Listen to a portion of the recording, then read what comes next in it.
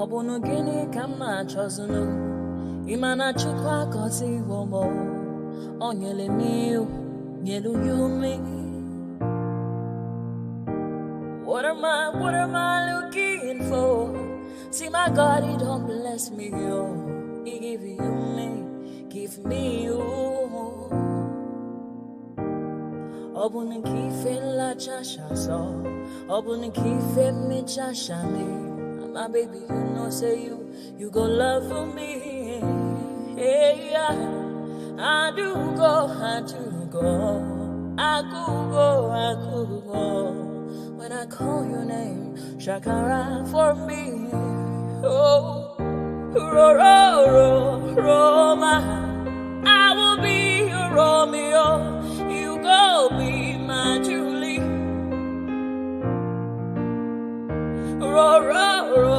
Roma, I will be your Romeo. You will be my Julia. Oh, give me your love and I'll go run away. Show me your love and I'll go use you play. Carry me, go me, I go follow you way. Follow you, they go. Maka Munagi, me and you. Okwa Munagi, my baby and me and you. Me and you, Aqua Monagi, my baby. Obuziki fela chasha so, Obuniki fela chasha me. My baby, you know, say you go love me.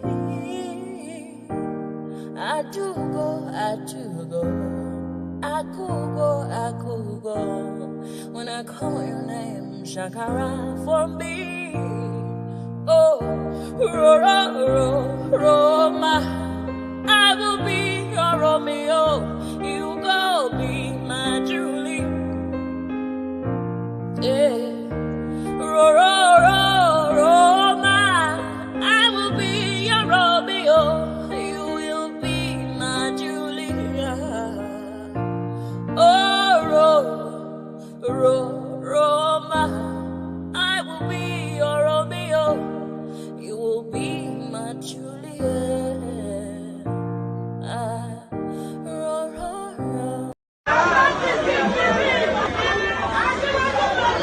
Oh yeah, I did that for only a yacht.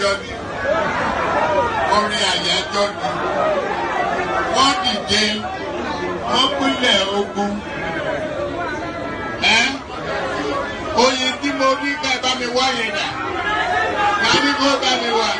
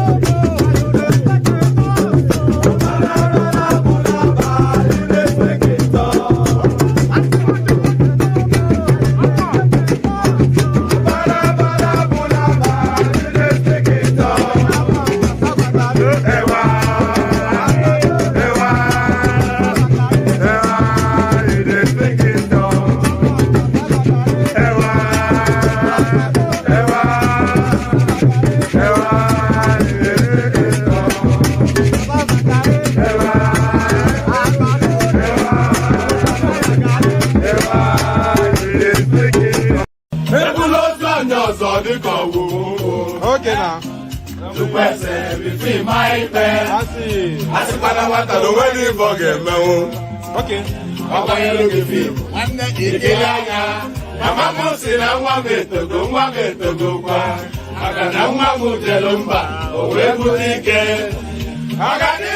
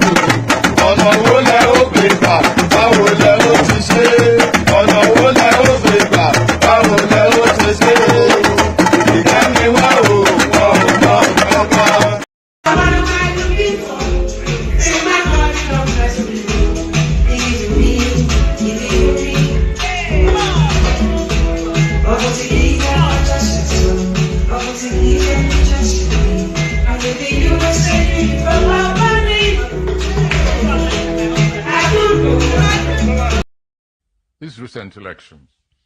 It's unfortunate that because the two things happened, first of all. One party took over the labor movement, which is one of my favorite movements also. And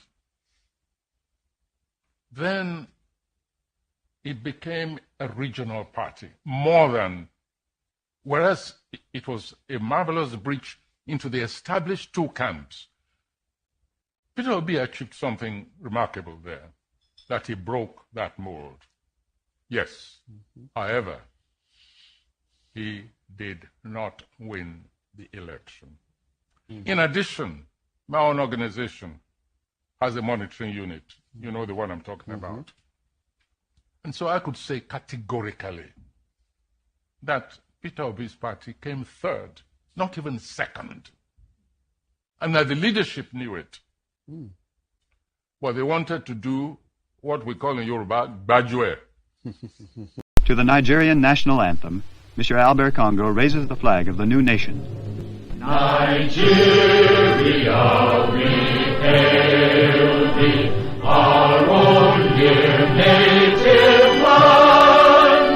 Though tribe and tongue may differ, in brotherhood we stand.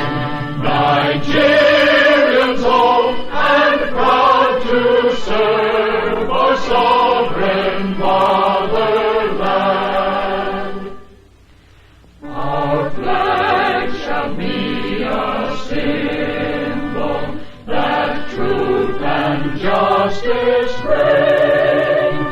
In peace or battle honored, and this we count as gain. To hang on to our children a banner without stain.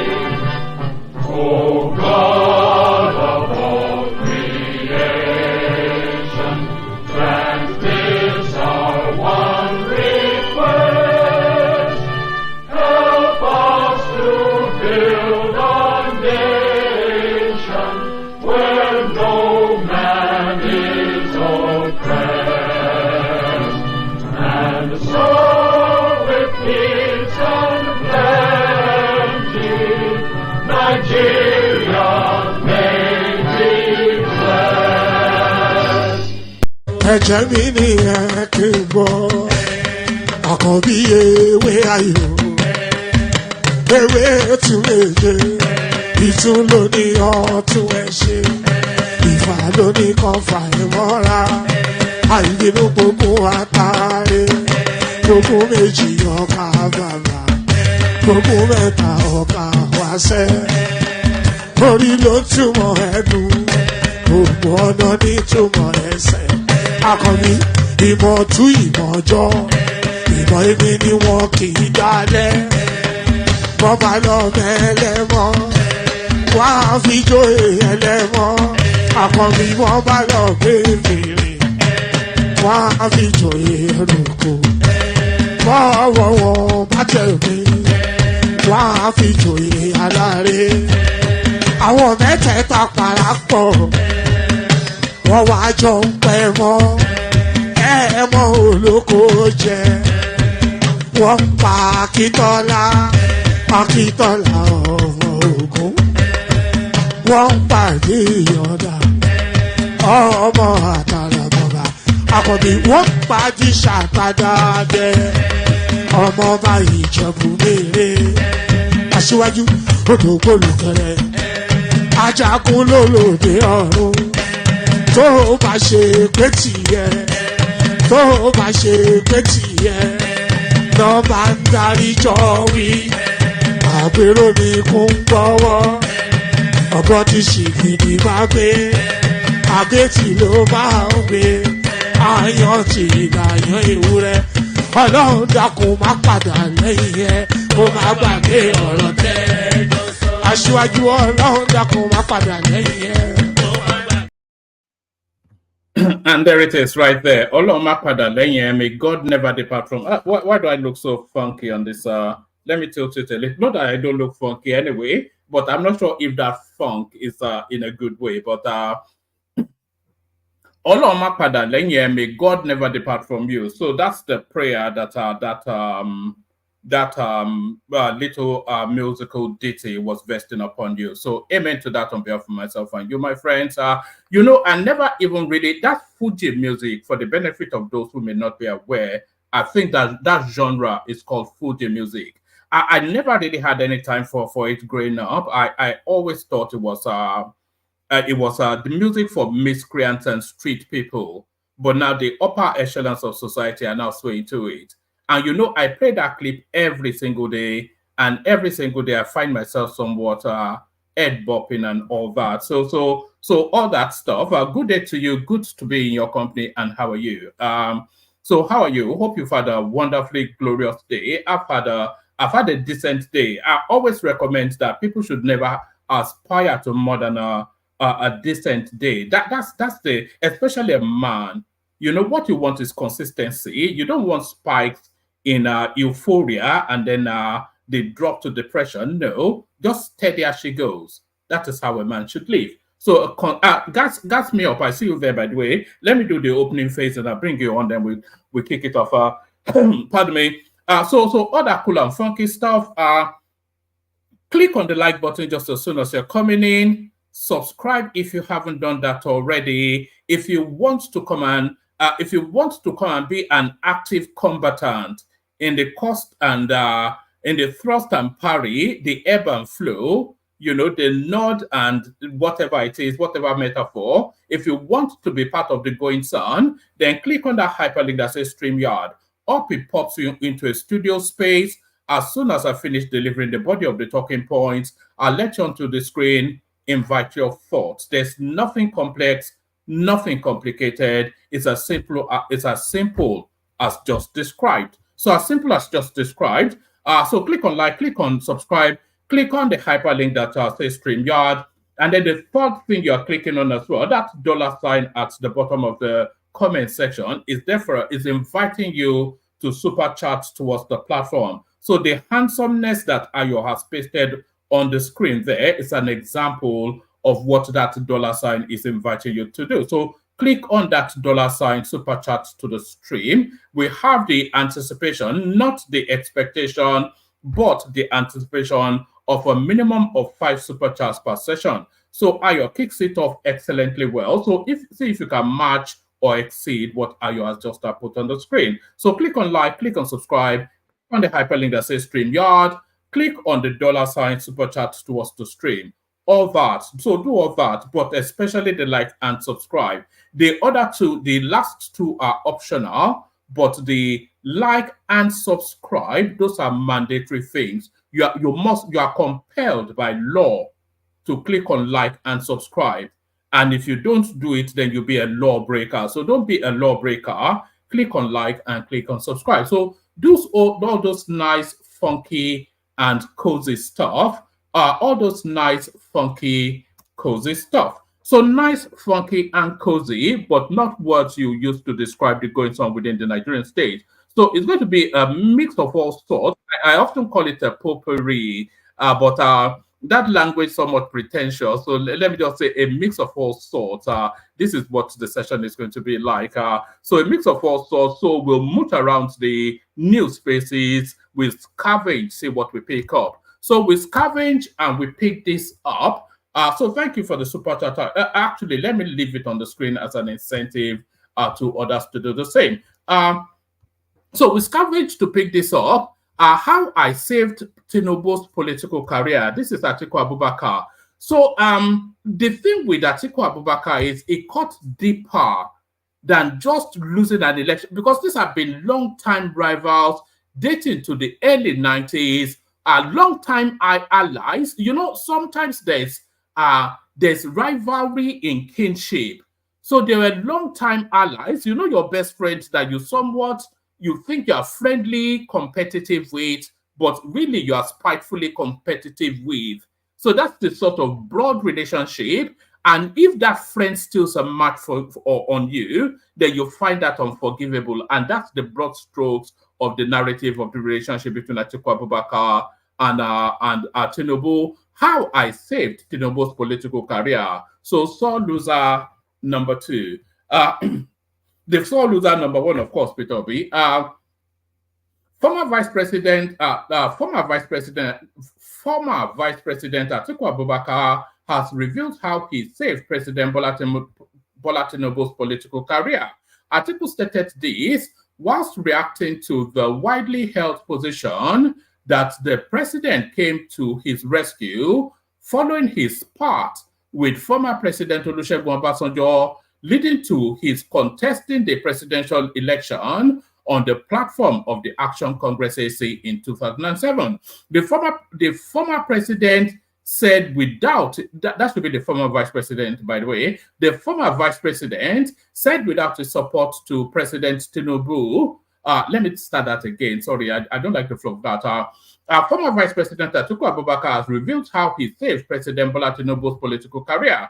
Atiku stated this was reacting to the widely held position that President Tinubu came to his rescue following his spat with former President Olusegun Obasanjo, leading to his contesting the presidential election on the platform of Action Group AC in 2007. The former vice president said without his support to Tinubu, his political career could have ended as the governor of Lagos State. Atiku, in a statement through his media advisor, Paul Ibe, said Vice President Kashim Shettima goofed when he claimed that former Vice President of Nigeria, Atiku Abubakar, benefited from President Bola Tinubu's goodwill when he was being persecuted in the PDP. Truth be told, it was Tinubu that actually benefited immensely from Atiku's goodwill, but for Atiku's support hinged on his pro-democracy instincts and rule of law, Tinubu's tenure as governor of Lagos State would have been rough, with a wide possibility of termination of his political career. So this is a narrative that Atiku has been selling for at least a couple of decades now. How, of course, in the heat of that battle between Tinubu and then President Obasanjo, Atiku continued to insist that he intermediaried the easing of a soft landing for Tinubu. So this is his insistence. Let's take it from here. It says, truth be told, it was Tinubu that actually benefited immensely from Atiku's goodwill, but for Atiku's support hinged on his pro-democracy instincts and rule of law, Tinubu's tenure as governor of Lagos State would have been rough, with a wide possibility of termination of his political career.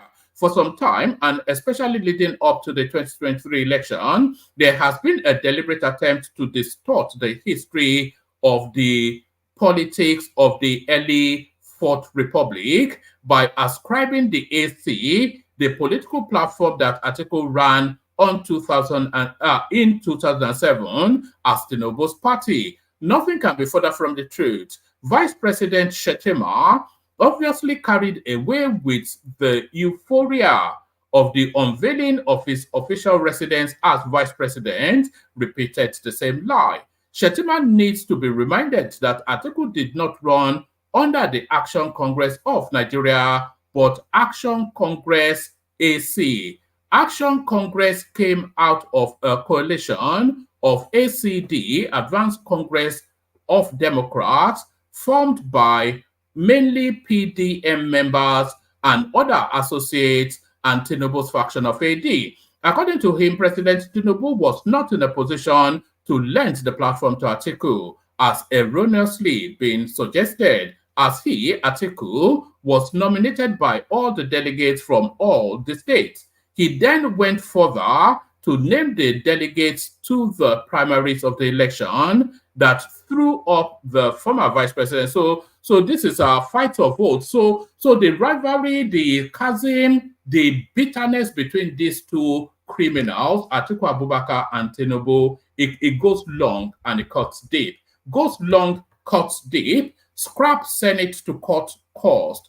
Aisha Yesufu tells FG. Just a couple of, I think the headline already tells us everything you need to know from this. So I don't really think we need any readouts from that, only because plenty to go through. So I'll actually take this from a different space. So let me move on from there.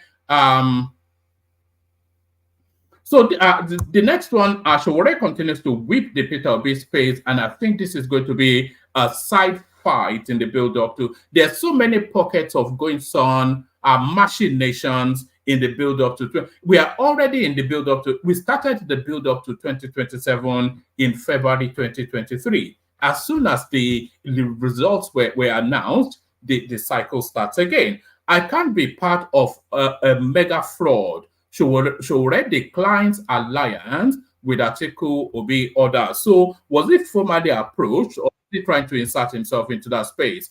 In a deeply insightful interview with correspondents, the publisher of the online news agency Sahara Reporters unveiled shocking truths about Nigeria's ruling class and their relentless efforts to undermine the goodwill of other genuine candidates in their unquenchable thirst for power. So I think this is going to be an essay. So I think, but I think we get the thrust of what it means. It's not going to be part of the smellies. Amechi finally speaks on Fubara Wike feud. So this is a short read. So let's just let's whiz through it. A former governor of Rivers State and immediate past Minister of Transportation, Rotimi Amechi, says he will not support either Governor Simi Fubara or the Minister of the Federal Capital Territory FCT Yemson Wike amidst the current political crisis in the state. Amechi had remained silent since the beginning of the political impasse between Fubara and the FCT minister. But speaking on Friday during his visit to a leader of the All Progressive Congress APC, Okorin Nama West, at his private residence in Port Harcourt, he said the popularity Governor Fubara appears to enjoy in Rivers State is the result of his public backlash against Wike. I can't stand and join either Fubara or Wike. I will not join Sim. I will not join Wike. But don't forget that the two are not big without you people. I hope you know that. What Sim thinks is popular today is because he's anti-Wike. That is his popularity. Not that Sim rather is the best man on earth. It is because he's anti-Wike and because the state is tired of Wike. So that's somewhat taking a side, then having said that he would not. Amechi, who encouraged young supporters to take an active role in shaping the leadership of the state, lamented that some politicians who were his supporters had switched allegiance due to personal interest. So that is I wonder if that was even worth the read. Maybe a couple more, and then we launch into the conversation. Obaseki overrules Benin Palace, insists ban on Okogele's stand. So this struck me because the Oba of Benin, of course, is essentially a deity to the sapele water drinkers in that those creek people, those characters over there. It's essentially a demigod. So quite how Obaseki can go against him somewhat before those. Obaseki overrules Benin Palace, insists ban on Okagele's stand. So he's on his way out, of course. So he's not canvassing for votes anymore. Completed his constitutional 2 slots, so he doesn't really care. The Edo State government has overruled the Benin Palace, insisting that the ban placed on youth leaders in Edo South community stand. Recall that Governor Godwin Obaseki had on Monday, 3rd June, after a closed-door meeting with security chiefs in the state, announced the ban on Okageli's over alleged involvement in cult-related activities. But of course, trafficking very much, there's a lot of girl trafficking in that state. In fact, that is what that state is known for, really, isn't it? The Edo State government has overruled the Benin Palace, insisting that the ban on Okageli's in Edo South community stand. Recall that Governor Godwin Obaseki had on Monday, June the 3rd, after a closed-door meeting with security chiefs in the state, announced the ban on Okageli's over alleged involvement in cult-related activities. He noted that the decision was part of a renewed effort to tackle cultism in the state, adding that no fewer than 150 people have been lost to cult-related activities and homicides in the last fight. That's quite a number, actually. 150 people. This is it now. And I said they were noted for trafficking for prostitution in Edo State. That's the number one mainstay of that state. The number 2 mainstay is cultism. And if you wrap armed robbery into that, then you get so you get somewhat the totality of what they do in that state. He noted that the decision was part of a renewed effort to tackle cultism in the state, adding that no fewer than 150 people have been lost to cult-related activities and homicides in the last 5 months. But the Benin Palace, in a statement on Friday, June the 7th, said that Okagelos across the 7 local government areas in the state have not been banned, noting that they represent a segment of the age-long Benin traditional administrative structure. So apparently they may well be hooligans of the. Let me not go too far because that space, they get wild in the head sometimes. According to the statement, the Obazelu of Benin Chief Ostara Ida made the pronouncement whilst addressing protesting Edo South Ogadelis who sought the palace's intervention. Ida assured that the palace will dialogue with the government over the contentious issue. But the state government, in a statement on Saturday evening by the Commissioner of Communications and Orientation, Chris Osa, something or the other, insisted that the ban on Ozageles remain in force, adding that the decision was taken in the best interest of public safety. So I think we can leave that there. I think we get the general thrust. We get the general thrust. I saved Tinubu from being impeached. I think we've already gone through that. Only one more, maybe 2 more readouts, and then we come into the room. Hopefully the room is populated enough. Why I stopped criticizing federal government. This is Fowles, the bad boy. I've got those pop-up things on the side there that's preventing me from. Fowles, who is the son of renowned human rights activist Femi Falana, SAN, is known for delivering songs that address bad governance and societal ills. The songs include "Well Done, Sir," and Child of the World and Talk and Mr. Yakubu, amongst others. Did he not sing what was that song that he sang? I remember in a moment. He was also involved in the NSAC protests against police brutality October 2020. However, he said he stopped being critical of the government because he did not want to be seen as the bearer of complaints. So yes, that makes sense, because you can't continue to rile against the state endlessly, relentlessly. Even a broken clock is right twice.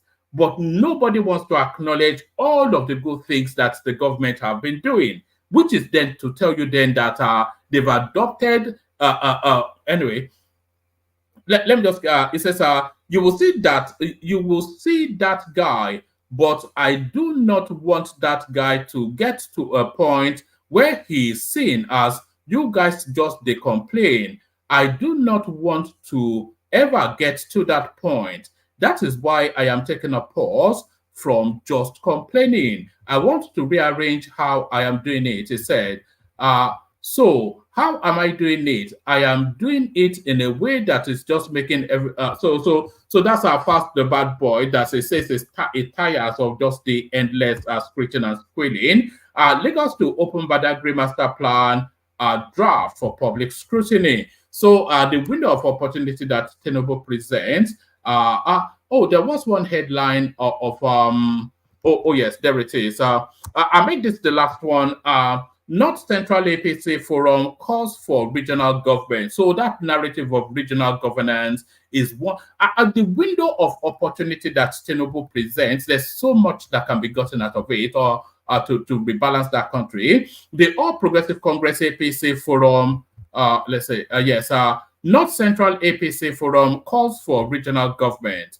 The All Progressive Congress APC Forum has called for the adoption of a regional system of government in Nigeria, advocating for each region to manage its own needs using its natural resources, educational quality, political prowess, and agricultural potential.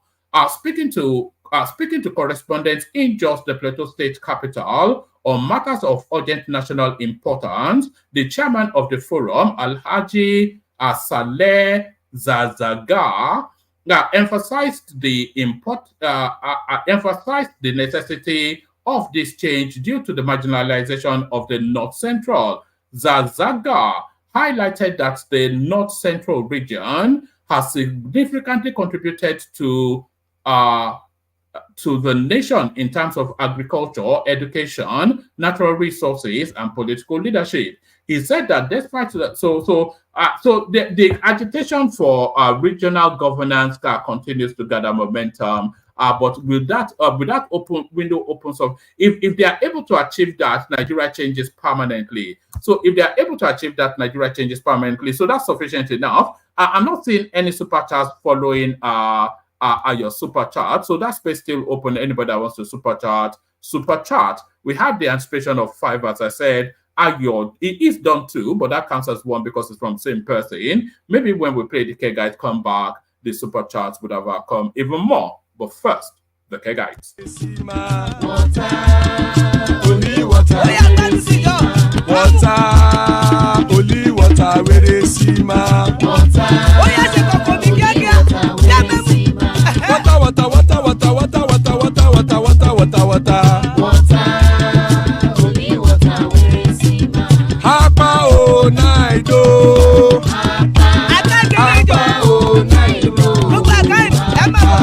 Hapa you don't come oh.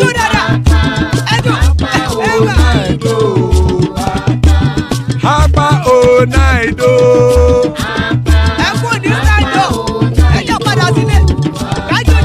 Oro keke elemu ye o. Ibe shodi ya keke elemu re o. Bobby master keke elemu re o. Chifu wela ti keke elemu re o. Eruku lele elemu de. Eruku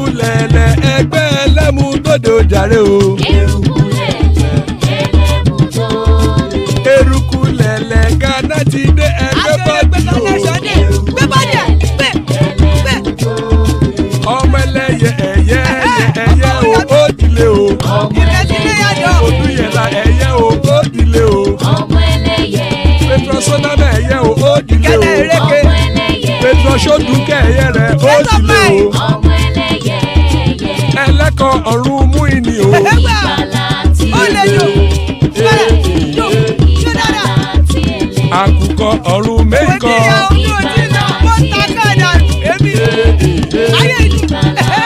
Ikú kò ní ríwà gbéṣe o.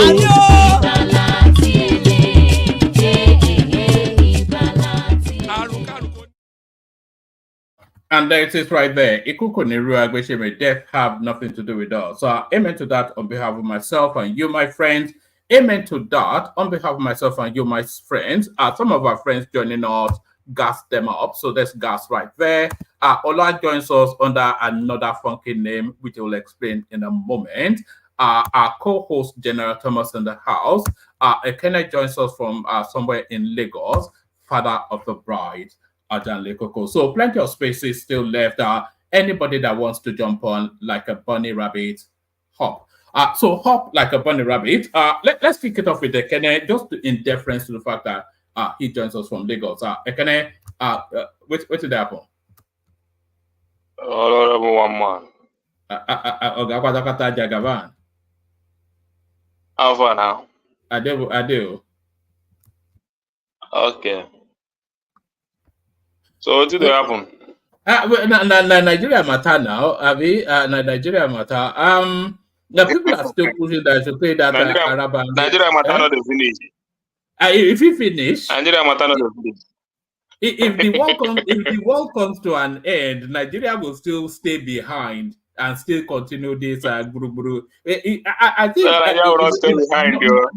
Noise making is in our DNA. We're just, you know, they say for every 3 Nigerians there are 4 opinions. There for every three Nigerians there, you know, we just like to argue. I don't know, but I believe that one day Nigeria will change. But I want to talk about some great things that happened in my region today. There was a match between Rangers and Enyimba City, CAF Champions League.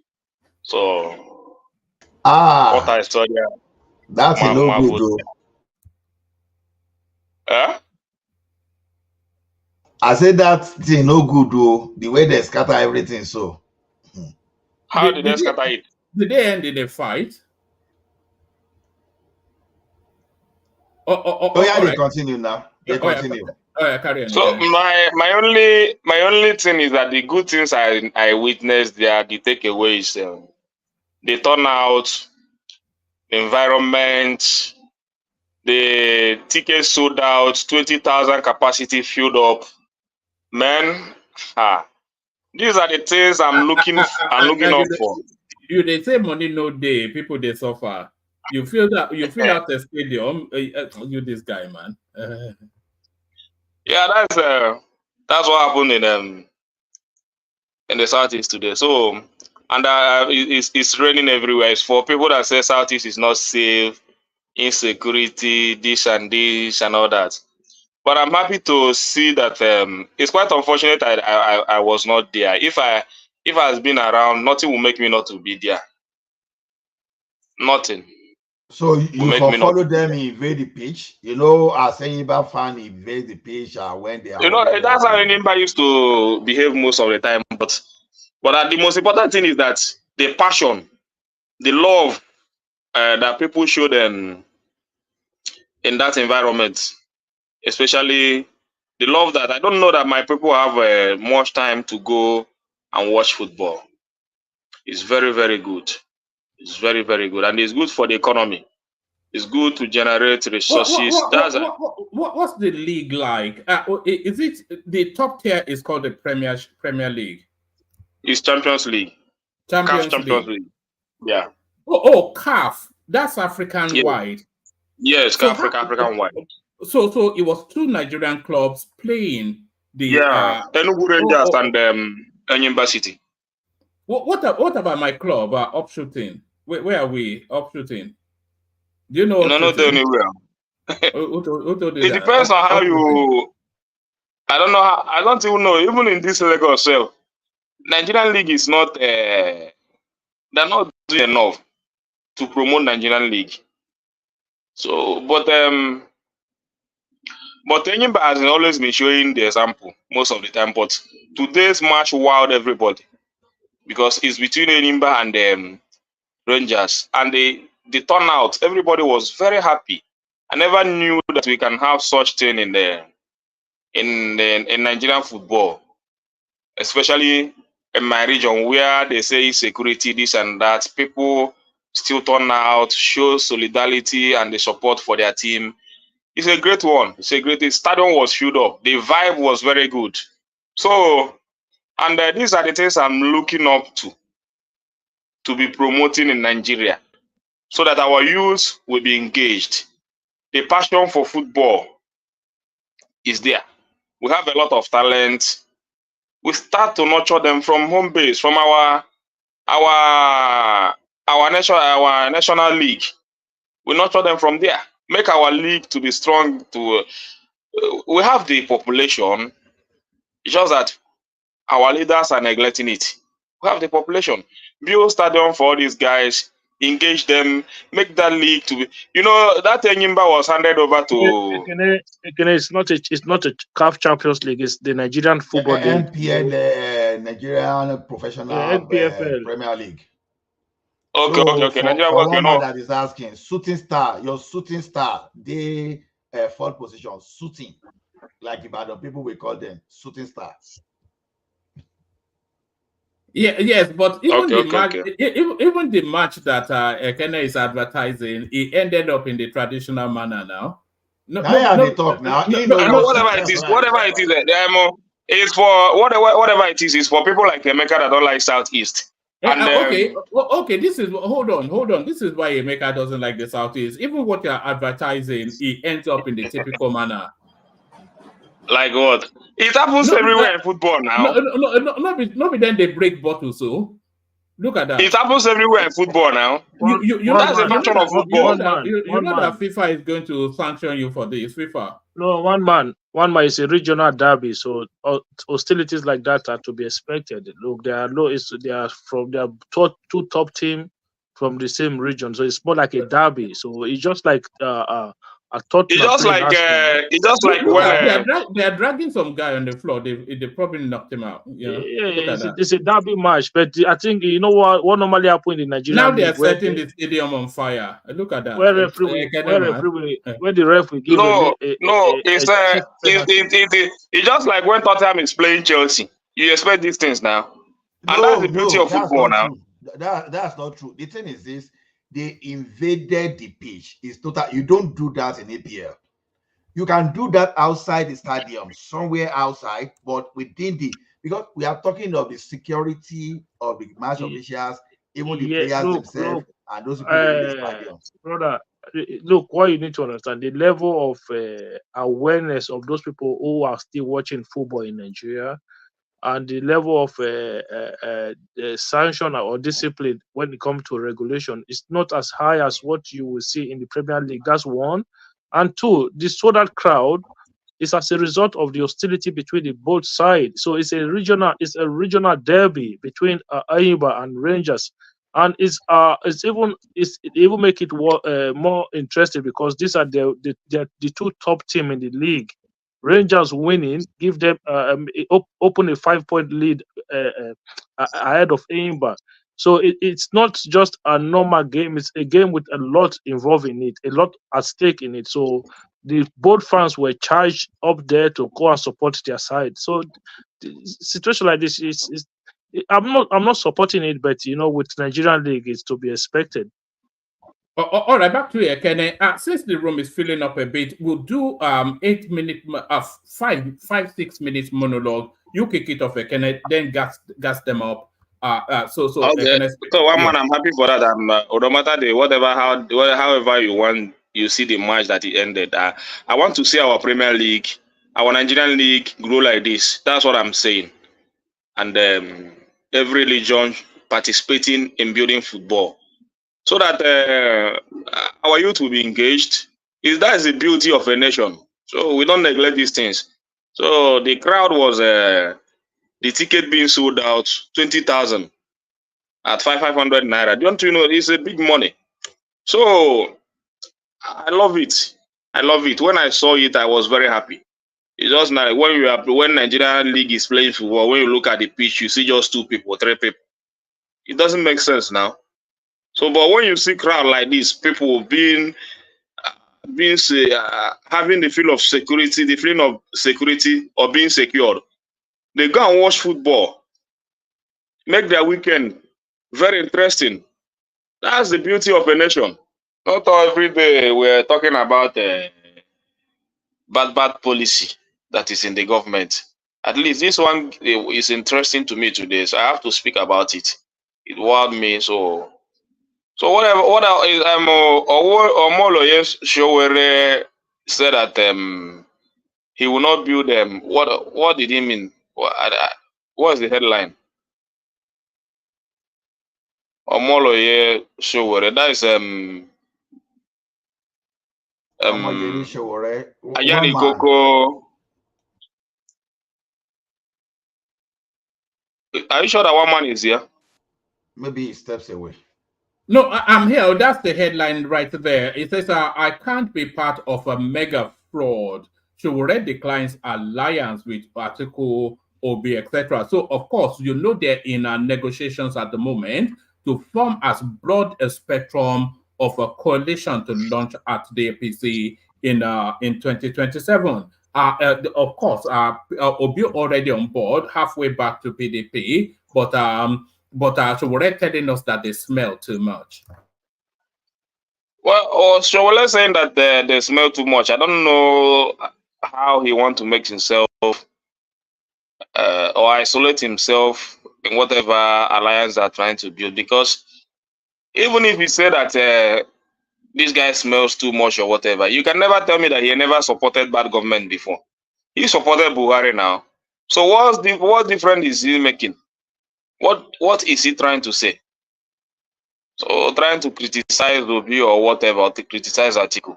What matters is to take away Nigeria away from APC. So if he's not interested, it's good, but not to bring some form of criticism that Obi do this, Obi do that, and Obi do that. So, Ekene, are you of the opinion that that anything outside of APC is good for Nigeria? Is that your position? At least let APC go first. We need a breath of fresh air. APC is clean Nigeria. So anything that will take away APC for now is what I'm in support of. APC, I don't know how to measure APC government. It's quite unfortunate. I don't even have anything good to say about them. Honestly speaking, no matter whatever you guys are reading, whatever statistics you guys are reading, I don't have anything to say about them. Shout out to Kulata. Kulata is crazy. Shout out to Kulata. So for me, I don't anything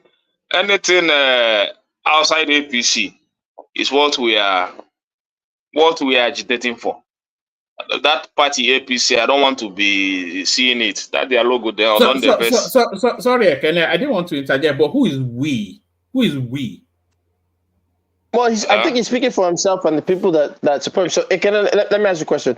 Why do you think Peter Obi's presidency or candidacy was not successful? Because he seemed to have the hopes of the people on the younger generation. Why do you think it didn't translate to a success in the polls? Well, for me, I will just say the system. The system did not accept his type of politics, and another thing is the kind of politics we are playing in Nigeria. Some people believe that they have the power. I thought you guys say he won. There are people that call themselves power brokers or whatever they want to say, but in a corrupt manner.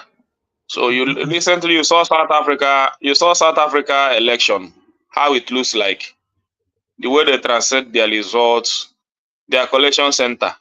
Just look at it. Then you compare it with the giant of Africa that looks like a Bet Niger shop. Whenever they are calling a national you know, I've been seeing people playing that narrative all over the place.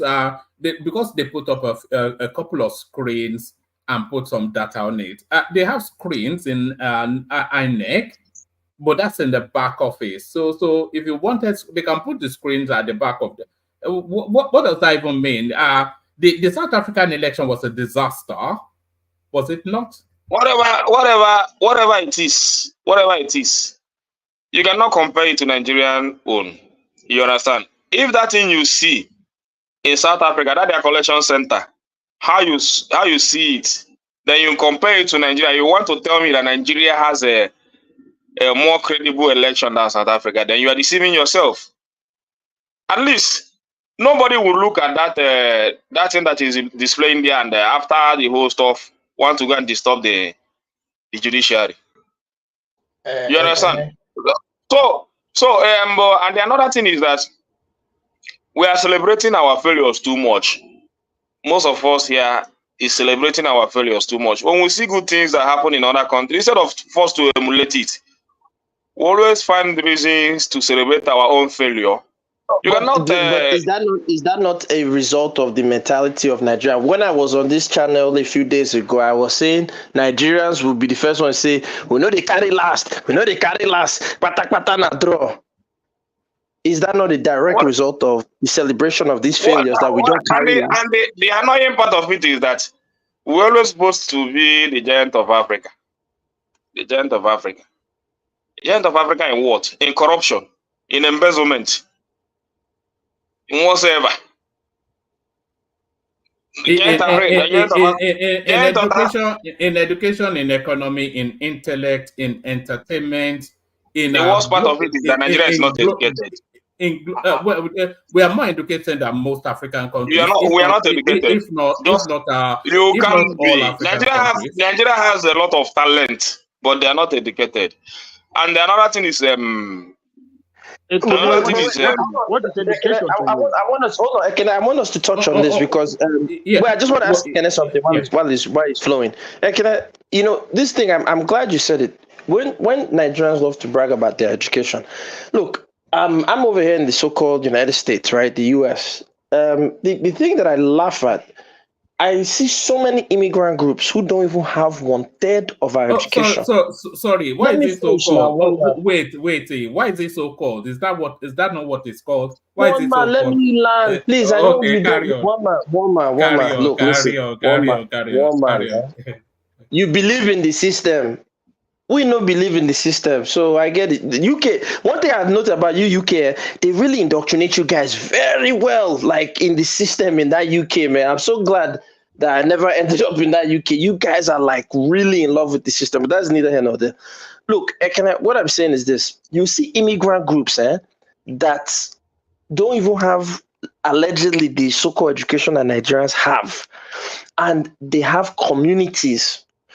We don't have a Nigerian community in the diaspora. We have individuals that hide under the banner of Nigeria, that work hard in the Oyibo system and send money back home. We get together, we eat. What do you mean by you don't have community? I need to challenge you on that. What do you mean by once again, compared to other communities that don't have the education, you'll never see Chinese Americans bragging that they are the most educated group. You never see Bangladeshi bragging. You never see. Let me finish. You can respond when I finish. Please, let me just say my point and you respond. My point is this. It's a fight because you're killing my wisdom at this moment. Very quickly, again, when you look at what we call group economics, that other groups practice. I've never been to that Europe or UK, only for transition flight. But even there, when I ask Nigerians, where's the Nigerian community, the this, is loose individuals that come together for silly nonsense. I'm talking group economics. There should be a Nigeria town, just like there's a China town in all over the world, where we are sourcing our goods back from a manufacturing base in Nigeria. We don't have that. That's what it's called Peckham here in the UK. It's called Sir, Peckham. I don't give a damn about that 3 streets that you people have that you're selling jollof rice. When our mates in Chinatown in the UK have Chinatowns all over the place. Indians have access all over the place. So please, like the guy said, let's stop celebrating failures. Hold on. Let's be conversational. it's a different system that the China. I take your point, by the way, but Nigerians don't naturally. Nigerians are very individualistic and very communal, which you might well say is an oxymoron, but that's just that our peculiarities are unique. So we don't flow in that sort of group dynamic sort of thing. We're very individualistic sort of set of people, and we do successfully well both where you are and globally. So I mean, it works for us now. So, yeah. One man. You're going too far. I think so. The way some people make comparisons sometimes. Okay, let's put it. Let's assume like is an analysis or analogy, whichever way. So in that say United States, you have Indian town. No, you don't have to have an Indian town. Let me give you a point. Okay, the Indians don't have an Indian town. Wait. No. I'll tell you what they have. I will tell you what they have. They own majority of the hospitality industry in terms of hotels. Oh, and they don't have Indian town. Well, actually, you do have predominantly areas where they stay and live amongst themselves. Yeah, of course, they just told you about Peckham now. They just told you about Peckham. You say you don't care about the streets. Now you're saying you have an area where India. No, sir. I've heard the stories about Peckham, and I'm saying once again, it's a shameful thing that we're only bragging about one so-called place in all of UK, and I'm asking this Peckham that you people are saying, do you guys own the real estate there? Because when you go into the China, yes, it's the answer to that. Show me the numbers. Show me the numbers. You know when people keep moving the goalposts, man. You know there's no basis for that. No, you are the one that moved the goalposts. I said what I said. You see, this is why you Nigerians are very disingenuous people. I said other groups, other immigrant groups. I mentioned the Chinese. I mentioned Bangladesh. I mentioned Indians, and you just make the argument not go forward. You said, do they have India town? And I said, okay, fine. They don't have a so-called Indian town. They have hospitality. What do we Nigerians dominate? One voice. We Nigerians dominate collectively as a group outside of Nigeria. Listen, your submission. Can you answer the question before you criticize me? What do we Nigerians dominate? I will answer you, but please answer me first. Nigerians were very hold on. It's not a combative space. It's a conversational. Are you saying where do we dominate geographically or economically? So what do you mean by where do we dominate? Geographically or economically? I'm saying as in terms of group economics, when you look at other groups, immigrant groups who have less education than we, for example, in the United States, you have the Filipinos, right? You can look at the Filipinos as a group and the spaces that they dominate, and they move as a collective. They don't have a Filipino town, of course not, but they dominate certain industries, and their remittances back home to the Philippines because they mostly go back to where their country of origin, but they dominate things as a collective group. So I'm asking again, what do we Nigerians as a group dominate in terms of our movement economically in the diaspora? Please answer that question. Let me respond to you. You see, one thing is this. There's a problem when you start looking down on yourself and you have to be someone. That's the problem we have here now. And you know, we have one proverb in Yoruba. They say, Aji shebi Oyo laanri, Oyo shebi eniko. You don't have to be copied. You know, Oyo is not ready to copy you, but they have the originality. The problem is this, that because we have to be Chinese, we have to be Indian. That's the problem here now. We don't have to be Nigerians. I made an example in maybe about 2 years ago. While I was in downtown. Someone looked at me and said, okay, let me guess you're a Nigerian. I said, how do you know? He said, just because the way you walk, you are bold, you know, the way you carry yourself and you are tall. I said, just like that. Okay, so let me ask you one thing. He said, I want to get something. You must be an engineer. I said, why? He said, because Nigeria will either be an engineer, a doctor, or an accountant. A Canadian was telling me that. So you are the one looking down at Nigerians, but you sir, you see, but sir, I'm not. You see, I don't like when no. Hold on. This one day, Nigerian nonsense masquerade that we do. I don't want us to be stuck here for too long. One day, octave is too high, and then two, the conversation is just going to spiral forever. Make that point, gas them up. have a short rebuttal. Ola. Let him make that point. You have a rebuttal, and then we go back to Ekene. So make the point. Ola rebuts it, and then we go back to Ekene. So we have a structure. Gas them up. Once again, I'm not saying look down on ourselves. Ekene mentioned that we celebrate failure, and I said it's rooted in that we know the carry last mentality, and that's why I said, look, I'm not saying, oh, we should be Chinese, we should be this. I'm asking, I don't care about individual, oh, this one's engineer. We don't dominate engineering in these spaces. We don't have any engineering companies that we dominate that can hire our own people. Again, focus on what I'm saying, ladies and gentlemen. What do we dominate as a group globally in the diaspora in terms of economics? And the answer is nothing. So sorry, Mr. Mark, can I jump in here, because this I agree with you, and this is a very important topic I spoke about before. Can I make a small contribution, please?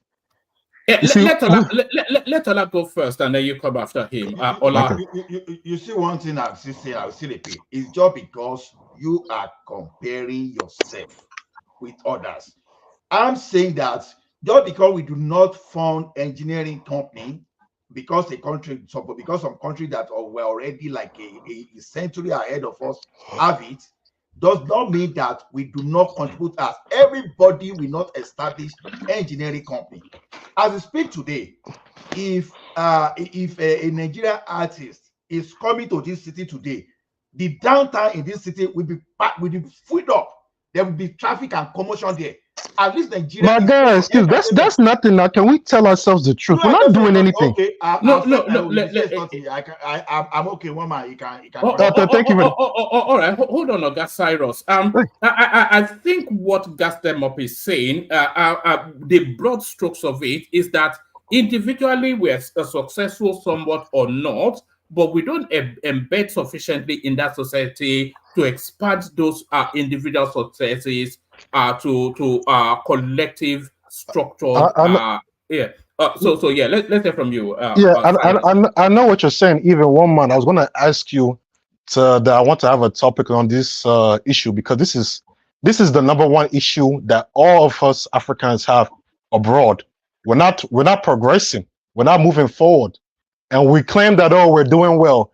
Look at this doctor here. Look at this our child. They graduated with 4 point and all this stuff. But whether it's individually or collectively, we're not doing anything at all. If you look at it from the individual level that I think you were talking about right now, all of our children we're raising here, they have no connection to our land. They don't speak the language. They don't know they don't even come on village. They don't know where their village is from. They have no connection. So after a generation, you will see that what they do is either they marry an African American, which is okay, or they marry a white person, but whichever one they pick, they lose the culture entirely. And then we're here building. Our main topic in the diaspora is we're building houses in the villages and all this other stuff. Houses that all our brothers are trying to scheme how they can take from us, because we don't have any connection. We're not doing anything in that diaspora at all. Our culture, we don't value it. We don't come together. Even the politics, you see this stuff that's happening in Nigeria now, where you have all the African countries, where you have Chinese and India coming and eating contract that diaspora should be eating. We have no say. Guys, when you guys are speaking, sometimes you just try to speak for yourself. My guy, I live in the US here. It's no African. 2 weeks ago, we just had African Day celebration in my community where we live here. Okay, so one man, what is Notting Hill Carnival? What is it all about? Do you guys have community? Sorry. Yeah, but hold on, Cyrus. Akim, what the question Gas Them Up is asking is where is the money end of it? Where's the money? The money, the political, the politics, the activism, the voice, the professors, the politicians. We're too quiet. Look what happened. Sorry, but look what happened in the UK. With this whole racist Rwanda issue. They're deporting Africa, and they want to use that as a way to deport Africans. While we know there's Arabs and these other people who are causing trouble, yet they fell on the Africans. Where's our voice? We're not saying anything. And you cannot try this with any other group in the UK. But Africans, we're so quiet. Look at what's happening. Let me give you a better example. We are not doing anything in abroad. We must tell ourselves that truth. What you just said. One voice. Let me just 2 cents. I promise you. Do you guys know that a Nigerian started this company at that time called hopstop.com? That before Google, if you wanted to find your address, you wanted to go somewhere, you used hopstop.com. It was a Nigerian. He sold it to Apple for $1 billion. There's another app called Why Calendly. do you sell it now? Now wait, listen. Listen.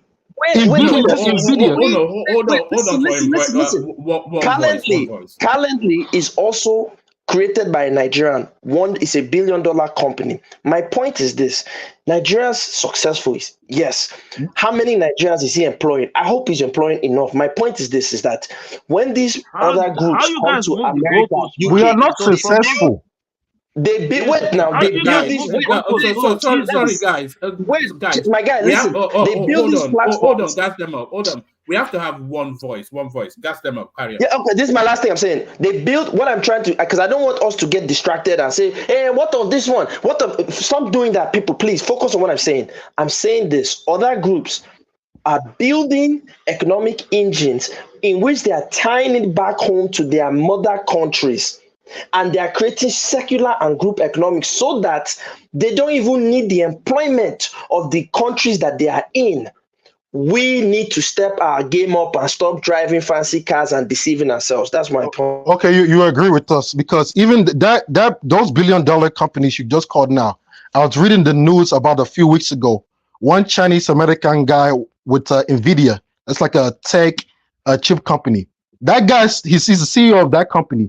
His net worth now, I think, is around around 50 to 100 billion in the United States of America. And you're claiming that we're doing something while we're selling off the little that we have? Well, come on. This is not standard. Microsoft, Google, Twitter, all these companies are run by Indian Americans. Why do you see any African person there? We're not doing anything in this country. We're not even organized. Let us tell ourselves the truth so we can get better. Now. Microsoft built by by India, Google built by America. See, this is what we're saying. They're the CEO. Where are we? No, hold on, Cyrus. Let Allah come. The fallacy is this: that someone rose to the level of the CEO of Google or Microsoft doesn't make them the creator of the business. Nigerians have their own businesses here too. Which ones? Because they are not pronounced like Google or Apple or whatever does not mean. That thing you're talking it doesn't make sense. No, but even the sports, you see Africans in sports. But wait, let's not get distracted. Let's focus on what are we. He said we have it. Yeah, but address the point. I don't want us to get distracted. Ola, please address the point, which is what are we building? All right, everybody, hold on. Interesting conversation, but we can only enjoy it if we have one voice. Ola. Yeah, so when you guys are now talking of India now over occupying strategic position in all those Fortune 500 companies, it's a totally different thing. A Nigerian too can get to that place. Which one? Of a reason we got to know about the Nigerian that address the point. Ola, address the point, because that's not the point. What are we building for group economics? I don't like when we divert from the truth. Group economics, please, Ola, address that. Our children don't even want to go home. What are we saying? Our children don't even know how to go home. What are we boasting about? My guy, don't get there yet, please. I want Ola to address the group economics issue. Ola, address that issue, please. I don't like big grammar. Forget all this big grammar you are speaking. We have. You don't like grammar again? Oh God! Hey, one man, can I come in, please? Yeah, come in after Ola, and then Prince Daddy will round it up. And funny enough, at least one of my former boss in Intercontinental Bank that is running a real estate business that I have at least 15 workers is here right there in Canada. Then someone is talking of Chinese market or Chinese market or whatever. We have African market here as well. Man, you talking about that jargon stuff you going? That's just what we are. They employing people? That's the point. You say, okay, we don't employ. And Nigeria establishing businesses here that they employ people. Yes, they are doing. But doing it. They're not doing it. We live here now. No. You didn't address the question. All right. Let's hear from Akeem, and then Prince Daddy can round up. Thank you very much. Thank you very much, one man. So the conversation, if you just the way it's going, there's no it has no foundation.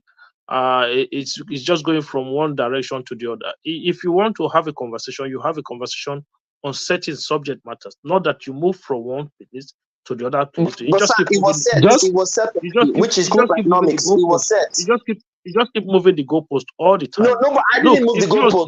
That was not the conversation is still on group economics. All right, this is getting out of hand somewhat. If you're saying someone should talk, if you say someone should mention what Nigerians are doing as in terms of group economics, okay? So I asked you the question earlier on. What about the Indians? What are they doing about as a group in terms of economically in the United States? Okay. What about the Bangladeshis? What about the South Africans? What about the every other ethnic group? I did answer you, sir. I told you India dominates hospitality. The only one you said was Chinatown. That's all you said. You didn't listen. I said the Indians dominate hospitality, but go ahead. Okay, Nigerians dominate music. Nigerians dominate music. Hold on. Emeka, unless you want to come in, stay muted because there's a lot of background noise coming from you. So anybody? There it is. There's some whooshing sound coming. What a gas? Sorry, one man. I'm just taking a walk. Yes. If you want to come in, you can. But otherwise, it's just for the stream. What gas them up is saying, my understanding of it like the Indian example that is saying, for instance, the motels in the United States, I think it's 60-70%, at least a large percentile owned by the Indian space.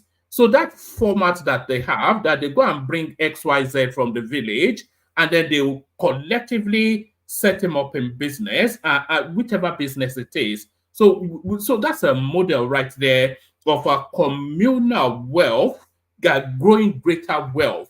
And I think what Gas Them Up is saying is that we're not following in that direction. Yeah, we're talking about African market. What is we're not even. But wait, hold on, don't be wet. One man summed it up perfectly. So before you respond, can everybody respond? One man summed it up perfectly. So one man, I want you guys to respond to what one man said, because that's exactly what I'm trying to tell you guys. Okay, I'm going to respond. I'm going to respond now. I'm going to respond. I'm so glad, one man, you went in that direction. Okay, now it's very clear. One man, thank God you live in the UK. The sponsorship program in healthcare that happened. One man, you live in the UK. How many Nigerian owned healthcare agencies that brought Nigerians from Nigeria to come and work in the UK? Can you count them? A lot. So what are we talking about now? Yeah, there are many in Canada too. So what are we talking about? Okay, so one man, can I respond? But they're kicking out Africans right now from the UK. You didn't say that one. We are moving back to the let's debate on the focus. He's right. He said that Nigerians own health companies. My issue, my brother, is not that one individual Nigerian got into the health space. They do it in Canada, they do it in the US. As a matter of fact, Kumaru Usman's father was jailed because of some stuff. I don't know whether he did it or he didn't do it. Nigerians dominate these things. The home care business, blah, blah, blah. We know. But do they own it?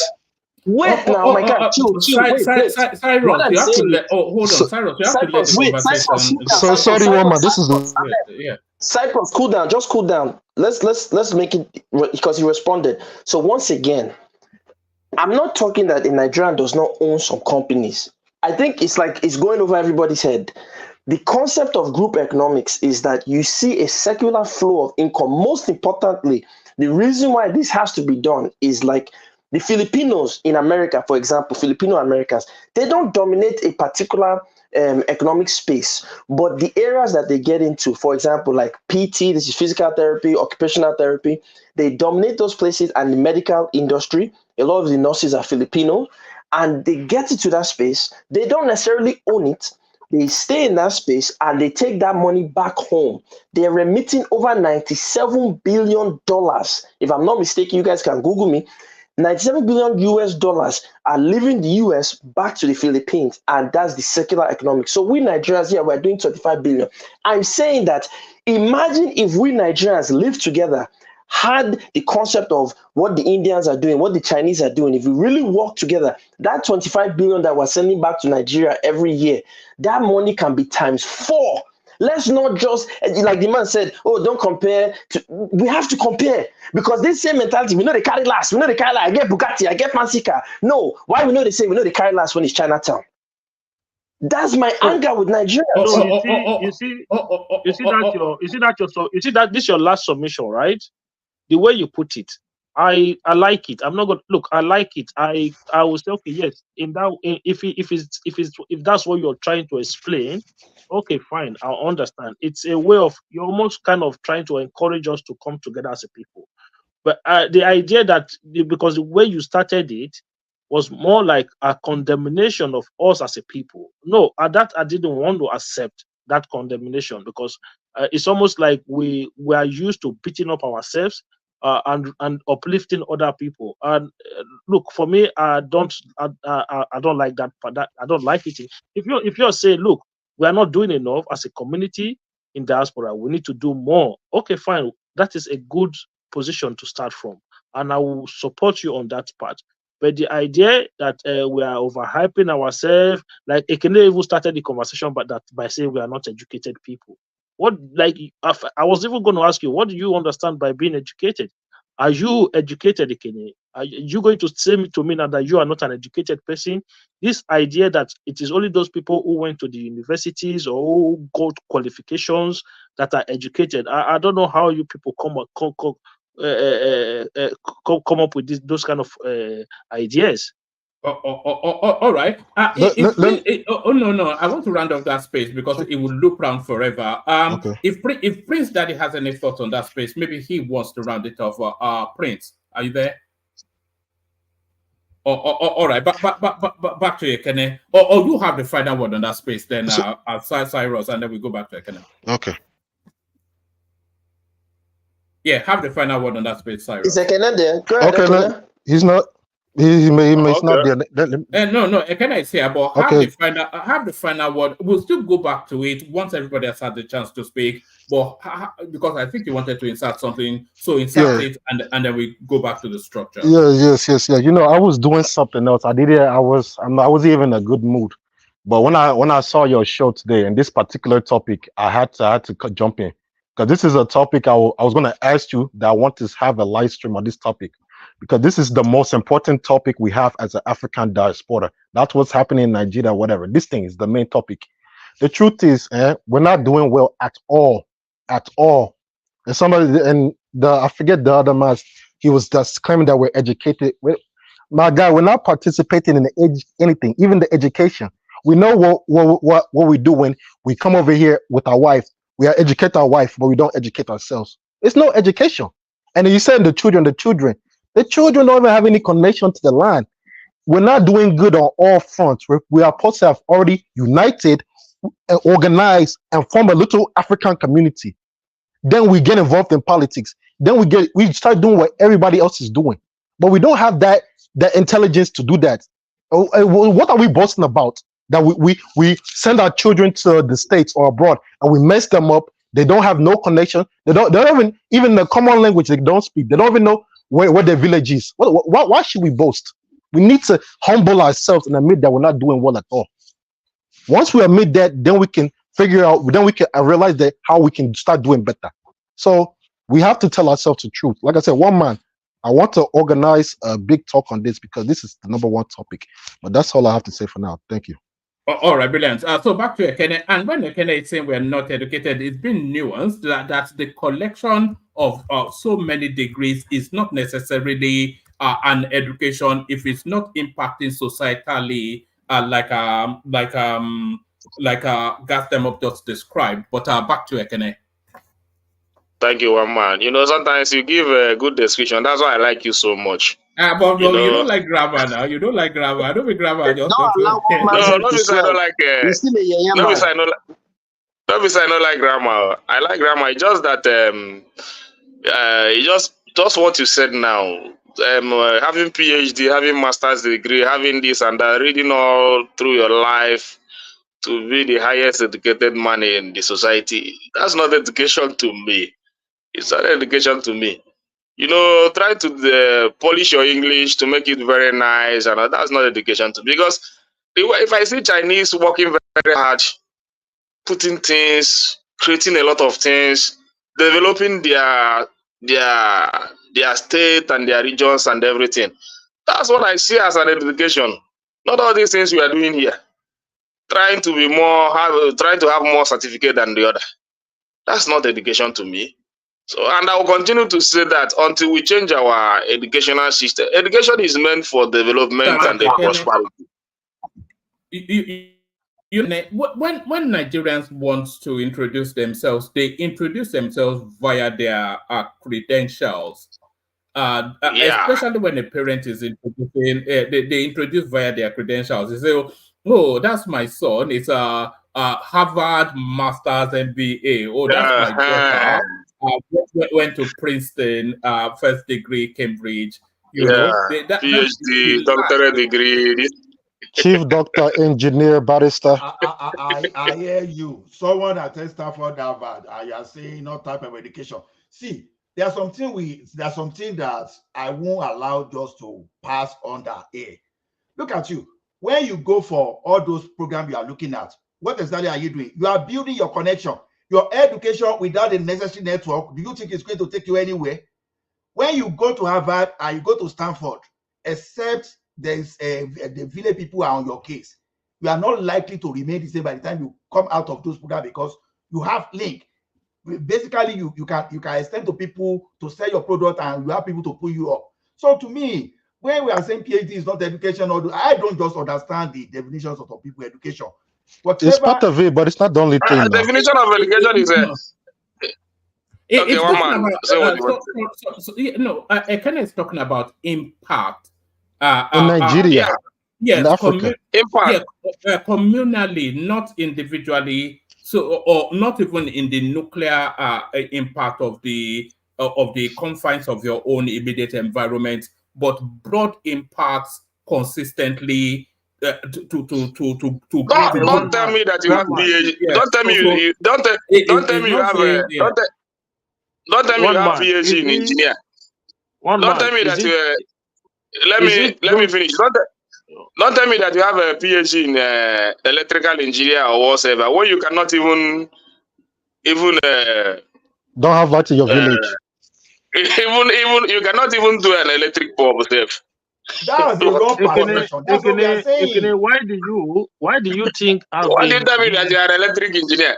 You tell me that you are an electric engineer. Let me come again. You don't tell me that you are. Don't tell me that you are a mechanical engineer, but somebody at Nnewi is fixing motorcycle and motor parts more than you. That says you have PhD now. You have PhD. One second.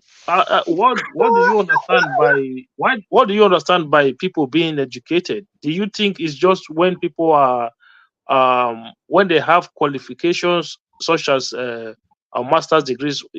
Does that mean that they are educated in all? Education is a wide range of world. Ekene is not talking about credentials. It's talking about impact. I'm not talking about credentials. No, I'm talking about impact. It's talking about being educated, whether you have credentials, as to how your credentials impact your community. But what I'm trying to say is that Ekene is an educated person. So Ekene, you are an educated person. You have your own areas where you are expertise. So that makes you an educated person. Not everybody have knowledge as to that what you do. I don't have that knowledge of what you do. So same way you don't have knowledge of what I do. So it means you don't have to go through the four walls of a classroom in the university for you to be an educated person. So it doesn't have to be those engineers that will come and develop your community. Just you yourself also have the responsibility to be able to develop your community. That's why it is not necessary for you to have a PhD before you can run for an election. You can run for an election in your community to develop your community as well. There's nothing wrong with that. All right. Can I 2 more minutes and then we go on to well, I will continue to say what I will, because even Cotonou dia, you know, all these things we are doing here, our educational system is still very poor. If I should continue to say it, yeah, it doesn't take us much. The standard education should be certificate or your school cert and every other thing. Then any other thing you want to do, whether bricklaying, make it to have an impact. You understand? When you see a Cotonou bricklayer, when he lays the wall and everything, the POP and everything, you cannot compare it to Nigerians because we are not educated in that. When you see our works, they are very rough. But you see a Cotonou man, when you see their work, very clean, very neat, well plumbed. You understand? And that is because they have interest in it, they are well educated in it, certified in it. You understand? But in our own here, you see somebody that graduated from being an engineer, a computer engineer. Then maybe, unfortunately, he didn't have work. Then he go and pick up a trowel and a plumb and start to follow bricklayer. Small time, he start to lay block. That's not his field. He's doing it because he's frustrated in the nation. You understand? At the end of the day, when you go in our street, you see rough work, buildings are collapsing, all those stuff. And you cannot blame him. He's just trying to survive.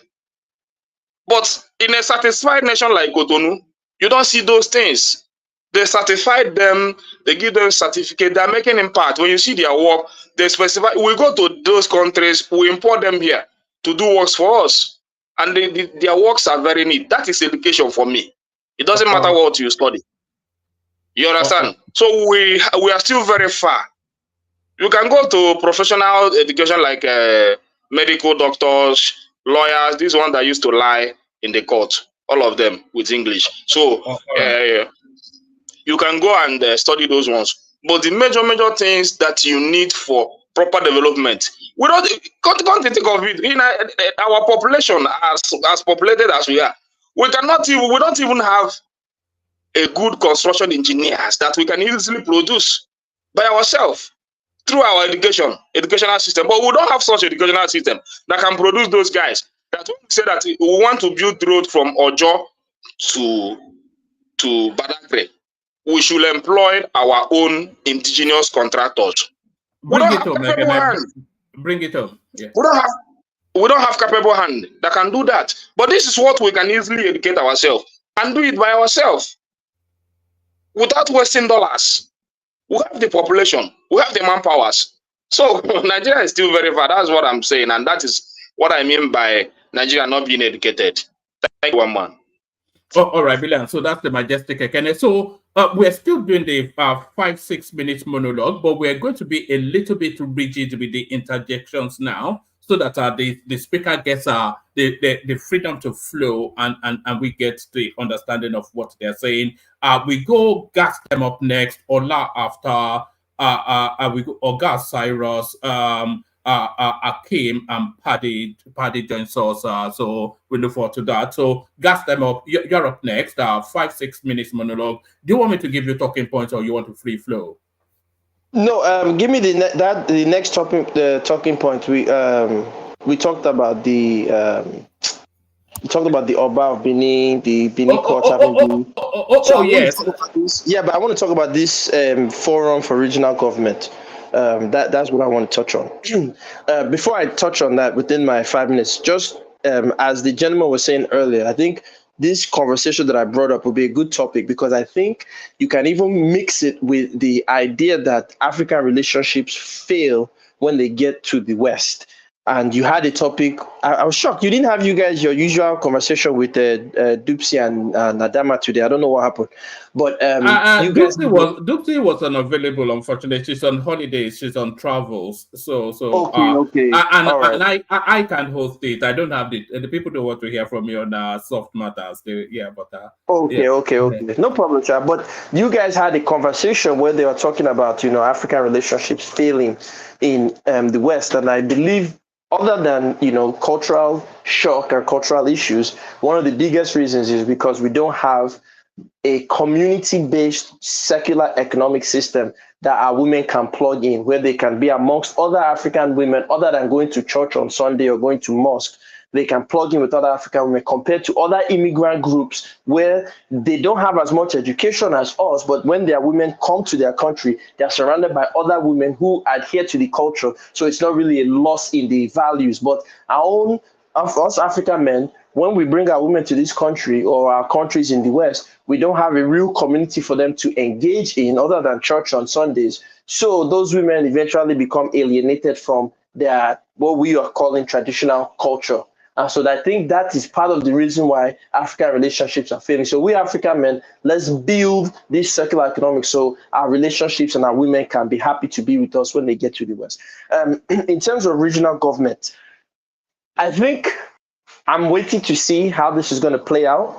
I want to put it out there for the record. I stand corrected. I was arguing about Tinubu's student loan. I was wrong. I stand corrected. I did my research. It's actually interest-free loans that the students don't have to pay back until they get a job.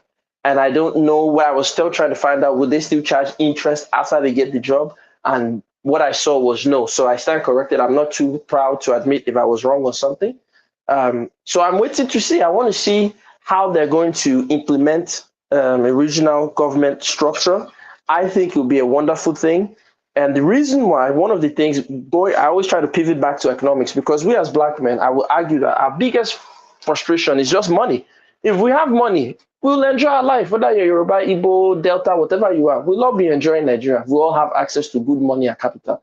Nigeria will not be difficult. So the reason why I'm saying that is, when I look at the Nigerian economic system, why are the only ports that are working, based on my research, I think we have 4 ports. That is Tinkan, the Apapa Wharf port, Port Harcourt is there, and then Kaduna, I believe, has a dry port. You guys, again, correct me if I'm wrong.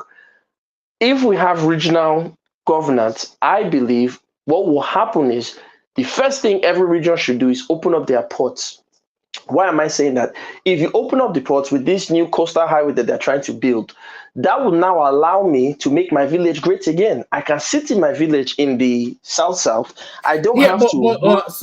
Sorry, I didn't want to disrupt your yes, flow, but would you have a port in the southeast? Is that not a security risk to the state? Well, once again, to answer your question, it can be. Everything is the system that you have in place. It's a security risk to have your electrical system, your power being generated by private hands. But in Nigeria, we've so-called decentralized NEPA and allowed the markets to take over. But in America, they know that things like power generation is supposed to be run by the states. So they are not really, of course, you have private contractors, but it's still run by the state. But, security risk is relative, right? But my issue about the ports is that if you open up the ports, so for example, Delta has a working port, which it did. If Benin also has a port, Cross Rivers and Akwa Ibom can get the port. If you open up those ports now, what that will actually do for a place like Lagos, it will actually reduce the congestion, because what will now happen is people can leave Lagos, go back to where they are originally from. And because of the technology, I can order my goods from anywhere in the world. Hopefully, we become a stronger manufacturing country where we don't have to order our goods. But I can order my goods. You see that people will now sit in their localities, order their goods, and sell.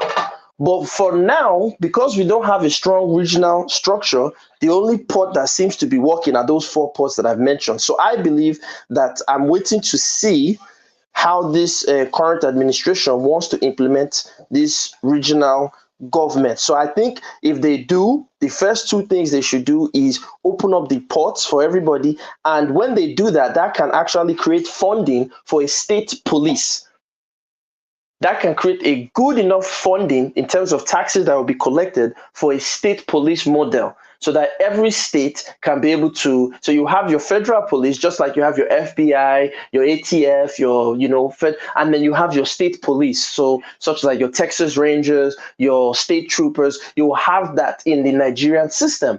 And so that way you also have your paramilitary and your military forces. That will create so much security for us that now the next viable option is commercial activity.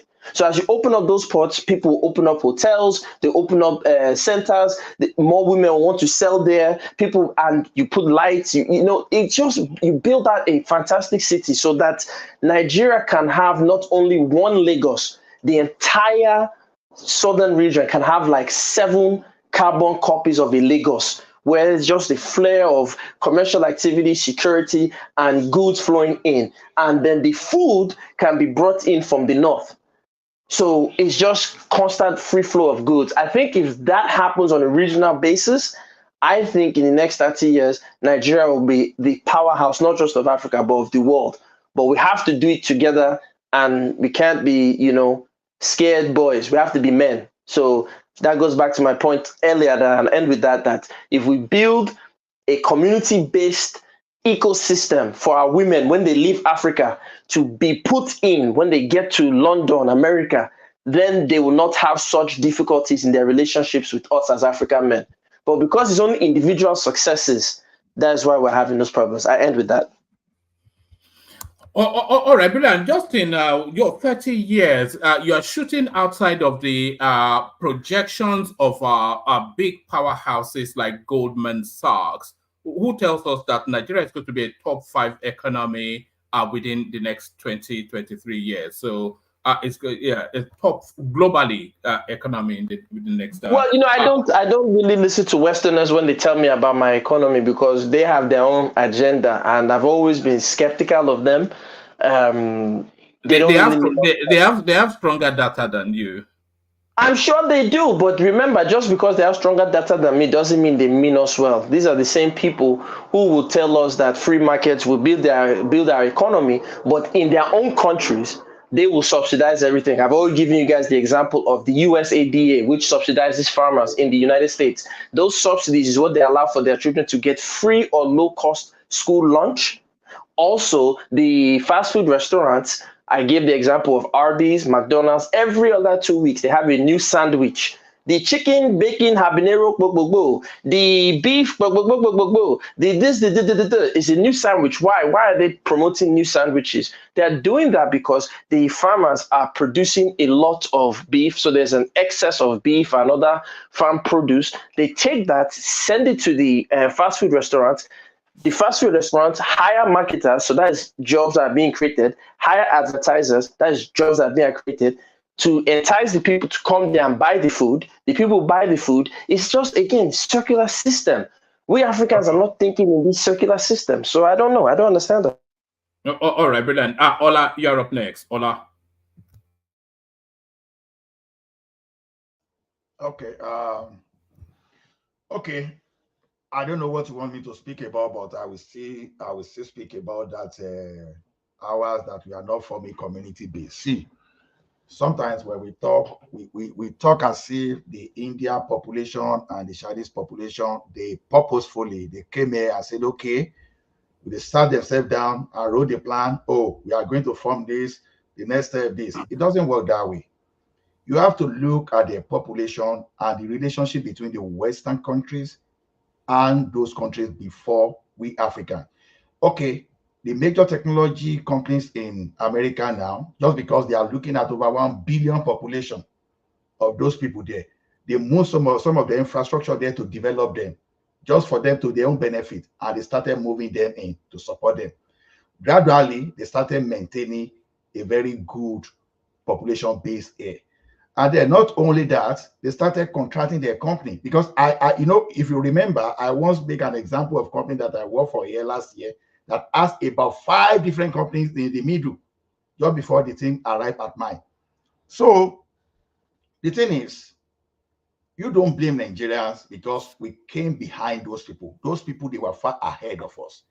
Within our own capacity here, we are doing very fine. We have Nigerians that are employing Nigerians. So just like all those people. So don't look, if I tell you some shady thing, I said it here before, maybe even sometimes last week. Now, they say they want to employ a computer manager. Oh, okay, you must have master in this, you must have master in that. These people, they will go and smuggle person that just graduated 2 years ago because they meet requirements. They will tell them that they have one solution they want to do here in Canada, just for them to be supporting desktop, to be putting ordinary IP address in laptop to give to person. Something that you can train anybody here within 10 minutes to do, and they are gaming the system. If those are the things you are calling economic base, man, I will never support Nigeria for such illegality. So the ranking they are giving us, the way they are rating us, we are not the one rating ourselves. The systems, the people here are the one rating us. Nigerians didn't go to America to say Nigerians are among the most educated people in America. No, it is American system that rated that.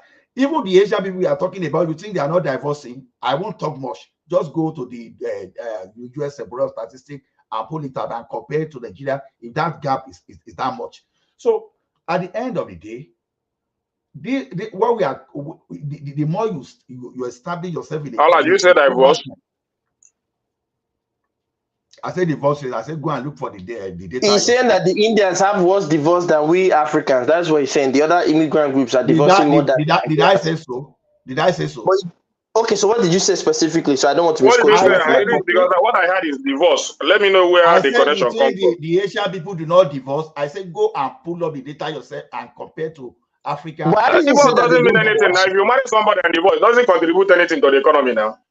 But I didn't say they didn't divorce. I said that the reason why, because one man and Dupi and them had the show where they were complaining that, and many African men were saying, when you bring Nigerian woman come UK or America, they go show you shege, they go show you pepper. And I said part of the reason why is because we don't have a community and secular economics that we can put our women into. I agree with you. I told you, and I said, if you think they don't divorce based on your analogy, I think maybe whether you need to go and pull your data. You need to go and pull your data. So what I'm saying generally is this: before, we are coming from somewhere.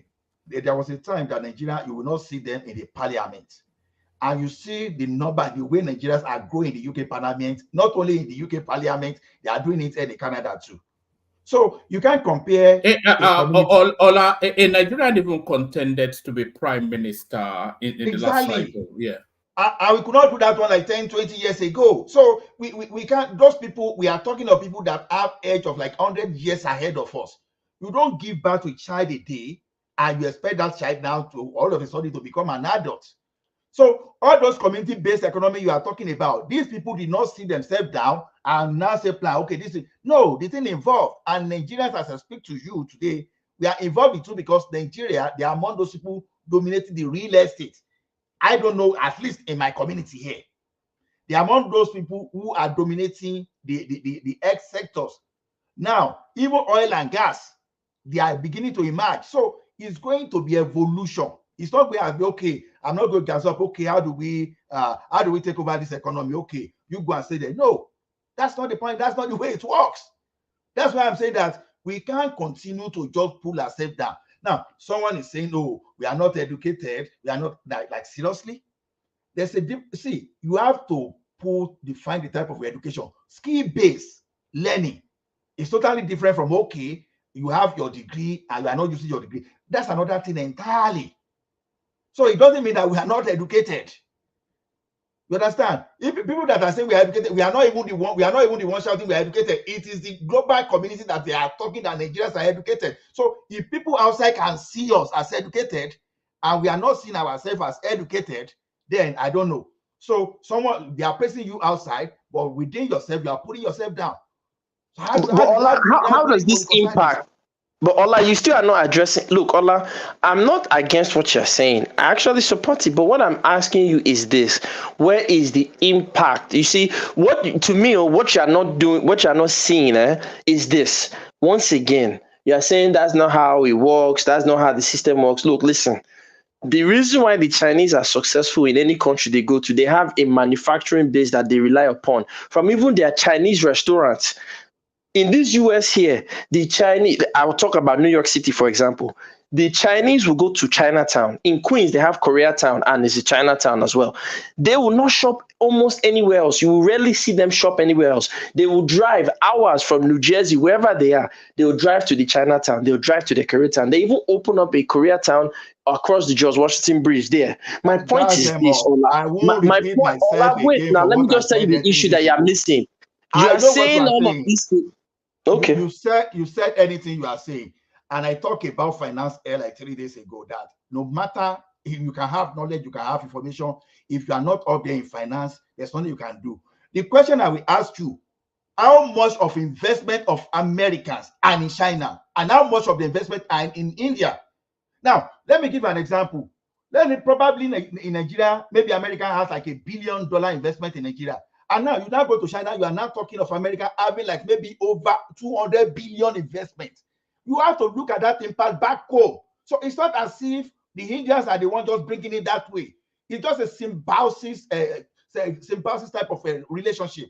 So what are the investment of these people in our own country? They don't have so much investment, but we still struggle to even get whatever we are getting there now. So we are crediting what we are crediting the investment of Americans in India and investment of Americans in China that is now going back to their country, that is now building the basis, that's now building the community base for this. So then how do you now account? confusing it to their own effort. Ola. So how do you account then, Ola? How then do you account for example, Filipino Americans, Bangladeshi Americans? How then do you account for other immigrant groups, for example, Egyptian Americans, that America does not have such a massive investment? Because I still disagree with that idea, but I'll concede it. Let's say it's true. I disagree, but I'll concede it. Then how do you account for the other groups of people that America does not have a massive investment in their economy, that they still have group and secular economics that ties back home? So they come to America. So my point is this: all the education that you're saying, all the degrees, this one ran for office in UK, parliamentary, blah, blah, blah. It doesn't mean anything when the men on this same hold on. Gas them up. Let Ola respond to that. Then let him flow for a bit. I thought we were doing 5-minute dialogue. I've been waiting now. Yes, it's because Gas them up keeps interjecting. So let Ola flow for a bit, and then we'll move the conversation on. Gas them up. Check the private chat. I've left you a message. So back to Ola. Maybe later during the session, you are going to tell me how those economies are cascading, because it depends on definition of how the economy is cascading. Because remittance alone, you may say, oh, it's just ordinary remittance, it means nothing. But you have to look at what Nigerian remits back home alone is reinflating our economy and boosting our economy back in Nigeria. So no matter how you say it, so we don't have to have the same impact. That's what I'm saying. You will have your impacts differently. But that my impact must be exactly like that of the Chinese. Like that's a wrong way of looking at it, because you have to look at individual culture. We are different. We are not exactly the same. If everybody is exactly the same, then there will be no word. There will be no interaction. So any day will become the same. So I don't looking at just looking down on ourselves, just finishing ourselves where nobody is even. We are finishing ourselves internally. I don't buy that, because I will protect my heritage wherever I find it. I will not buy this one. So, what's the other topic for the major topic? One man, let me just talk for 2 minutes and just. All right. Do you want to do this? North Central APC calls for regional government. Do you want to do that, or we have that? We have Amechi finally speaking on the Fubara Wike feud. He said it's not taking sides, but from the readout, it sounds as though he did. scrap Senate to cut costs. Aisha Yesufu are feeding raw meat to her followers. Showore continues to flog what's his name, Peter Obi. Why I stopped criticizing government? This is Faust the bad boy, telling us that it's just vacuous noise and he doesn't want to be part of it anymore. APC advocates merger of upper lower legislative chambers. So just the overabundance or okay. All right. So just give us a couple of minutes and then I remember what I wanted to talk about initially now. On that article denying the impact of Tinubu. You see, one thing in this country is this: we should all just be happy that we didn't lose those people that had experience those days, because the lies coming from their political angle, those lies are just too dense, just too much. The same article, you could help Tinubu for his ambition. You that they call you to order because of what you did to your boss, and after that they render you politically useless. How did you help Tinubu to secure Lagos? You understand? How did you help Tinubu? Tinubu was the one that helped you when Obasanjo was all allowed to deal with you. And you are now lying to Nigerians now, misleading Nigerians unnecessarily. That's terrible. So that's why that Atiku, by now, I don't even want Atiku to be playing this type of politics if he knows what is good for the Nigeria, for his career. Because I know that man still has his eyes on 2027. So to me, all I know during that period was that Atiku didn't help Tinubu. Tinubu was the one that helped. So I will just stop on that now and let another person take over. Thank you. All right, brilliant. So brilliant. Cyrus, you're up next. 5-6 minutes monologue. Do you want me to give you talking points, or do you just want No, to? you just told them the topic now. I'll make it from there. All right. All right, carry on. Let's hear from you. Yeah, let me just respond to begin with responding to Mr. Ola, because he said a lot of things that I completely disagree with. This is not. I'm not trying to offend you, but honestly, you're speaking like someone who has not lived abroad at all. You're speaking like someone who just visits and went back, just visit and go back, but not somebody who actually lives here abroad. This mentality that we're saying that, oh, relax, everything is going good, that Nigerians are doing well, that it's fine, it's all this stuff. This is why the whole please let me tell you something. No, you will continue. I'm not insulting you. No, wait, you are not insulting me when that is exactly what we are trying to do. My brother, I'm talking about all of us here. We have the same issue. I'm not insulting you, so just let me finish. Don't worry, you will continue. I'm about to explain. I'm not insulting. Wait, now is my opinion.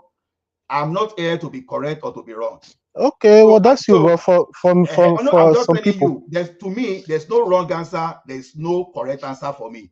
I will only tell you what I believe. So whether you are categorical or you are not categorical, that's not my own. Okay. Well, that's okay. Well, for other people like such as myself, I want to focus on what is correct, so we can move forward. I don't want us to the way that the place is. You live in here or what? Let me just finish my point now. You don't have to do all this stuff because it's not even just you're one person. You are indirectly insulting me, but you are saying I don't want to insult you. Are you talking to a kid? That's okay. I'm talking about it myself too. Are you happy now? I'm talking about myself as well. Are you satisfied? Just go and speak whatever you want to say. No, on this point, sir, you're talking about the main thing you're saying is that we're doing good, that we're educated, and that we should relax. That look at real estate.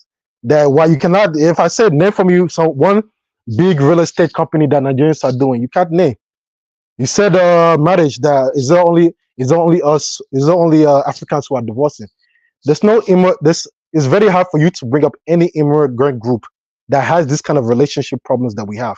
What is our main relationship issue? Where does it come from? We come from Nigeria. Many of us are not educated. We come here, instead of us educating us when we bring our wife, instead of us educating ourselves first, we educate the woman. the one that's now more educated than us. We don't say, okay, now it's our turn. Now let us go and do education. No, we do this taxi, we do all these nursing assistant, we do all these low jobs. And then the wife will now be bringing the money. Then we now go and build our house in Nigeria, which is the main goal for every African man. This is not only Nigeria, because you only focus on Nigeria. I'm looking at the whole of black Africans as a whole.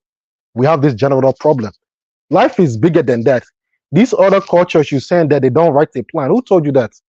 Who told you if they don't have any planning, if they don't have thinking, there is no way you can be successful in this country. That's the problem now. We don't have any plan. We don't have any business plan. We don't have any planning. So we just come here and we think of building a house is what the end all be all. These guys, when they come here, they know that they don't misbehave, that they need to stay. They need to focus on the relationship, focus on politics, focus on being quiet, not making noise, and making sure that their children have their culture intact. But when we come here, we don't focus on politics. We don't focus on business. Our children, that's one of the tragedies of the world. What happens to our children? Our main issue is building our house in Nigeria. And if we don't build that house now, we're ready to do anything to anybody just to get that house. That at the end of the day, we barely live there. And one of our brothers were just collected whenever we die. So we're not focused on these main issues. So many things we can be doing, but we are not looking at what are these other simple things that other groups are doing. Gas station, it's a simple thing. We don't do it. Car wash, we don't do it. All these simple things, if we have them, you see the business and start booming. You're claiming that we're educated. Once again, the mother and the father, maybe it's not educated, maybe the mother, but they're mostly talking about the children, not us that came fresh off the boats. Now the children, let's say they're doctor, let's say they're engineer, all these things. Do they have any ties to Nigeria? No. Do they speak the language? No. Do they even know the meaning of the names that we give them? No. It's not. It's what we're doing when we come here. We have no planning at all, and that is why we have all this. We come out here. We say we're doing good. We're doing good. While you have India, man, it's not the prime minister of the UK. You have in America all these Fortune 500 companies. The India Americans, they're training their children. Now either they own the company or they are the CEO of the company. Now you see they even go into the sports where you see black people and Africans dominate. You have an Indian in charge of the Sacramento Kings. But they've not innovated anything though for all these accolades that you are pouring on these Indians. They've not. They rise because they do a lot of accounting. And they do a lot of IT, so they go up that pyramid. But I'm not sure that they innovate anything in America or anywhere else in the world. I think that an Indian is one of the richest persons in the UK, if not the richest, right now. Two brothers. I don't live there, so I don't remember the name, but I think I saw that before. I think they're around I think 10 billion or something in the UK. Is it the Mattel or something like that? I've heard it. I don't live there, so I don't know exactly their name, but I'm pretty sure that you have Indian billionaires there, self-made in UK. You have it there. You have it in America. How many Africans? Don't focus on Nigeria alone or take it all Nigeria. No, all of us as Africans, we're not building that up. The India man is the prime minister of the UK. If you look at the American side now, the Republican, you see an Indian man there, his rules coming up to become a Republican candidate. And if not for, you see slowly but surely they're climbing small. They're climbing up in the world. What are we boasting? What do we have to boast of? Brother Ola, we are not doing well here. And again, our children suffer the most because they don't know. Do they focus on Nigeria that their parents don't even visit? Do they focus on America, African American ones that the culture is not where it's supposed to be? Or do they just marry a white woman and everything is over? Do you see these options we pick for our children? It's not working. And I think I don't know the other person's name that was saying that the money is our main issue that we have in this country. It's not money. The thing is, we don't value our culture as Africans. We don't value our language. We don't value our religion. Even ourselves at diaspora, we don't know our power that we have in this country. It's not about money. Look at all these people that come over here. Even we have this border crisis in America now. We have people coming from Texas, all this other stuff from Mexico, Guatemala, all these countries, they're coming up to America now. They don't even speak a drop of English, but you see them here. One, two, three. What's the main job they do? Mechanic and construction.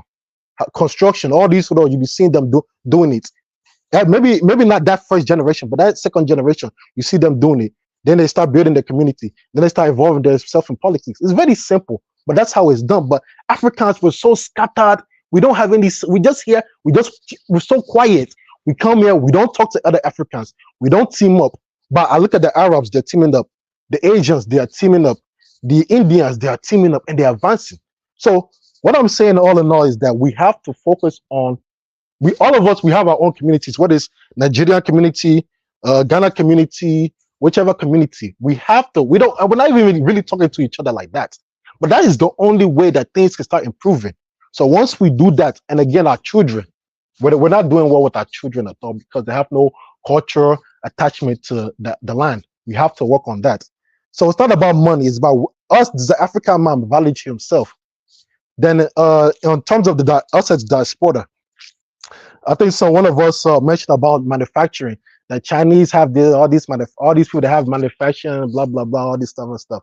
What manufacturing do you need to carry all these mango in Benue State, all this cocoa, all this stuff that's spoiling? They don't even sell it. The thing spoil. Pack it, send it to the UK. You see how their fruits there be looking. They don't even look so good. We can pack them as a diaspora. Pack it in.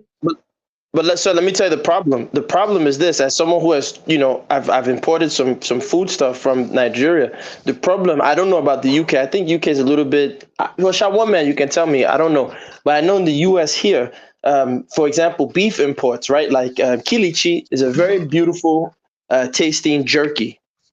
We can't import jerky into the United States because our governments aren't strong enough to pressure the United States to get us those favorable trade agreements. I was at Costco and I was buying dried shiitake mushrooms to find out that the mushrooms are actually grown in China, but they are packaged in Australia. So that's how China is able to get around any maybe restrictions that they will have, because you can import like goat meat. A lot of the goat meat I'll buy in the US comes from Australia if it's not locally sourced. So my point is that at the trade table, because Nigeria, we don't have leverage. When it's time for us to export our goods, we're at the losing end. So we'll have one or two individuals. We say, hey, I'm a big boy, but we don't have men. We have big boys. We don't have men. Well, you're partially correct, but not really, because, mostly I was talking about the UK because the UK is very close to Nigeria there, but you have so many countries in Europe that you can import to. But even the American one you're talking about, let's just leave this importing the common sense stuff, which is importing all these fruits and becoming millionaires. That's the very simple one we don't think of. Even as America here, as a black person, you have so many business opportunities. This is why this country is so good. As a black person, black people, I know we don't really regard and respect what they have done, but we have so many opportunities. I'm telling you, all these big companies, Walmart, Home Depot, Target, all these companies are mandated by the government. They actually get benefits from the government by setting aside some money to train up black people in their businesses. They give grants, they give loans, they give so many things to black people, specifically for black people, though, training, everything. But again, we don't even focus on opening a common gas station. So how can we even see the opportunity? I found out this thing not too long ago. We have so many, but we're not even interacting. We don't interact with. We see this. We're so quiet. We miss out on so many opportunities that everybody else is winning. Whoever comes here from any country, they find a way to import their goods. And you said that we don't have these laws or stuff to support us importing this stuff. Why are we not talking to any politicians? You see, that's what happened in this in the UK now. That they're deporting Africans to Rwanda, a racist policy they are pushing out. What are the Africans to push up against this? Why are they protesting on the street, say free Africa or free whatever? We're too quiet, and everybody else is jumping ahead of us. So that's one man. You have to send me your email so I can set up. Even this diaspora issue It's something we're supposed to have every week or every 2 weeks. One of us come and we just discuss our issue specifically as diaspora. That sounds more like a Kaizo sort of because our diet is more just bashing Peter Obi. That's what happened to Kaiser channel stuff? It looked like he look his channel. What happened to his channel? Yeah, well, you guys were giving him too much money, so he's gotten a bit lazy now. That's what it is. But I still need your email because there's some interviews I want to set up with some different people. So if I can connect you with them, then we have a different discussion. But you just link me your email. Yes, I left my details in the back chart if you want to pick it up. Okay. So let me just round it up. Diaspora. You see all these deals that we see in African countries. They're shaking hands with Indians, Chinese, Russians. This sending of millions. This is the money. This is the money that's supposed to be going to us in the diaspora. We miss out on so many opportunities, whether it's construction, medicine, and everything. And somebody from China is eating our money. Somebody from India is eating our money. While we're the main ones pumping money into these countries, we need to develop our confidence and our pride.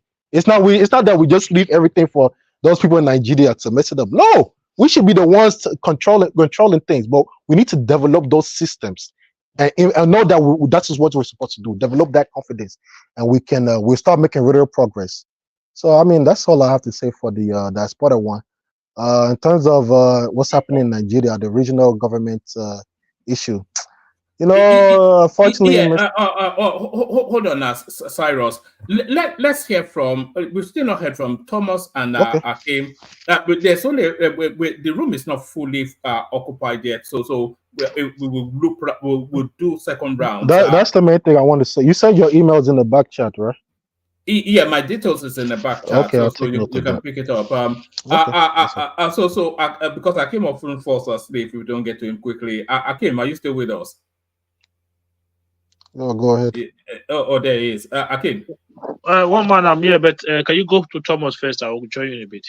All right, Thomas. Do you want to say something? Yeah, I think we're. All right. Whoever was. If Thomas is not there, I can go. Okay. No, if they are not ready, Ola can because I think I stopped Ola in mid-track. So Ola can go, and then if you are ready, just say, and then Ola will. Okay. So because one thing I tell you morally, I keep driving my point the way I want it, and you don't have to. Nobody has to take me. It's just my opinion. I could be wrong. So it doesn't matter. You see, one thing is this. I'm proud to be a Nigerian, and I'm proud of my Nigerian brothers that have done a lot of things. Like I said the other time, I heard my brother here say that even car wash, Nigeria we don't have gas station. The question is that you don't know. We don't know. So when we don't know, I can take things as an opinion, but grandstanding is what I don't really encourage, because when we say it so bold and affirmatively, then we are passing wrong information and people will be misled. Now, I gave an example. Except the person will say it. We have a Canadian Air. He comes to this forum until he says it up with his mouth. He runs a car wash business because we just play that one into my hand straightforward. Abe Wemimo, the creator that started there. No, not Abe Wemimo, Adebono. The founder of Calendly. You understand that they evaluated that company to worth $3 billion. It's in Nigeria. You understand? We mentioned him already. We talked about him already. Okay. Then we have people like Abe Wemimo. We have people like Shinedu. We have people like Kelechi that have this Zuvas and all. See, this thing is just a function of we using our internet. And we see Nigerians that have done a lot of things, and those people that we don't even hear.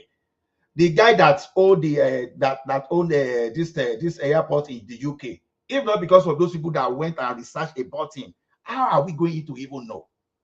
You understand? No, okay. We have a Nigerian Air now. We have a Nigerian Air now that the building order is portfolio within this city I live alone is even more than 120 a building that this one manages. So the thing is, we don't just have to look at the way we figure our abstract thing, the way things should run, because sometimes we may overthink of things.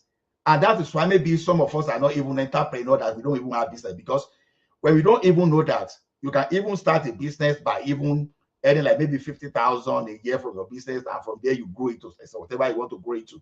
But we have to look at it that, okay, we have to become Amazon overnight. That, okay, anything that is not Amazon is not a business. It doesn't run that way. Like all African market that we have here now, we have people that kilishi we are talking about. Somehow there's a kilishi, they bring kilishi to this Canada. Kuli. Oh my goodness. Maybe I will go and bring kuli downstairs and come and show my camera. You will see the bundle of kuli that people brought and they want to. So one man, it's a promise. I will come in, I will go to my garage, I will snap some kind of bundle of kuli and send to you. People, Gas them up as a point. I remember once I was coming back from with my wife. Actually, we were coming back from Nigeria, and they stopped us. You know how people pack everything. She went and did a whole goat of whatever, and they took it from us. You know, so when he said goat meat, it triggered that memory. You know. See, no, it's not as if Gas them up doesn't have a point. The way it's said as if we are not doing anything, that is where I have a problem with. You understand? Like I said, it's opinion. I don't right, no wrong answer, but wherever I see that I can come in, I will come in there. So sorry, can you talk about the children, our children, please? Because you didn't mention that at all.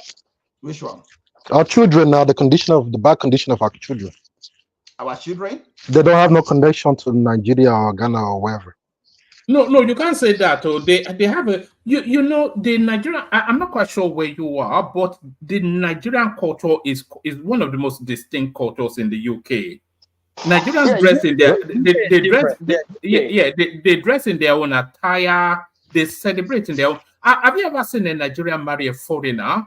They don't have they all insist the time on TikTok. You guys in UK they will insist on, they will make him dance. They will make him do ballet, and not just him and his family too.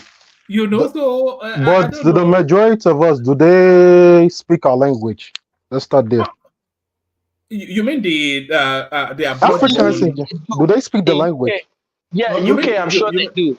They UK, don't. No, I don't think they do. You see. So you're talking about one day occasion. No, anybody that is listening to me here that attended the Nigerian Association here, just come online and say I'm a liar. If what this thing I'm about to say, if I'm lying. In Nigerian Association here, we have volunteers that train our people how to speak Yoruba and our culture. Is that in the UK? Is that in the UK? No, I'm in Calgary. I'm in Calgary. In Canada. In Canada and UK is a little different than US. We speak Yoruba to our children. No. You see, in the Western, all these Western born, hold on now, Cyrus. All these Western born kids, they will understand a little bit of a smattering of native language, be like my foite, or I will slap you, or you know, those correctional shouts that you shout at them. But very few of them can actually hold a conversation in Yoruba now, or Igbo, or any language. Yeah. Okay. There are two articles I will forward to you now. I will go and take the picture and send to you. So I want you to debunk me in the public care. So I'm putting myself on the line now. So once I finish now, I go and do some funny things that I will forward to you. See, look at it this way. It depends on individual. But it's a collective, an article. We're Africans now. We know what we're talking about. Wait, now, that's why I mentioned Nigeria. We're not somebody else. We're Africans. We know what we're saying. Wait, my guy, let Lola finish. I said Nigeria Hungarian Association. We have a session whereby people teach our people, our children, our language and our culture. That is why I'm challenging anybody from Calgary that attend the same association now. I want the person to come online. I'm online now. No, no. Do they speak the language Hold on, fluently? Cyrus. Hold on. Wait. Hold on. Sorry. Ola, that's just a microcosm. That's just your small little community, whatever. But sorry, Cyrus. If you're not speaking, then because there's a heavy background, like a grainy sort of sound. But in the broader Canadian experience of the Nigerian Canadian, do their children have an understanding of native language?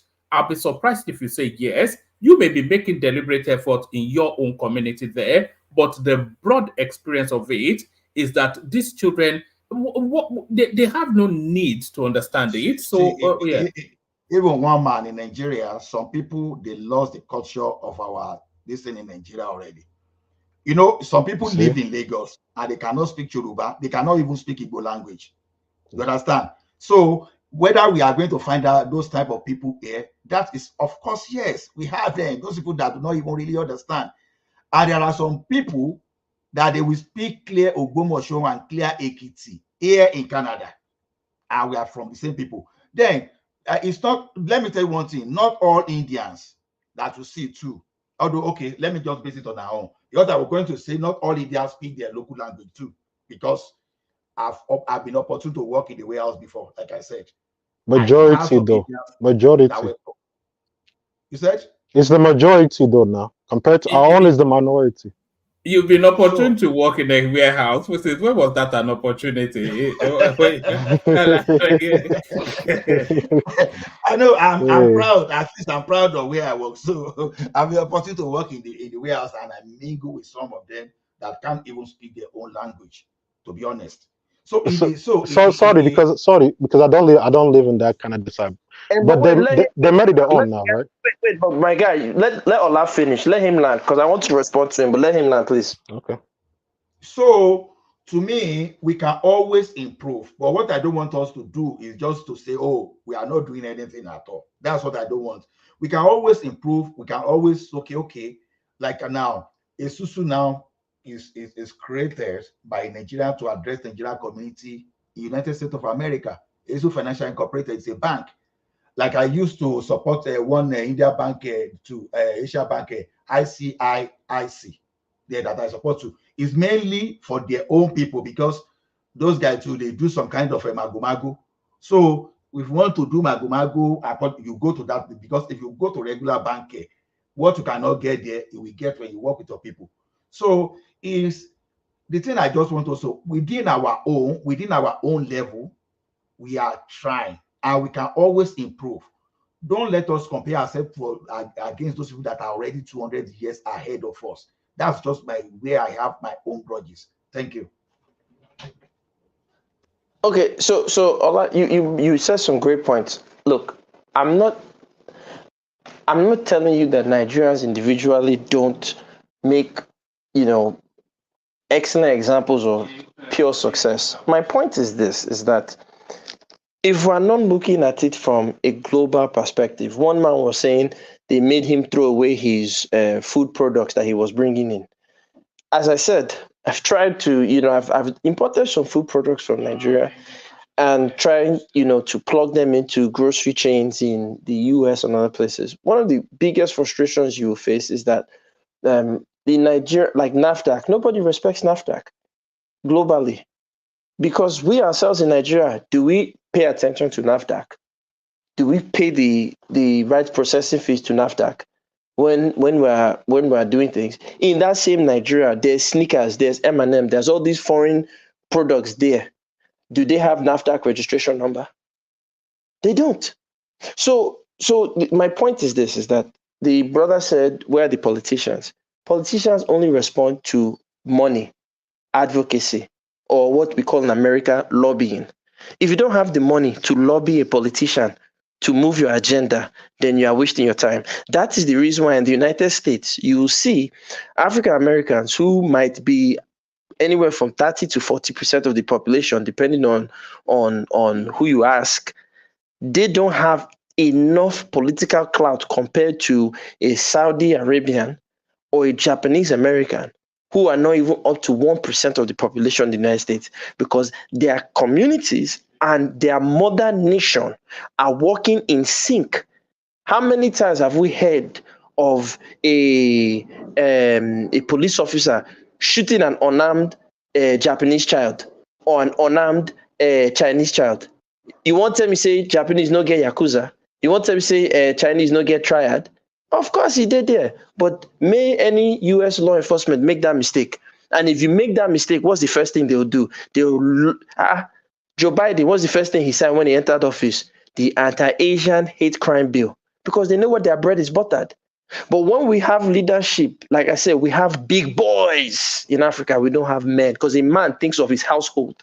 The African man would rather oppress you, stunt on you, abuse you, than build a community where there's circular economics. So you are saying all this, Olada, no, I'm proud. I'm not telling you not to be proud. Don't take it that way.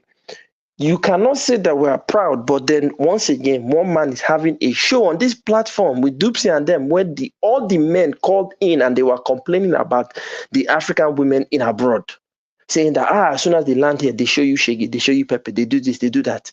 There's a reason why. What do our women have to look up to us for? What are we building as men? Yeah, we have a PhD. This one has doctorate degree. He hides in one nice place in one estate. Sorry, Gaston. Do you not think you're being a little bit unfair, though? Because if you look through the history, the Africans are the latest set of migrants into the Western space. We're the newest entrance into that space.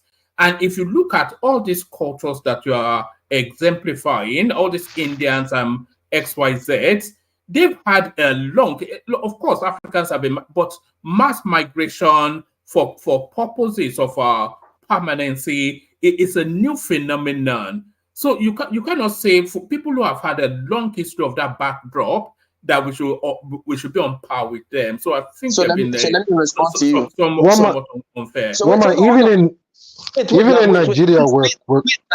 One man said something. Let me respond to him. One man, I agree with you. That's a great point. But are we not the same Nigerians that will say we know they carry last? I'll repeat it again. You on our Nigerian, we Nigerians will say we know they carry last. So now that I'm pointing out that we're carrying last, instead of us to say we're carrying last too, let's make it a draw. You people are not telling me no, we're not carrying last. We're not. Shebi is the same mentality that we say we know they carry last. Let me tell you something that may shock you. Okay. The world is about to, not an African, not a black, so not the specificity of the words I'm about to say. So not an African, not blacks. The world, and I'm talking about within the next 15, 20 years at the max, the world is about to enter a Nigerian age. You know, we've come on. Let me tell you what I fear. Let me tell you, as the gentleman was talking about the children, I'll let him go. You see, one thing that I'm laughing at us. We think, like I said, that thing about that UK and Canada, they know how to plug people into the system to be blind to things. First and foremost, there's nothing in Nigeria. If you ask these young children coming up in the diaspora, what is Nigerian culture? They will play. I was shocked when these Igbo children of today, they are playing Flavor's music instead of their traditional Igbo music. Flavor is now the new music to represent Igbo people. Nigerians are being turned into a commodity, into an avatar of themselves. Jollof rice and one stupid, dirty, colorful cloth is what is now being used to represent. That's not my. Sorry. Let me end my sentence. You still have the floor. But I know. I want the other guy to respond. Well, that's why I'm saying. No. I just want to hold you to something you said there, that Nigerians are turning into an avatar of themselves. But yes, of course. But is that you said that as a negative? But that it's really, a big negative. It's a positive, because it's a negative. That is how the world digests anything, as a caricature. No, that's the American culture. It's a caricature. Yes. It's not the reflection of how Americans live or who Americans are. The British culture is a caricature. But one man, you see, that's why I said, you see, one thing I like talking with you UK Nigerians, You guys are so embedded in the system. You guys want to be a part of it. We went there here for one good thing I love about America. America does not assimilate blackness. You guys are assimilated very well into their system. So you guys think that this thing that I just said, turning into an avatar, turning into a commodity is a good thing. Well, I hope you're right. But with me, I'll say is like I always tell people, I'm not a Nigerian, I'm Isoko first. Because being Isoko has a cultural way of value. There are things I cannot do as an Isoko man. Nigeria does not mean anything. That's why our girls are in Italy sleeping around with anybody. That's why our girls are in Dubai being. Let me not be rude or say anything inappropriate. Along with the East Europeans, yes. You see what I'm saying? Now you want to say we know the carry last, along with the East Europeans. You see, this is my problem with Nigerians. Are we going to be men and stop it? Or are we going to say, Eastern European girls, they do the same thing too now? So it's okay. Let us be first in law. My point is that prostitution is not unique or peculiar to Nigeria. It's not a Nigerian Malay. It's a global phenomenon. There are prostitutes everywhere. So, but how many Saudi Arabian girls do you see prostituting themselves? How many who?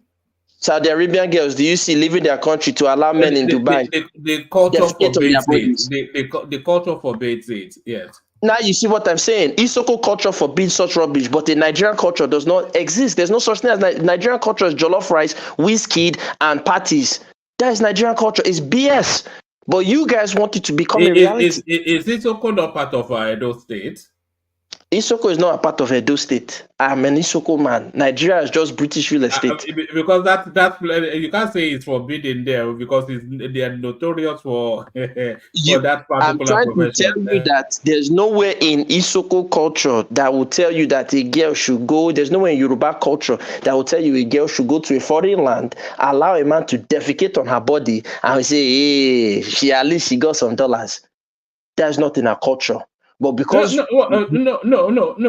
Are you saying your culture only that takes to the? It's a sexual. I'm saying that it's a sexual. You are saying it. Culture, there's nowhere in Igbo culture that you see what we're seeing happening today, and we're just turning our blind eye to it, claiming that we're Nigerians.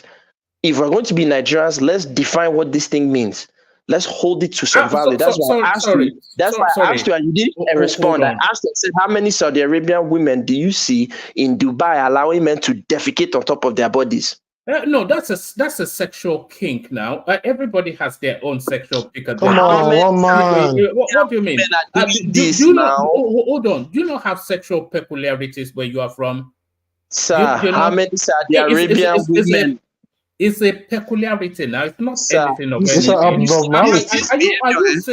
Are you saying prostitution is alien to your culture? Once again, yes, it's alien. First and foremost, let me give you an example. Prostitution in Isoko. Let me answer you. Let me answer you. Very easy. For example, and this is how you see the colonization of language is very, very damaging to us Africans. If you ask the average Yoruba person, you ask them what is Ashewo, they'll tell you, what is prostitute? They'll say Ashewo. If you ask the average Igbo person, they'll say Akuna Akuna. The word Ashe Owo does not mean prostitute, it means money changer. Now, I believe you are a Yoruba man, you speak Yoruba better than me. Why do we have that word Ashe Owo in our lexicon? Do you know why? Simple. When we were living the villages, and they instituted the hot tax, which our women revolted against. The rule that the British implemented is that women stay at home, men go to work. Unlike in those days where you had Iyalodes, you had women who were traders. So now, as the women don't have any means of subsistence to take care of themselves, the next thing that they will do in a new metropolis that is being built is prostitution. To describe that phenomenon, the wise Yoruba people called it Ashe Owo, and you can see the proof where Rex Lawson made that song, Baby Sawale, Sawa, Sawa, Sawa. He is describing, he said, I'll tell your mama, I'll tell your papa, because it's forbidden. This is forbidden. On the platform. That's the goal. It's a forbidden thing. So my point is that it's a forbidden thing. And women were never. No, that's a lie. That's their oldest profession. You see, this is why I don't like UK people. You guys are universalists. You think there's a human, blah, blah, blah. They deceive you people over in that UK. Don't join their system. This is how they deceive you. You cannot tell a Saudi Arabian woman that prostitution is the oldest profession. It's their oldest profession. There's no woman in Yoruba land that will sell her body. How? Why? When there's land there that she can eat for free. She's not. What currency will she sell her body in? But you see, when you guys are universalists and you buy into this Western system, this is the problem. You start making excuses.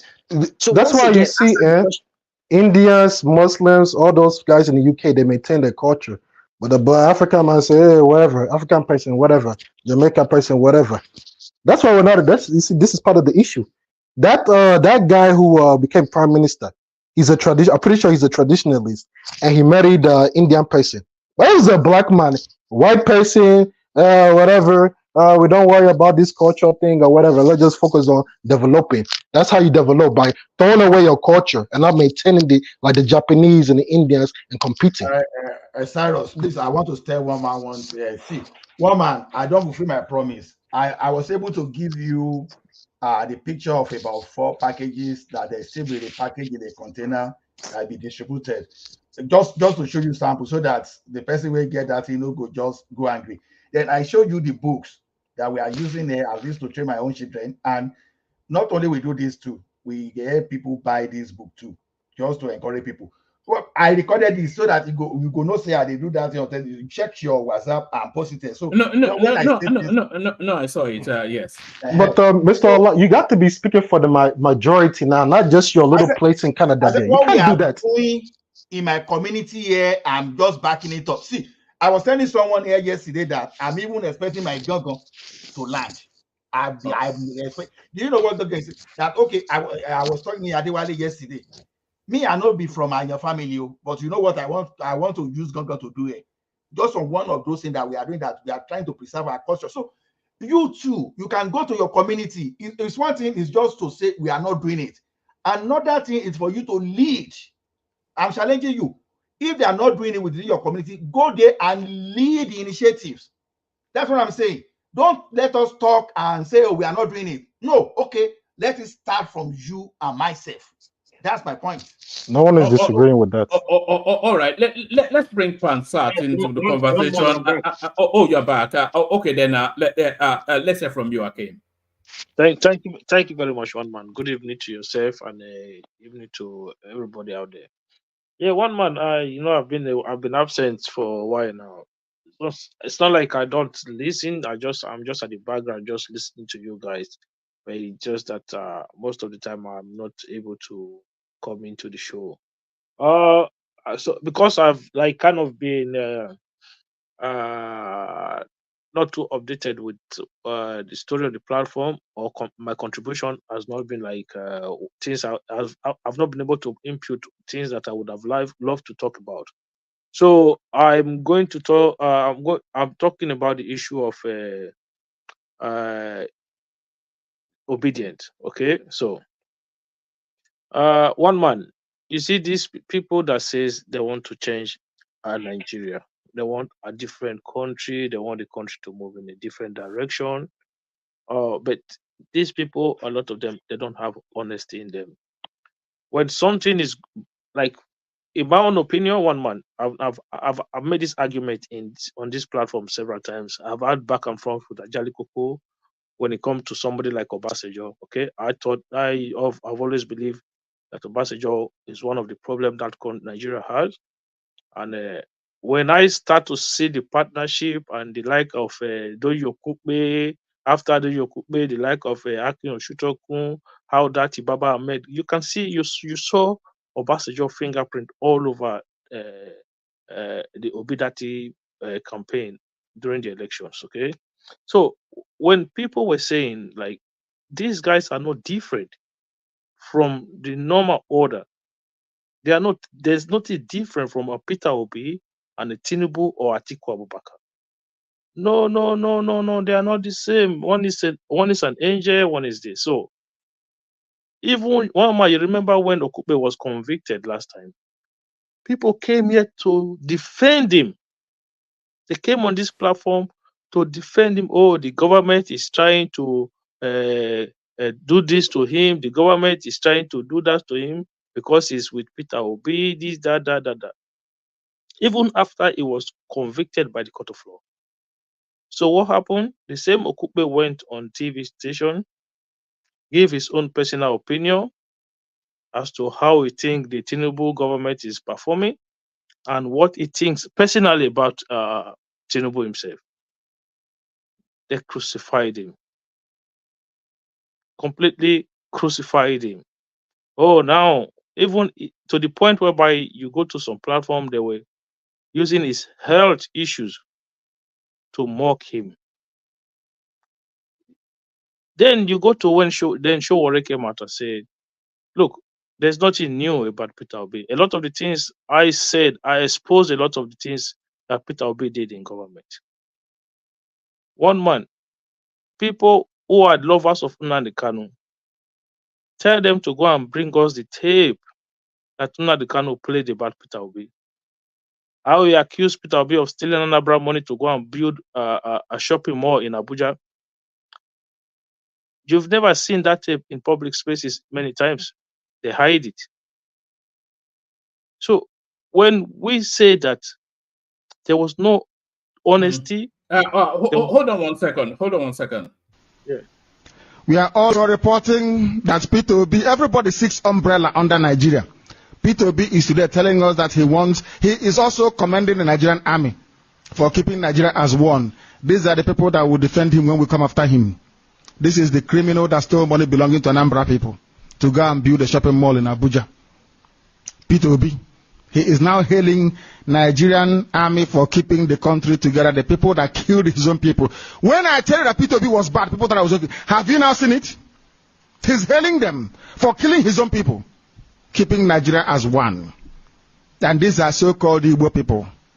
Igbo men. Maybe his Alhaji boyfriend has told him to do that.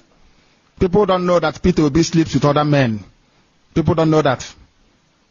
People don't know what we know. Only if you people knew what we know. And now the news in greater detail. President Goodluck Jonathan. I think that was the clip you were referencing. Yeah, one man, how you pull up that clip so fast? One man. I only have 13 minutes. Could I respond to that very quickly? It's like one man does do DJ for UK there. Is that okay? One man. Sorry. I came off the floor, but I think he's happy. He's not responding. So I'm still one man. I'm just waiting. Man, I'm just waiting for you. So as I was saying, just respond. I have to leave in a minute here. So you can leave and come back later. To what you said, and then you continue. You can leave and you can leave and come back later. Let me finish. Okay. One man, you cannot leave me to that guy's.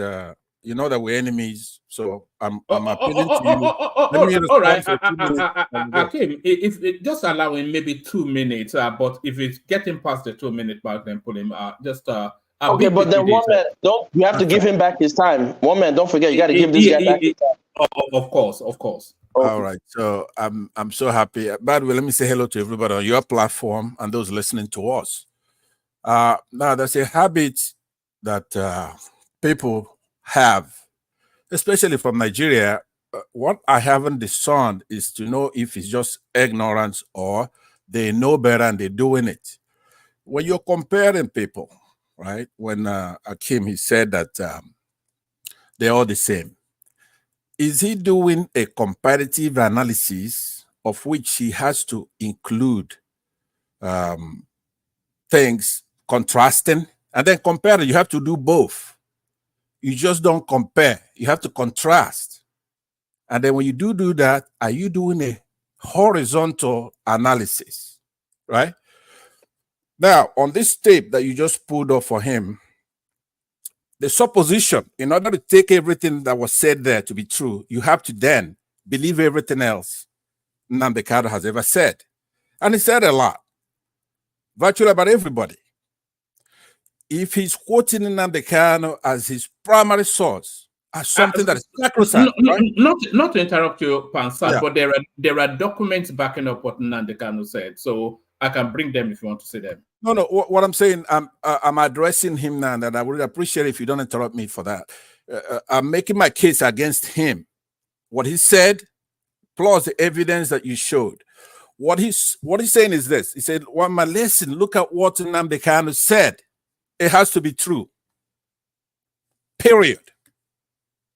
And then tomorrow, or if you dig back in the other tapes, Nnamdi Kanu then says something about Buhari. He says, no, don't believe it because Nnamdi Kanu said it. So, which is it? Which is it? You have to. Do you want me to answer the question? It's rhetorical. It's rhetorical. I'm going to return the time back to you.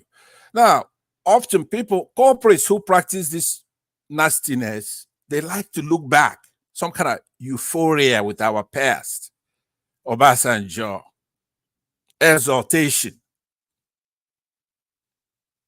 You know, it's not, Nigerians, we're not stupid. We're here to talk. Now, the last time I beat this guy up really, really good here, when you were gone, that was with Mike. He actually thought Mike was going to come to his rescue, you know, because when you have a moderation button, even Thomas is a genius. But Mike left him to his own vices, and I was able to flog him really good on this platform. I hadn't seen him for a few, almost a couple of weeks now. Is it the same Thomas that was adult yesterday? Yes, I'm saying Mike was the moderator at that point, but with Thomas, I'm saying once you have if you have a moderation button, if you're the moderator, then you're Mike is a biased moderator. I don't think that's a good example. Mike is a terrible moderator. But everybody knows that. But I'm saying it kind of spoiled people like this progressive Nigerian. So he went on there's something they do here. Boys gotta be boys kind of thing. I'm an elderly man. I come around and I take in source so that we can move forward. So I showed that it's not Nnamdi Kanu or Peter Obi or me or one man or you guys them up or virtually anybody else here, but that is progressive who is the stranger. But let me tell you what it's interesting. Let me just use 1 second or two to say what happened. We were here, and there's a guy called Kando. He was here talking, and they were jumping on him. So I came in, and I tried to calm everything down. And at some point, I said to this progressive Nigerian, look, the best way to do it, if somebody slap you, we Nigerians will believe in turning the other cheek. And he said he wouldn't do that. We're talking about what he's teaching his son in that case. So Kandu was stunned, which goes to show that all of us here, we really don't get it. He couldn't believe what this guy, this progressive, this stranger said he's going to teach his son. So Kandu posed to him a question and said, you won't turn the other cheek. Said, what are you going to teach your son? Do you know? And then he said it. He said it in front of the whole world. In a nutshell, he's going to teach his son to be a terrorist. He's the stranger here. Not in Nnamdi Kanu. All of us Nigerians will banter. Sometimes we'll come here, we'll speak pidgin English, and then we're still brother, it's brotherhood, right? But he's different. He doesn't believe in turning the other cheek like Nigerians do. He believes in an eye for an eye. He believes they go and they pick up our girls from Chibok secondary schools out there. Hundreds of girls. That's all right. You're going off on a tangent now. I thought you were going to. If that's what I'm saying. It's like, I don't know if it's a Yoruba thing. Kandu, who is a very smart guy. He doesn't understand the philosophy. If you come in here picking out Nigerian tribes and our rich culture, you got the Igbo ones. You got Nnamdi Kanu and his star. You got Epa. You got Showore. And you come here, all our little minor differences. That's what makes us Nigerian. We're proud of all of them. This boy comes here every time he's talking about the Southeast. He's talking about Peter Obi. Peter Obi, everybody knows it. He's better than Nelson Mandela. He's better than Obama. You could talk all day as much as you want to talk here, right? He's the guy. You are not. Go and teach your son how to be a terrorist and get the hell out of this platform. You don't belong here. You have to understand that. Now, one man could start abusing me and doing all that because you know what? No, I'm not going to abuse you, but I'm saying it gave you 2 minutes. So okay. But look, I have to go. I got something to do. I'm just irritated by this boy coming here and he's speaking on. Think about who's speaking on Peter Obi. If anybody is sane, now you could say some things. Nobody's perfect. Peter Obi is not perfect. But there's something you're not supposed to say and have anybody even listen to you. You're not supposed to come quoting Nnamdi Kanu in his political battle and he's talking nonsense about Peter Obi, and then that's your proof. And then our people, because one man, can I take my time back? I think it's not more than 2 minutes. You don't have a goddamn time. Yo, get you a don't fuck out belong of here. here, man. What's wrong with you, You don't belong here. You know that. But I'll go. I hope to finish what I'm doing at that function, and I'm gonna come here. You're not going to know. You're not going to know function, man. Get back to your alcohol, man. When you finish, and come back. Okay. All right. So thank you, Pastor. You say you're going on the function. Who invites you to a function, Pastor?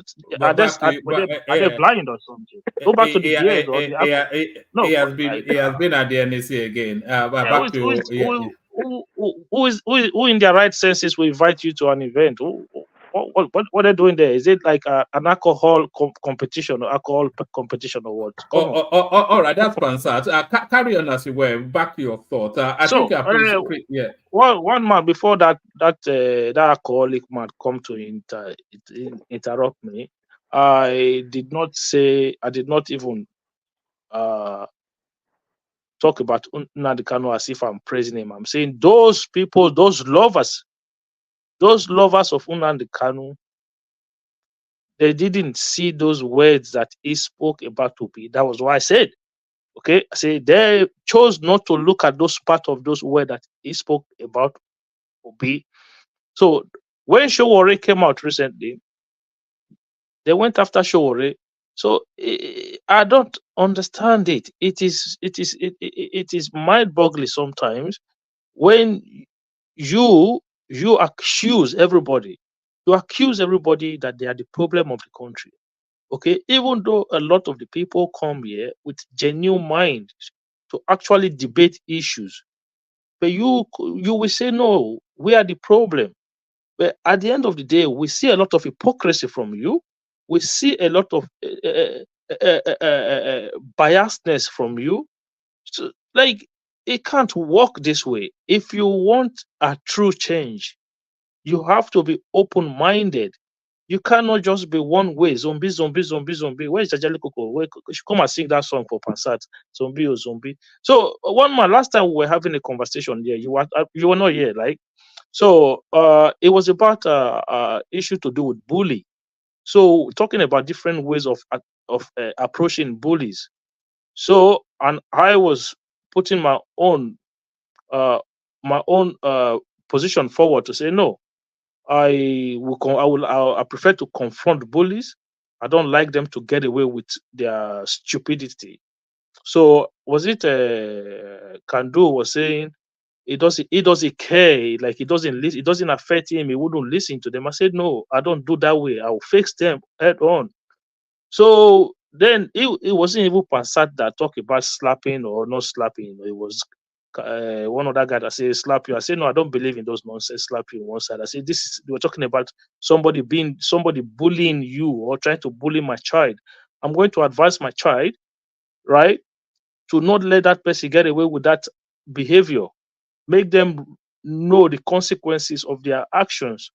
And this motherfucker came here talking about somebody teaching his child to become terrorists. Listen, I don't want to be responding to that. All right, don't get locked into Pansat. You were talking about a narrative of So what is it? So I just want to understand clearly. Your contention is about the obedience and their blind, willful following of Peter Obi. It's not even blind. It's not even blind willfully. It's as if, look, you have to sometimes call it wrong a wrong and call it right a right, regardless of who you support. Do you understand? There are people like we come here, even when you see people like Kolata honestly trying to dissect issue, they still go after him to say, oh no. As long as you don't toe that line, it becomes a crime. Like it doesn't work like that. And when you start picking out fault to say, look at this, look at that, it's almost as if you know the way Donald Trump is. What they say is a Teflon. Things don't stick on him. They're trying to turn Obi into a kind of a Teflon whereby. So my question, sir, is there? Are we of the opinion then that okay, Peter Obi is not good? Are there any viable candidates to run Nigeria that we can think of other than Obi? Do you have anyone to present? There were lots of viable candidates. Omoyele Sowore was running in that election. Prince Adewale was running in that election. What's it called? Former Central Bank Deputy Governor. What's it called? Mogalu was running. Mogalu, but he didn't run. No, he didn't get a ticket. I think he tried to go on YPP. YPP rejected him. Yeah, but if the movement had gone to back people like that, look, you have justification to say, okay. So here's my question. So let me ask you a question, sir. Because to me, right, I'll tell you my own political bent. I believe every Nigerian leader, I don't care who you name, they're all just sacks of bat droppings. All of them, from Sure, whoever, they're all useless. But my question is this: without the access to power, right, to get into a position of power, doesn't it seem interesting that Nigerians still vote for these same people that consistently exploit them, regardless of whoever's in a position? So perhaps you said Sure and these other people, even though I don't think any of them are good. What can those people do to get into a position of power to where the Nigerian on the street will see them as a person they should vote for? Because obviously the Nigerian people are not seeing them as viable candidates. So they're still seeing the Tinubus, the Atikus, and the Obis as the viable candidates that they should vote for. Why is it that these other candidates who you say are better are not in positions of power to where the Nigerian person on the street sees them as a viable alternative? Because politics is a zero-sum game. What you just described there is no different than what happens in America. Okay, the same thing. The Bushes, the Clintons. I mean, how far do you want to go? There's no uniqueness to Nigeria's political scene. Okay. Well, President, I will put it this way, right? So if you look at the Nigerian space, right? Who among them or recently, say maybe in the last how many years, I've been on the street for on behalf of Nigerians. Omoyele Sowore, this man was locked up, his freedom was taken away from him. He put himself out there. You can see fighting for every Nigerian. Okay, even though when he goes out there, you hardly see crowds behind him. He still don't care. He still do what he think is right. Okay, I might not support everything that he stands for, but you cannot deny the fact that he put himself out there. So, but the people don't care about that. I agree with you, but the people of Nigeria don't give a damn. But is that not the problem? That is the problem. So when a group of young Nigerians now come around behind somebody who was a two-time governor, who had history, who was involved in the Pandora Papers for stashing money in Panama Papers, of course, in an offshore account. So with all of those things, still they decide to say, "Oh no, this is the change." There's somebody who was backed by. So doesn't that tell you something about Nigeria? That Sure is actually the crazy person, that he's risking his freedom, wasting his time that he can be enjoying on top of his wife and his children in New Jersey. He's sitting down there disturbing himself for a group of people that will still support someone who steals money and hides money over in Panama. No, I'm sorry, just 5 seconds. What you're saying, it's eat 'em up. It's simplistic to the core. You can't just what you would call an ideal candidate can't just show up. Politics is competition. It's a game that needs to be played. Okay, regardless of how you feel about this politicians that are running for presidency, they are the ones playing the game that came forth. The same thing happens in America, everywhere around the world. So it's not as simple as you make it sound. Like, let's get the best candidates. People are not worthy. Politicians have been jailed like Sure are being attacked by the state, other than Donald Trump.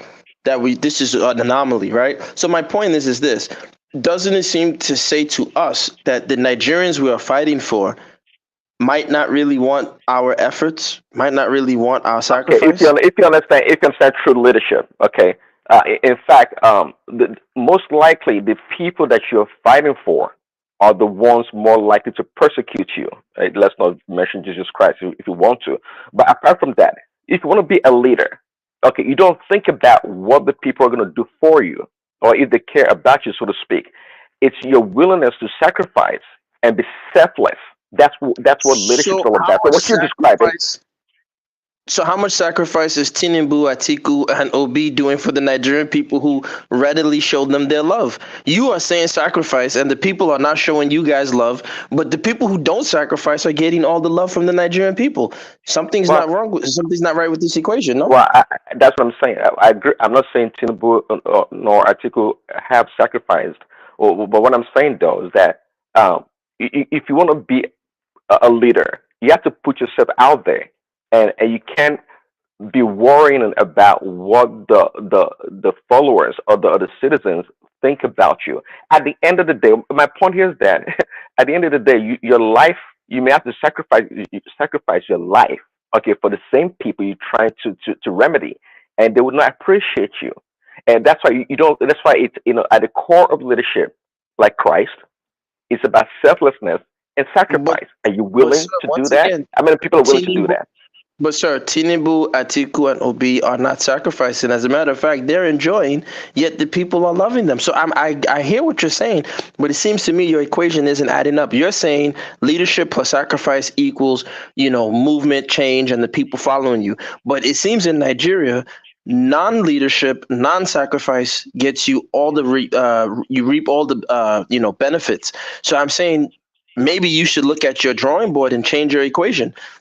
No, well, I say actually, you treated my equation, which is a simultaneous equation rather than a linear equation that you're presenting. If you want to go that way, I'm telling you, at the core of leadership, I never told you that Tito B, Tinubu, or Atiku represents or are a representation of what a true leadership is about. No, I'm just trying to describe to you.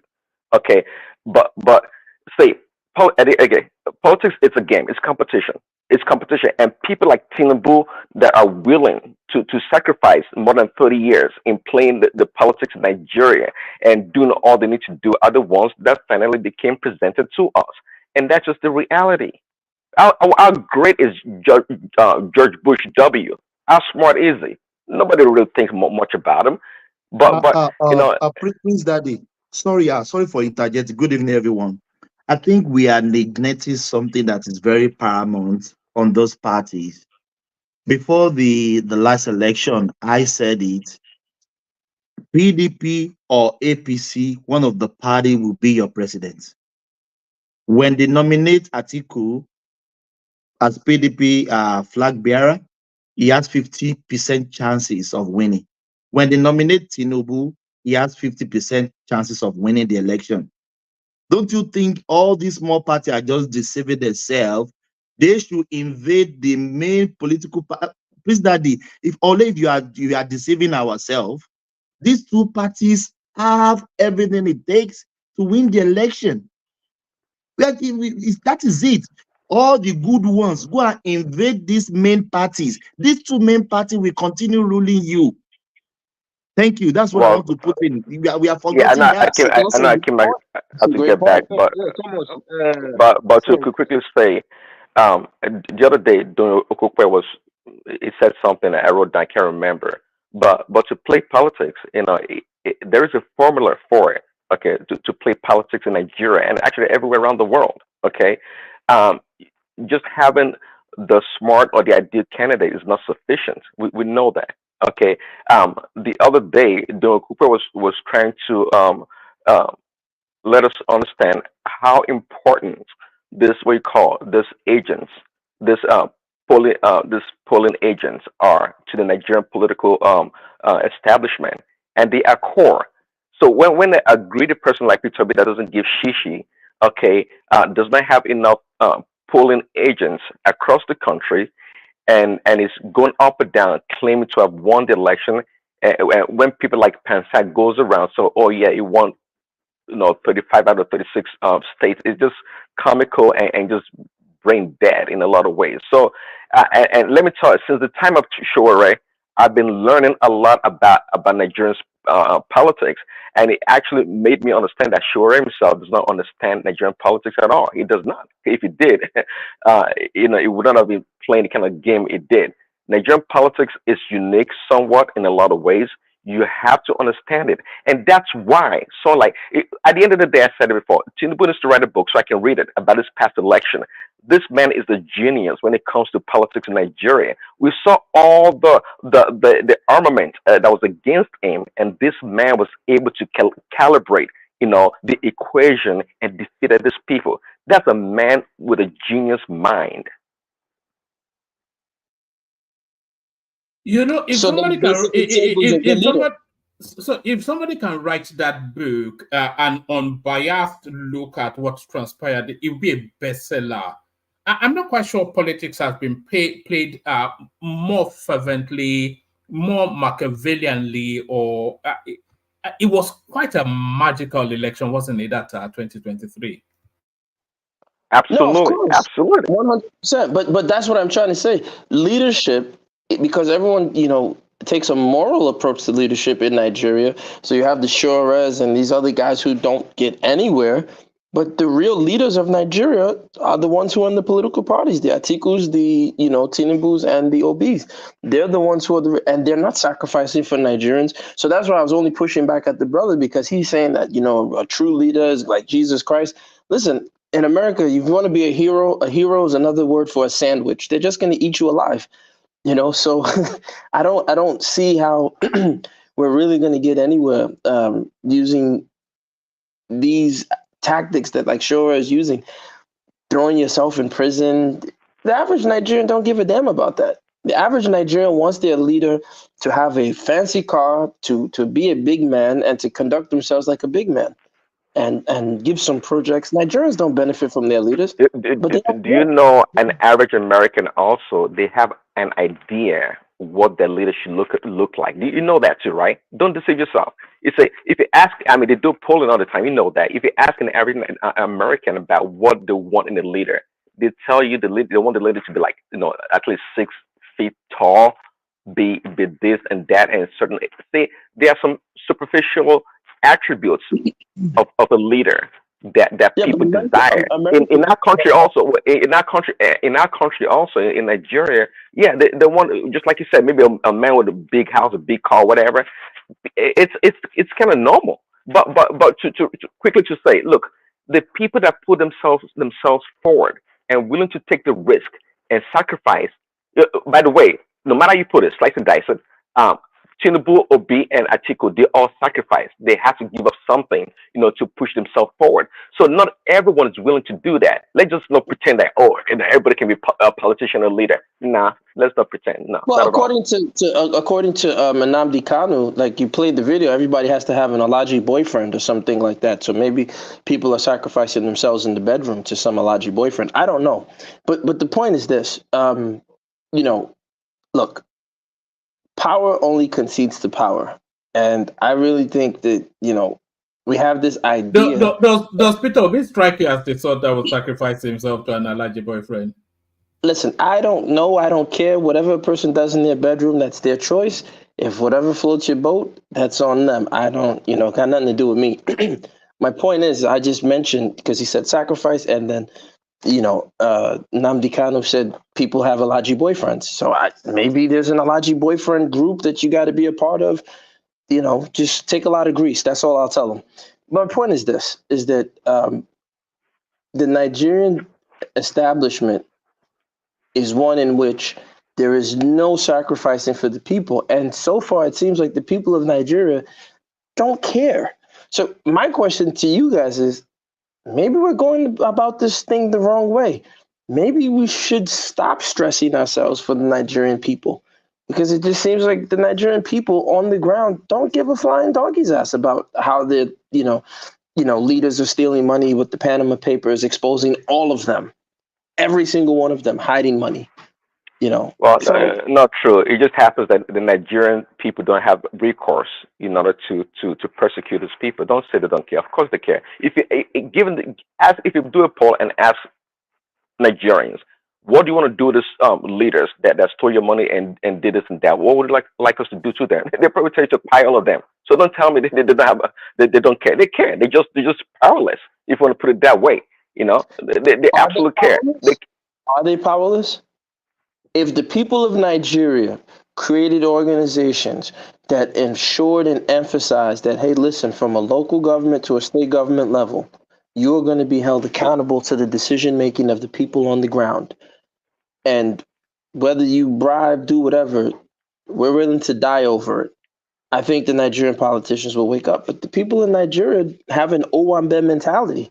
Everybody, Fela said it best. Nobody wants to die. They want a big house. They want to enjoy it. Their mother's at the house. Their father's at the house. So you can't really blame the so-called leadership if the people aren't ready to hold you accountable. And that's why I believe everybody on this panel, if you were in a position of power in Nigeria, I'll end with this one, man. Did you guys ever hear about the I forgot his name. He was a Yoruba civil servant at the time. He used to criticize the Babangida regime, and Babangida gave him a bank, a local bank to run, and he gave out loans to the people, Nigerian people. He's like, Babangida, you're not helping the people. So he gave him a bank, and they gave out the loans. Do you know the people didn't pay the loans back? When he would go and try to collect the loans, they would disappear. They would run away. Did you guys ever hear about this? So yeah, we know. Yes, exactly. Hit him up. Hit him up. See, let me tell you. I think you live in the West. You live in the West, and I tell you, his name is the only reason. Hold on. The only reason why things seem to function in the West is because they have institutions. They have institutions. Okay, be that a real entity as an institution or an individual institution with ideology, right? So when you destroy institutions in a country where people would normally defer to for guidance and leadership, what do you think is going to become of the people? No, listen, I'm not telling you that hasn't happened. I'm just trying to tell you that the Nigerian people don't seem to be ready and prepared to do what they need to do in terms of holding themselves and their leadership accountable. Let's be real. Let's not act like we don't go to Nigeria, right? And the roadway of traffic is in one direction. You will see Okadas, you will see cars, you will see all kind of people moving in the opposite direction. You will see, for example, if you're on a street in Nigeria, one guy will park his car facing the opposite flow of traffic because he wants to go buy his goods from the lady who's selling whatever he's buying from. But that's not the issue now. That's not the issue. That's not the issue. I'm trying to say that we I just mentioned to you earlier institutions. Well, if we have a strong policing institution that would monitor and punish people for their wrongdoings, you think people would not sit up, right? Let me tell you, Nigerians are like people are the same around the world. That's what I've learned. The Americans, the so-called civilized people, they're just like Africans. If you remove structure from the environment, they will become animalistic. You want to ask the Germans with the Nazi Germany? That's correct, Prince Daddy. Yeah, I agree with you. I disagree. I disagree with him on. Sorry, guys. Let me bail out, hand over to Thomas. I'm not quite sure how much legs the session has left. There be 4 of you left on the panel. So Thomas, I think you may be bringing up fairly swiftly. The super tatas are Tope O. Thank you, Tops. That's Ola right there. Speaking to a car wash business. Kulata passed by with a cheeky one. Happy Abacha Memorial Day in arrears. So I think it was the day that Abacha died. Of course, the daddy of them all. That's Ayo right there, doing as he always does, not once but twice. So there it is. Keep them coming. So Thomas, it's over to you. There's 4 of you left. So we'll see how it goes. Thank you, everyone. See you tomorrow. Yeah, thank you, woman. Yeah. Who is speaking? Yeah, I think. Yeah. Prince Daddy and guys them up here. I'm involved with the eye they're talking to. Yeah, let's continue. See, guys them up. Let me tell you why I support Prince Daddy. We've said what Prince Daddy is narrating to you here before. Assuming you are on a major highway, you see a radar, and you are supposed to do 110 kilometers, and you were on 140, and you see a radar already. What will you do? You will slow down. That's part of the institutional framework we are talking about. Because the person with radar, he does not need to argue with you. Just capture your plate number and send the ticket to you. You don't have things like that functioning in Nigeria. So you have deterrence for anything you do wrong. Okay, you go and borrow money, you don't pay back. you are going to have issue with the credit union. So they will report you to the credit. So by the time you mess up your credit, you are no longer credit worthy. So those are the little things we talk about the institutions. So there are institutions to checkmate people. That is why you think the same Nigeria that we think we are not disciplined. Immediately we get to this place, we just kill because we all know that we have something that check us. So every human being, Exactly, structure in place. Yeah. No, I disagree. The only reason why Nigerians are only behaving themselves is because Nigerians are not keyed in to the political establishments in the West, which they can use to bribe. If Nigerians were able to bribe the way they could bribe in Nigeria in the West, you would see Nigerians would continue their corrupt practices. Well, that okay. Well, I don't know. I'm not sure of that angle. One second. I'm not sure about that angle, but that's why an individual cannot be greater than the institution. You see, that's the problem. You can't say. Let me tell you also. In fact, I've been shocked. I heard about one time somebody said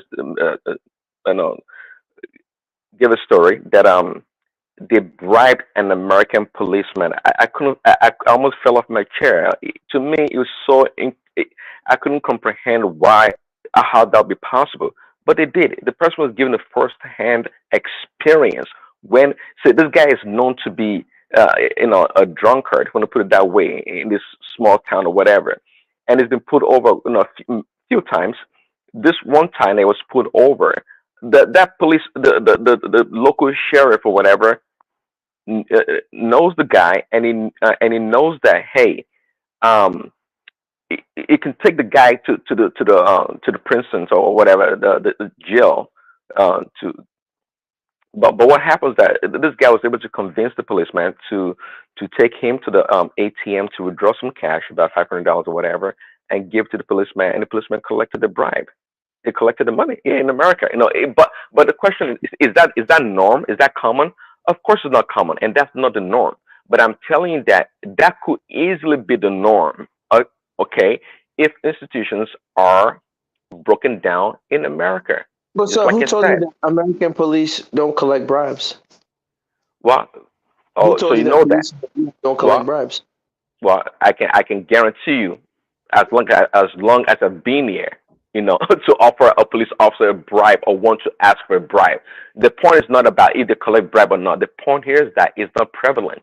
It is not prevalent, and I think you know that.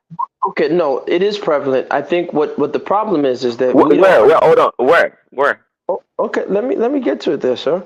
Here's what we don't understand, and this goes back to our conversation earlier about circular economics and group economics and power within a system. The level at which law enforcement is quote unquote bribed is on a very, very higher level, right? There are numerous examples. For example, there was a New York City judge who was murdered. She was investigating. She was going to be the judge of a case that was investigating police corruption at the highest level in the New York City Police Department. Okay, we're not talking about that. We're talking with the common people. Don't go that far. Let me finish. You see, I don't like when Nigerians, when we do this stuff. Now, once again, I'm not telling you that in the US or in Canada or in the UK, you can see your average guy, like the gentleman Ola said, with his radar gun. You now say, hey, guy, take this $20 US. No worry now. Don't worry about the ticket. No, you can't really do that. That's not, the system. However, in terms of high level corruption, the corruption in which, for example, police are not raiding, let's say, a place like Chinatown in New York City, where it is known with numerous investigations, it is known that it's a hub and a hotspot for the importation of the famous China white heroin that is brought in through the East Coast, through these ports, just the same way in California, in their Chinatown, that it's known. It is a fact that at the highest levels, part of the reason why their communities are not being highly investigated, you don't have police smashing into their communities, is because their donations, nonprofit donations, and other things that are being done on a very, very fine and visceral level, in which that type of corruption is nuanced. And that's what Africa isn't at yet, right? So there is corruption, but it's not the open hand corruption that we see in Africa. 100% agreed. My point is this, is that if the Nigerian community were to be at that level, that's a different conversation. I'm arguing with you. They talked about the People's Bank with Ty Solari, and you guys glossed over it. Can you please explain to me? Because IBB allowed the people to have a bank. The Nigerians refused to pay back those loans. Please explain to me why the Nigerians. I can explain to you by Okay, telling you that. let me Okay, explain to you from my experience. Let me let me talk about America quickly. If you want to talk about bankruptcy, go if ahead. we're talking about people not paying back their loans, okay, come to America. Welcome to America. So I see. By the way, hit him up. I guess gas him up. I see when you make your argument. Your argument seems to be quite isolated in a lot of ways, and it doesn't try to encompass a lot of things. Now, earlier you were talking about what is Nigerian culture. My question to you is, what is American culture? But anyway, I'll let you respond. Go ahead. So you see the example you are making that Nigerians they get money and they don't pay. See, yeah, I understand exactly what we are talking about. When we talk of institution, this is one of those things we talk about. We don't. One thing is for you to do things, and another thing is for you to have a control system or with a monitoring system for you to look at that. You know, there's one of those bragging that I come here to brag to people that if you see most of the innovation in the government sector today were pushed to them by the banking sector. I give an example, and it's a common example that I've given here over time. There was a time in our tertiary institutions, whenever you wanted to pay your school fees, tuition fee, or whatever, you will go to the bursar's office. Yeah, I hope the bursar's office what they use to call it. Yes, you will pay there, and they will write receipt manually for you, or you use a manual teller to pay in the banks. You know, things like that. It was very easy for people to steal money. Even they were doing it in the hospitals that the workers in the hospital, they have their own receipt. They will collect some to their own purse and they will collect some to the government purse. But it got to a stage, the bank started deploying like a web application as a mobile application that when you do that, there's a way you verify. Even when you are going to they can verify directly from that place. So you have the trails that nobody can, no boju. So all those manual things, they are now gone in most cases. So it become difficult. The one thing nobody in Lagos State is an example where you could not really call when taxes meant for the government were going into individual pockets. It was even funny then that okay, the man said, okay, I was using 1.2 billion naira every month to pay salary, whereas the revenue coming to the post itself was like was 600 million. So when he introduced control system through infrastructure to review to support the institution, today all of a sudden we are now fighting about how better this man is giving money, but we are not even looking at when all those structures were not in place. So one thing to end some type of corruption in Nigeria is to reduce the contact between human being and physical money.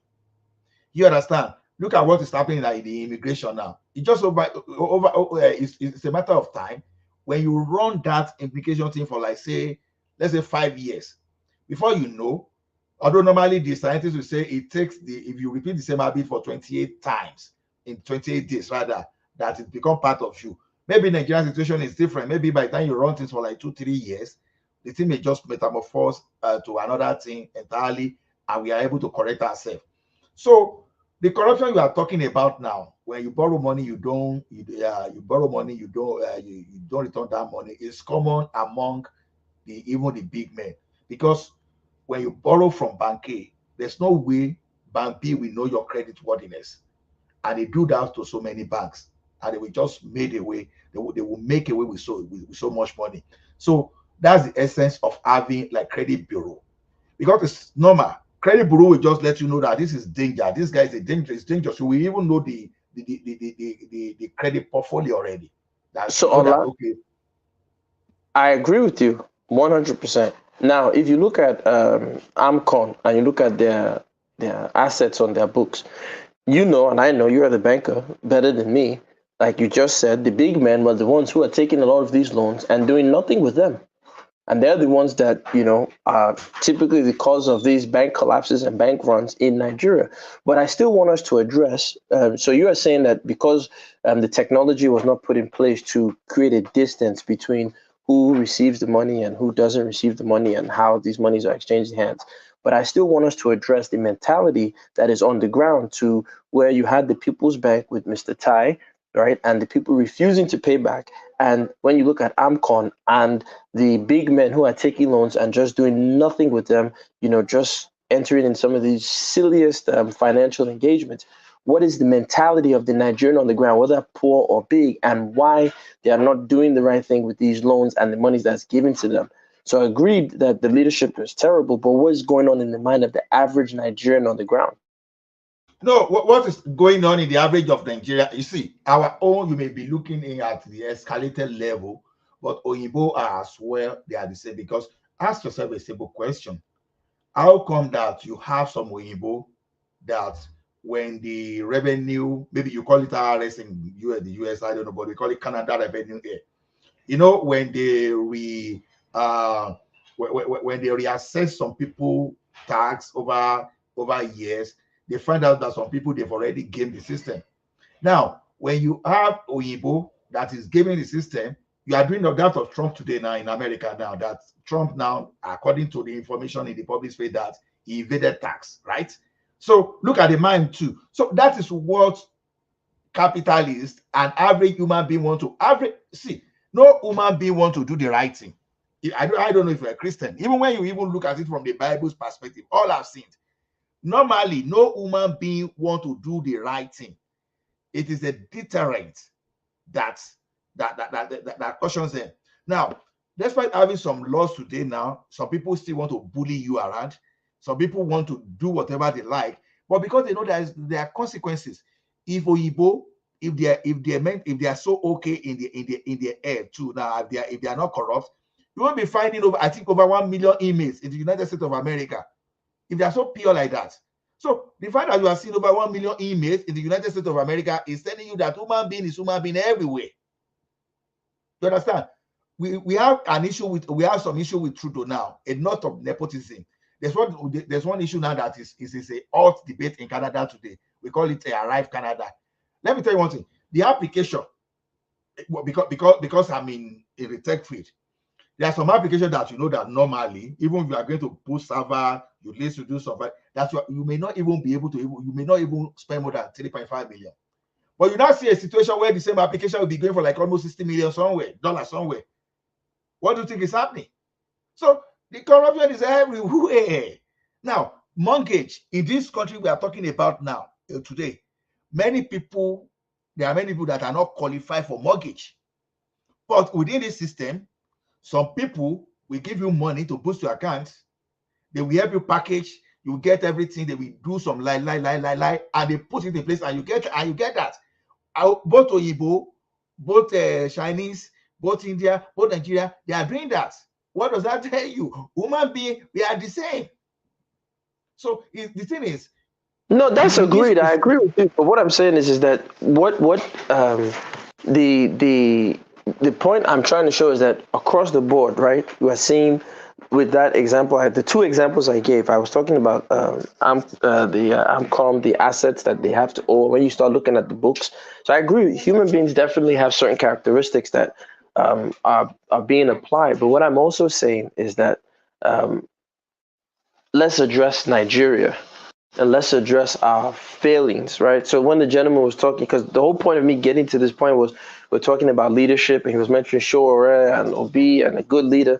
And I'm just trying to point out that these same Nigerians that we're fighting for, saying they need good leadership and the system, it doesn't seem to be that they care. Because the people that they push for, whether it's a Tinubu, Atiku, or an Obi, have not sacrificed for them, are not showing them anything that the other people that he was mentioning, like Shore, are going to prison for. Has Tinubu ever been thrown in prison for Nigeria's behalf? Wow. No. Why do you have to go to prison to? No, you mentioned Shore. My question is, that's why I said that. Why are you putting the onus on the Nigerian people? We have a system of selection, and the people that emerge became the front runners. Why is it such a cumbersome burden on the Nigerian people? What do you want them to do? That's the question. Well, listen, what do you want them to do? It's the answer is simple. Power only concedes to power. if the Nigerian people are not willing to fight, and that's why because some of the topics I don't I guess one man had to go and do whatever, but one of the topics, and maybe we could talk about this now. Regional government. Wait, hold on, quickly. We talked about regional government. Maybe a push for a regional government. So I saw somebody in the comments, and Ola, I wanted to hear you guys' thoughts on this. I mentioned that the ports need to be opened, right, all across the southeast, and I said that the ports need to be open in Nigeria. And somebody said, "Oh, we can't open the ports. There's marshy swamp, blah blah blah, all these same excuses." But I have this question: during slave trade, these same ports were working where they were collecting human beings as cargo to go and work in the plantations in the West. It wasn't a problem then. They found ways around whatever issues those ports had. But now to open up the ports so people can bring their goods in and stay in their localities, which will actually reduce the population crisis in Lagos and these other places, nobody wants to do that. I wanted to hear your thoughts on that. Well, in the case of the slave trade, the masters did not care about the welfare of their slaves until they get them to the farm or to the farmland to produce. Okay, so and transporting human beings in a harsh condition, the harshest of conditions, didn't bother them. But if you talk about commerce, I know there's a level of excuse. I'm talking of the ports, the Nigerian ports, that they say we cannot open up the other ports because dredge. They'll talk this. They say marshy land, blah blah. I'm saying that during slave trade, those ports were working fine to collect human beings, but now those ports are not capable of being worked. I wanted to hear you guys' thoughts on. I think one second. I'm addressing it. Well, okay. The product, human beings, slaves that is being transported is different from your normal commercial products today. It is true. I mean, I know there's excuse attached to it, but truly, you have to design the ports and the shore to be able to accommodate certain kind of ships to come through or to come to the port. Of course, it's an excuse, but they can make the investments, which is going to cost a lot of money, to prep or to design and build the ports to make it work. But I don't see, but the comparison that you're making, I don't think it coheres, because again, the slave masters don't care about walking slaves miles from the land all the way to get them to load them onto their boats or their ship to take them to overseas. So it's not the same comparison in that regard. But again, to your point, we can do better. They can dredge. They can dredge the coastal line. They can do a lot of stuff anywhere in the coastal part of the country to make it conducive for shipping. Of course, they can do that. But it is an excuse. But at the same time, it is a reality that is going to cost money and investment to make them ready. Prince Daddy, Ola, give me 1 sec. You guys are talking about Shure the other time. Why are you ascribing his persecution in Nigeria to is trying to help Nigeria? Everything he did in Nigeria, I don't think you guys, why are you ascribing it to his persecution because of the political... Talk about this port. I think it's a very pertinent issue. No disrespect to you, but if you don't mind, can we talk about the port issue? Because somebody made a good point in the comment section. Go on. Yeah, that's all right. Go on. Yeah. Okay. Yeah. Ola, you wanted to gas them up. See that we are not having ports in where we are supposed to have, like Okitibo side and all those Niger Delta area, that we are not having commercial goods ports. Is just an excuse and one of those dysfunctional systems we have. When we say this is one of the reasons we are talking about restructuring. Immediately the government just tried to capture the resources of indigenous people, just for some group of people to stay at the center to start earning stipend to the region or to the state. That's where Wahala started from. See, those ports, they are supposed to... one more time? Can you say that one more time and explain it a little bit better? I agree with you, but I want to make sure I fully understand, if you don't mind. I said the day that the federal government, there are some people, some crooks, they capture the resources of the region, the federating region or the federating state, so that they can sit on top of it and start giving the region or state stipends or to control everything. That is where the Wahala started from. Because why did I say so? When you look at what's the name of this? Awolowo in the southwest, Ahmadu Bello in the north, and is it Michael Opara or who is the southeast? You know, the competition, everybody was deciding on how to develop their resources. If that structure is still in place today, the port in Niger Delta will be functional. The one in Okitipupa will be functional, because that one is for the western region, and Lagos is for Lagos, which is the federal capital territory. So all those ports in Nigeria, they should be functional, because you don't want this type of situation where we have now that everybody now focus on Lagos, and the inefficiency of concentrating the port in Lagos is not sustainable. It's not too good for the economy. Now, ask yourself a question. What are they using to take oil from Niger Delta apart from pipe? Were they not using vessel? So if vessel can go to Niger Delta to take oil, then what stop commercial vessel in terms of for consumer products, or whether consumer or industrial product, to go to all those places? You spend all the money necessary, but just because the way they capture everything, the creativity, they kill the creativity of the people. Understand? Immediately they did that, they killed the textile and skin industry, tobacco industry in the north. And some people will now be saying today that, oh, if you go, the north is not sustainable. Who told you that? One of the most vibrant economy we have in that country those days.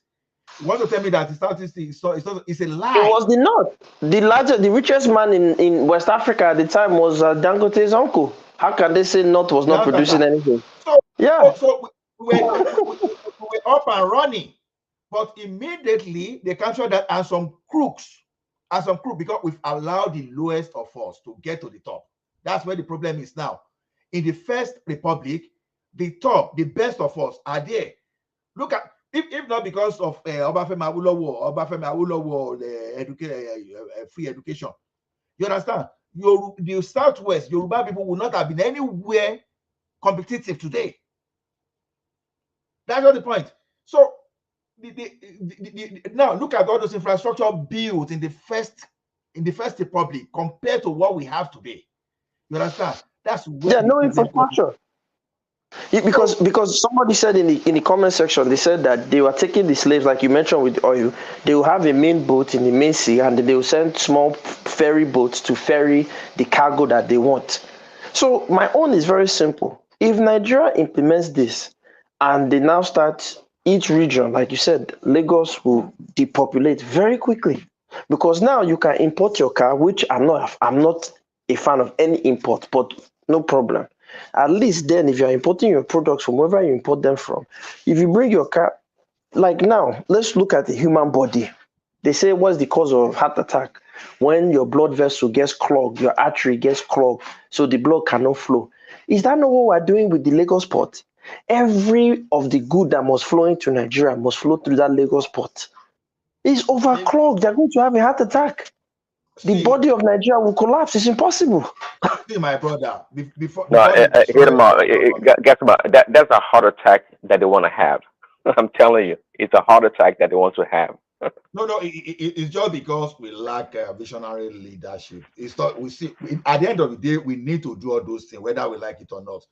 I remember I witnessed the launching of when a mass transit in around the Bokoda at that time, when Ondo State wanted to buy a vessel cheap. Then I can't remember the amount again, but I followed the launching. You know, when the like of Sonny Ade was donating 10,000 as far back as 1984.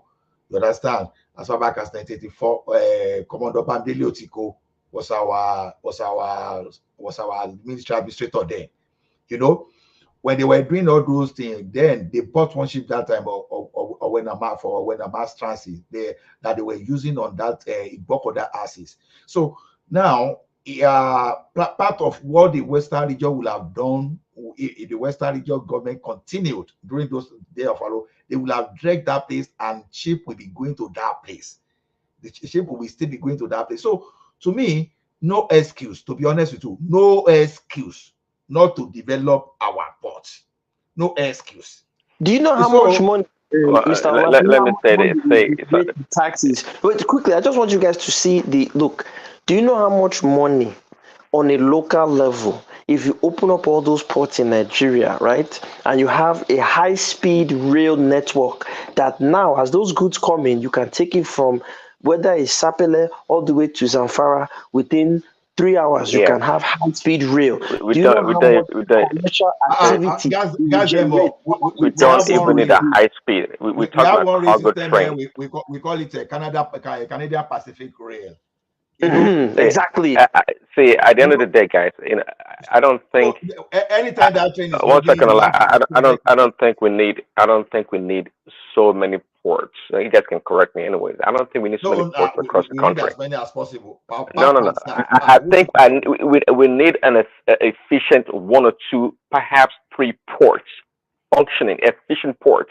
We don't need ports everywhere. I don't think we do. And just like Hidem said, if you have an efficient port, then you can transport. They'd be like tributaries and transport cargo across the country. If you have an efficient rail system, road network. If you only have one port, everywhere we have ocean in Canada, you have ports there. You have a port because in New York there's port. New Jersey. What is that? What is the volume? Say, what is the volume? Texas has port. Mississippi has port. Louisiana has port. You can't. But hold on. I don't like the comparison. Why? No, there's a reason why these ports exist, right? There's the question. If you guys can justify and tell me Nigerians ports activities constitute this amount of billions of volume. Hold on, millions of volume, and for this reason, this is the justification to have ports all across the country. For example, in Sapele there, the port, when the port was functioning and working, you can just type it in your YouTube. There was what do you call it, commercial activity there. The women were there selling foods. They are putting hotels, nightlife, club life. You are generating commercial activity. One thing that I've learned about the West is the West system is very simple: order and commerce. Those two, they say it in Latin. I don't speak Latin, but they say it in Latin, order and commerce. Maybe we have to translate it to Yoruba. Ola, you can help me. Maybe we can translate it to Hausa. Maybe translate it to Igbo. We have to focus on order and commerce. That is security and commercial activity, because now when you open up these ports, what you see, and if you have high-speed rail, I can order my goods. I can take maybe my fish that I fish in Akwa Ibom, my palm wine I get in my palm oil from Akwa Ibom. I can put it on a high-speed rail straight to the north. Maybe just that will be the hub transport point. From there, the Alaji can collect the goods. As Ola is saying, if we have the this Swift net, inter-switch network where they create apps where we can trust the goods and they're inspected just the same way. If you have your goods on delivery with international, the beauty about what you're talking about. So the what beauty I'm about saying, you talking about is I'm that saying, listen, hold on, my brother, listen. I'm saying this, look, we need all the ports we can get, because what we need in Nigeria is commercial activity. Commercial activity will allow the federal government to raise taxes and the state government to raise taxes. That will now allow our people to, one, get funding for the security that we need. If we don't have funding for security, we will be overstressed. As 2Nigeria likes to always say, we cannot be having our soldiers be the one that is going to protect the port, that is going to protect the state, that is going to, they are spread too thin. So we need to reach commercial activity to pay for our soldiers, not soldiers, for local police and state police. So now we can be protected. I'm telling you, my brother, in 25 years, if we do this, you see a difference in Nigeria. Prince Daddy. 1 second. I hear your point. 1 second. I hear your point. again, I don't think we need ports everywhere. I think we need ports in strategic places in the country. Okay, we don't need So then, how ports do you everywhere. raise revenue? How do you raise Well, revenue if you so don't have that commercial? say having ports, unless I'm mistaken. Now you say what? Let's put ports in Sapele, in Cross River. Why? Because there's so much manufacturing activities going on in that region that we got to push out this goods. Then I can agree with you. But you're talking about the country. You don't wait to have you create Please, Daddy, you cannot wait. I was about to address that. Go ahead, Ola. Sorry. That's why I use this. See, now we are talking of Lagos Calabar Coastal Road now, right? Now we are projecting the business that will come up once we open that route. Now we have businesses now, but the businesses the projection now is that when we open up that road, businesses will come along the line, right? The same way you look at the seaports. Today, if you're a manufacturer and you see that your product is difficult to move your product from that axis of southeast, south to outside the country. So the next thing you want to look at, you want to come closer to Ogun State, because that's the only area you want to come. Okay, it's very close to the sea. Now, if you have seaport around those places, one of those things that come to your head is that, okay, cost of production may be cheaper there because they are far from Lagos metropolitan, and the cost of living there, the labor will be cheaper. So as an entrepreneur or maybe industrialist, you want to go to that place and put your industry there. So when people see social infrastructure, that you see an existing infrastructure, it gives you that confidence to go to that place and open business around that place. So suddenly you will be seeing multiple of innocent motor, and the industrial cluster that the government they say they want to create, you start seeing them. Okay, look at the Ekiti State now.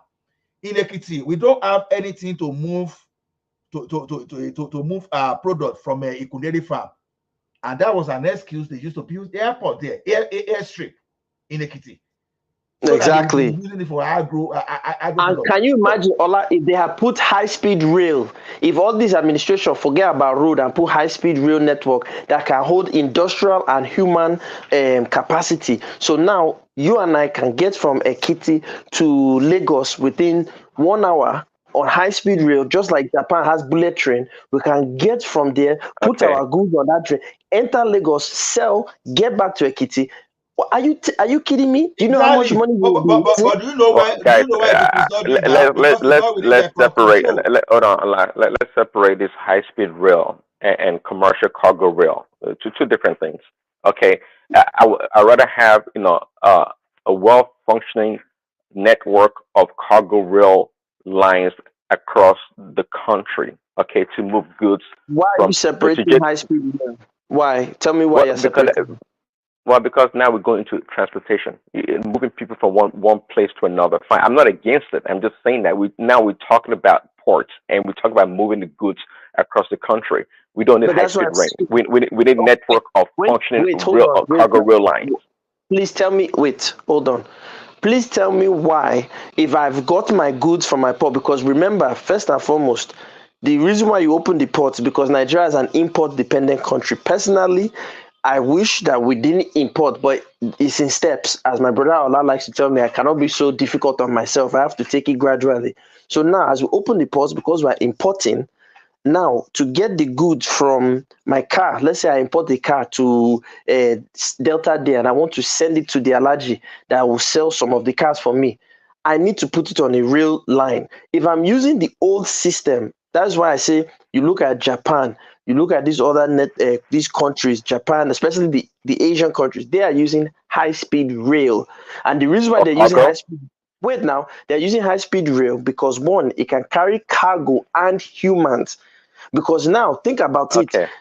Look at this. Now, if I'm moving the goods quickly from one place to another, not only are the goods moving, somebody can say, you know what, if I can get from Ekiti to this other place, or if I can get from Port Harcourt to this other place, now I don't have to worry about, but I can live in that place and move back to my place very quickly, back and forth. It reduces the transportation time for the people. The level of cargo. The level of cargo commercial activities that goes on in America, okay, it's in the billions and billions. Okay, and correct me if I'm wrong. I don't think America has any high-speed cargo rail. I don't think so for a second. But correct me if I'm wrong. No, I'll correct So- you. Praise that. Let me correct you. The problem is very simple.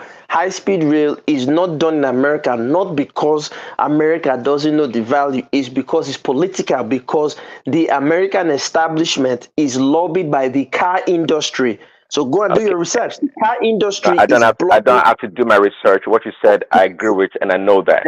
So that's what I'm saying. But what I'm saying though, hold on. I'm trying to let us concentrate. Hold on. Look. If we allow that to happen, if we don't do high-speed rail and we become car dependent, one, that is going to kill our ecology. The gas that is released with the car smog and everything is going to destroy our already fragile ecosystem. That is one. Two, then that means that the people are going to have to purchase cars. Cars are very expensive, but if you build high-speed rail, people can move about rather quickly and more affordably than using the car network system. And to maintain roads is much more difficult with asphalt and other chemicals that you have to continuously put on the roads as opposed to maintaining high-speed rail.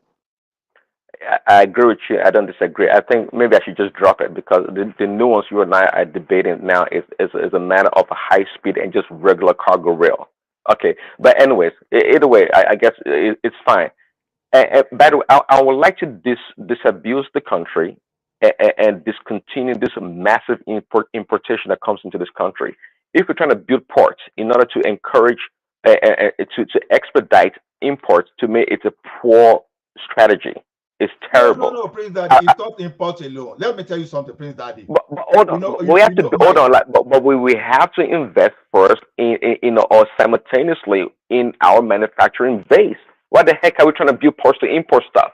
What is that for? No, Prince Daddy, we are manufacturing. Let me tell you one thing: we are manufacturing. It's not. See, our level of manufacturing may not be enough. Funny enough. If I remember, our level of manufacturing. I'm not saying absolutely we don't manufacture a lot, but as you speak, please break it down. Hold on, break it down and tell us which area that we're doing very well and what products are we manufacturing. No, we are manufacturing. That's the only thing I can say. A lot of things we manufacture, but for me to tell you, we manufacture now. For example, look, we have Okomu palm oil, we have Red Star Express. We have, if you look at the companies, if you look at Boa Cement, if you look at most of the companies listed on the Nigerian Stock Exchange, and I'm heavily invested in Nigerian Stock Exchange, you see the companies that are manufacturing. The problem, and that's why I say high-speed rail, do you know that Nigeria is importing palm oil as large as Okomu palm oil, which is one of the companies that I'm very invested in? As large as they are, they don't produce enough to even meet, I believe, they're only satisfying 30% of the demand for palm oil in Nigeria. Right. So and that's why I say, going back to high speed rail, we do have to be careful how we move Nigeria forward. Look, we don't produce cars. I agree with you. I'm not a fan of importation, but for now, as Ola is showing, and I agree with Ola, we have to move in steps. As we are moving in steps, one thing, and I always say it again, we Africans, since that time of slavery, we did not reverse engineer the technology that we got from the Oyibos. Anything we import, if you go to Yoruba land, go to Igbo land, go to Delta, go to the North, our boys are very capable. We need to take their products, break it down, and reverse engineer. Go to Computer Village. Okay, our boys are good at it. We got that. You mentioned palm oil. Okay, let's get serious now. Now tell me, what is the foreign exchange that we get from palm oil? And also, apart from palm oil, what else do we manufacture that we export in large quantity? So now here's my thing. Like I say, foreign exchange, I'm glad you brought that up. Personally, I don't believe Africa should ever rely on foreign exchange. And here's why. The number one problem is that racism is there. I know people don't agree, but I'll tell you why racism is there. Okay. Now, people talk about China, for example. If they study the real history, they'll know that China is not exceptional. China was selected. Remember, after World War II, the Japanese, because they already had a manufacturing infrastructure, America allowed them to be producing Japanese goods. But the Japanese got very good that their goods not only competed with American goods, they were outperforming. So Nixon in 1970 and the American establishment broke off ties with the old China, which they recognized. I said we are going to recognize the mainland. So they went there in 1970. Manufacturing now left the inner cities that actually employed a lot of African Americans and ended up in China. Right. And China was making cheap goods. But here's the real issue, and this is what Africans we are being naive. We don't understand capitalism is not about money, it's racism too. If the Americans were so good about, they would have opened up factories I'll be careful using racism. Hold on. I'd rather say self-interest. I don't know about racism. You don't know. Look, me, like I said, I'm a different kind of African. Racism is there. I'm not one of those Africans. I don't believe racism. They're there. Or you don't like us. But if you don't believe that is okay, that's my own position. There's racism. Now, they could have opened up those same factories in Africa, particularly West Africa, because it's actually quicker. Why? Let me finish. Now, let me give you the answer. In terms of transportation costs. In terms of transportation cost, it's actually quicker to move your goods from from Africa into Europe and into the East Coast of America. It's quicker, but racism would not allow them to do that. And the proof of what I'm saying is racism is getting too much. Let me hold on. You be talking. Hold on. You will continue. Hold on. Let me prove it to you. Let me prove it to you. I said racism. You gotta let me prove it to you. I'll give you my proof. I don't just say things without the proof. The proof is very simple. U.S. Senator Carol Mosley Brown. She's a hero. We should be celebrating that woman in West Africa. During the time of Abacha, she was the only senator challenging the U.S. government. You guys can Google. Her name is Carol Mosley Brown. She was telling the U.S. government, wait a minute, you people are putting sanctions on Abacha and not putting any investment in Nigeria, saying he's against human rights. However, you are putting billions of dollars into China after the Tiananmen Square massacre, where they use this thing and kill their own citizens. You don't see any problem. You don't see any hypocrisy putting billions of dollars there, but you are angry that Abacha is doing. No, this is racism. This is nonsense. So and what does that tell you? And what does that? Hold on. What does that tell you? It doesn't tell me anything. Oyibo no like we. You may not believe it. Like I said, I'm a different kind of Africa. I'm a different kind of Africa. At the end of the day, at the end of the day, it's all about interest. And we all know that self-interest, whatever you want to call it, it's all about interest. I wouldn't go far as saying racism. Not at all. It's Nigeria. Understand? Hold on. It's Nigeria strategic in America, Shibi, if you know what America did to your fellow Americans, listen. If you know what America did, this is the same people that lynched them, hung them from trees. They could enter their house, sleep with their women anytime they wanted. Racism is real, my guy. I'm not one of those Africans that say that's slavery. I guess I don't know. No, that's not slavery. They were doing that. The last lynching happened in the 1980s in the United States. So let's not kid ourselves, okay? But the poor, I mean, to try to inject racism in business. The last thing that happened in the United States was in the 1980s. Okay, racism is real. When the Black Americans during the Civil Rights era, they said they gave them no more Jim Crow. After the Civil War, they were supposed to give them 40 acres. Rather than concentrate. Hold on. Rather than concentrate. No, listen, because you are look. May I tell you something? I hear you. No, my man, I hear you. Now this type thinking, and I make when African Americans they vex for us because we don't understand the history, and it's not our fault. They don't teach us history in our stupid school system in Nigeria. During the slave civil war, after the civil war, they said they are going to give them 40 acres and a mule. They never gave them. Then after the civil war, they gave them Jim Crow. They gave them I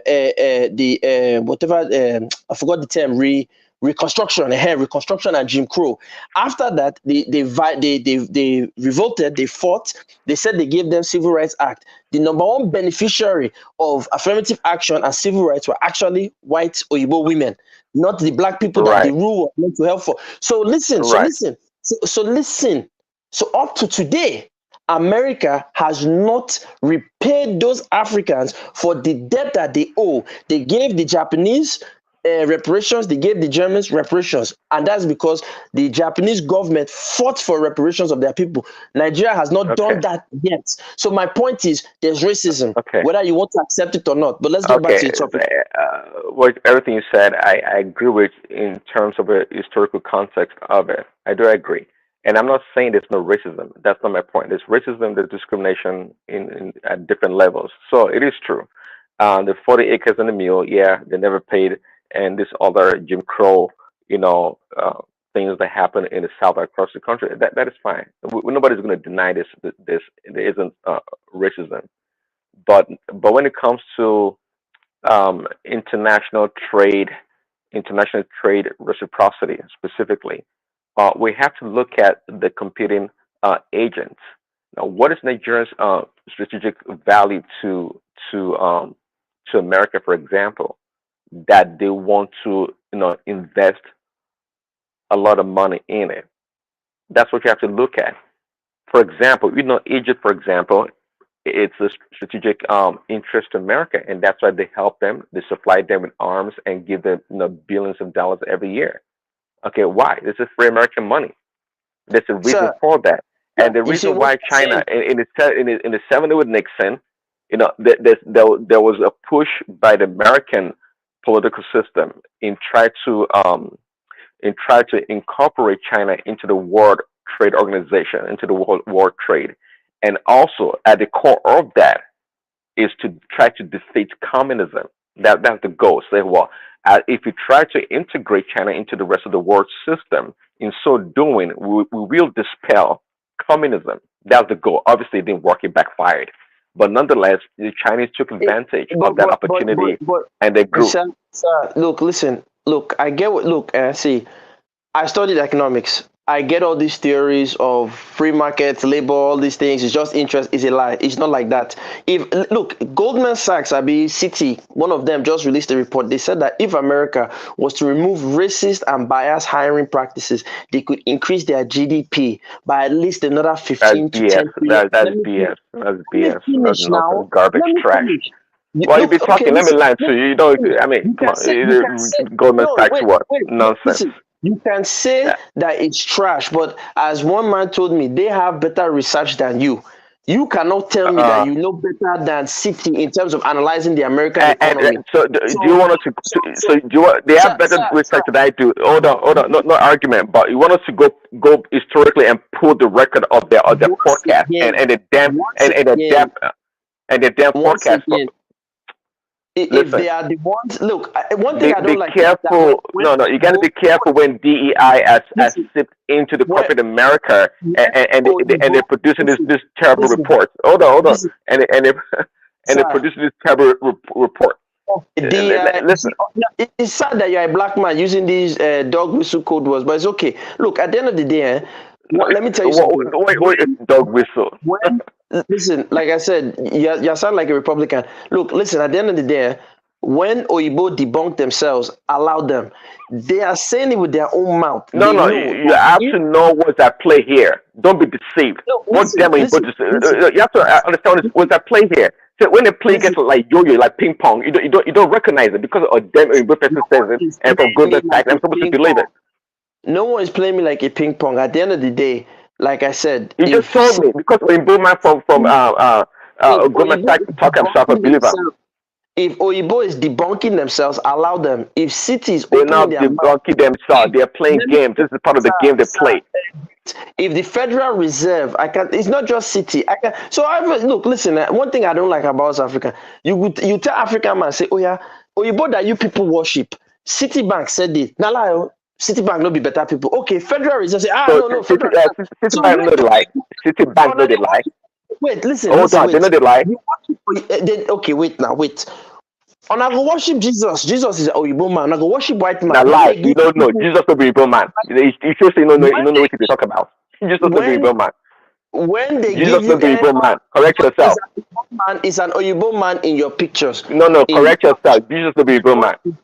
Look, obviously, you don't have to teach me that he came from Judea and he spoke Aramaic. I know. Okay. My point is simple. I don't give a damn about that, my guy. See, listen, when you guys go to the church, the picture of Jesus that you people see that you worship is Cesare Borgia, a white man, right?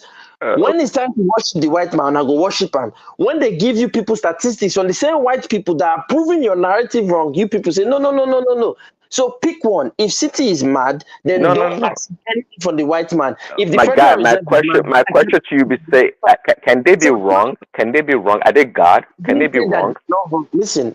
I'm not telling they're not wrong. The point of my argument is this: you said there's no such thing as racism. I'm trying to tell No, you I didn't say that. I didn't say that. Don't misquote me. I didn't say. I actually acknowledge okay, that it's racism. okay, let's say I did sure. acknowledge You that. said economic interest, no problem. My point is this: that the U.S. One of their top banks has admitted and acknowledged that if they cut out racist, bias, discriminatory hiring practices, they will increase their GDP in the trillions. They will not do it because they want a permanent underclass of free black labor. Plain and simple. That is why the fight I have with us Nigerians is let's build an economy, let's build a system that we can globally be a powerhouse for our people, because that's the reality. So I'm not against you. Believe what everybody wants to believe. My point is this: back to the idea of trade. Nigeria Okay. needs high-speed rail. We need to open our ports. We need to generate strong commercial activity so we can tax this commercial activity in a favorable way, and that tax can be used to pay for security. When that tax pays for security, now you can now make those investments into things like healthcare to make the citizens healthier. You can make those investments into things like education. So now you have an educated workforce, you have a healthy workforce. Now you start reaping the benefits of a stronger, long-living, long-lasting Nigeria that all of us can benefit from. But the way we are going, we're not going to Right. get there. That's my whole Okay. point. I don't think anyone in the studio or in the chat room would disagree with your proposition. All those things we need, but how do we get there? By what means? And um, leadership do we achieve these things? That's the conundrum, if you want to put it that way. Okay, so uh, all the things well taken. I mean, if we can do all these things, it will be. I mean, we'll be a great nation. But you see, the reason why the white man always beat the black man is because they know how to partner. They know how to navigate the system, and they are not emotional. They're not emotional. They look at facts logically, and they pursue their goals. We don't do that. We don't do that. So, and I'm not into trying to say it's a lazy way, I believe, to use racism as an anchor for everything that goes wrong with us. See, I think you live in the West as I do. And you're not the one to tell me how many times they call me the N word or if racism exists or not. That's irrelevant. See, I'm not gonna crush on that. but but if you're talking more on a more general term, how we black people or Africans is to move forward, we have to be more strategic. We have to know where our friends are. We have to know our partners. And we don't know that. See, everything we have, see, the Chinese, the emergence of the Chinese would have been a good opportunity for we Africans right now in this at this point in time. But there came another opportunity that we squandered so far. We squandered it because the same thing, the Chinese, the Chinese they come by and we can make an argument that they do much better than the Western than the British or the Europeans. Well, sure, but the Chinese really they're not they come by and they using a reformatted playbook of the West because they know how greedy, how unstructured we Africans are, and we can be easily persuaded and defeated, and that's what is going on. So we don't take advantage of stuff. We quick to want to point finger at the white man and this and that. We complain. We whine a lot as a people. We whine a lot. So you're not going to catch me trying to use racism as a crutch to the reason why we're not progressing. Why should Americans just wake up all of a sudden and say, "Well, we're not going to invest in Africa"? What are we doing ourselves amongst ourselves as a continent, to to increase or promote trade? What are we doing? We don't love ourselves. We just like to point to the white man when things goes wrong. I don't buy that. I don't subscribe to that. So I don't listen, subscribe to that. look. At the end of the day, I hear you see all this. To me, these are all pull yourself up by your bootstrap mentality. If you don't get boots, you cannot pull yourself from anything. Okay, these are all talking points that at the end of the day, they don't add up to the reality on the ground. What is the reality?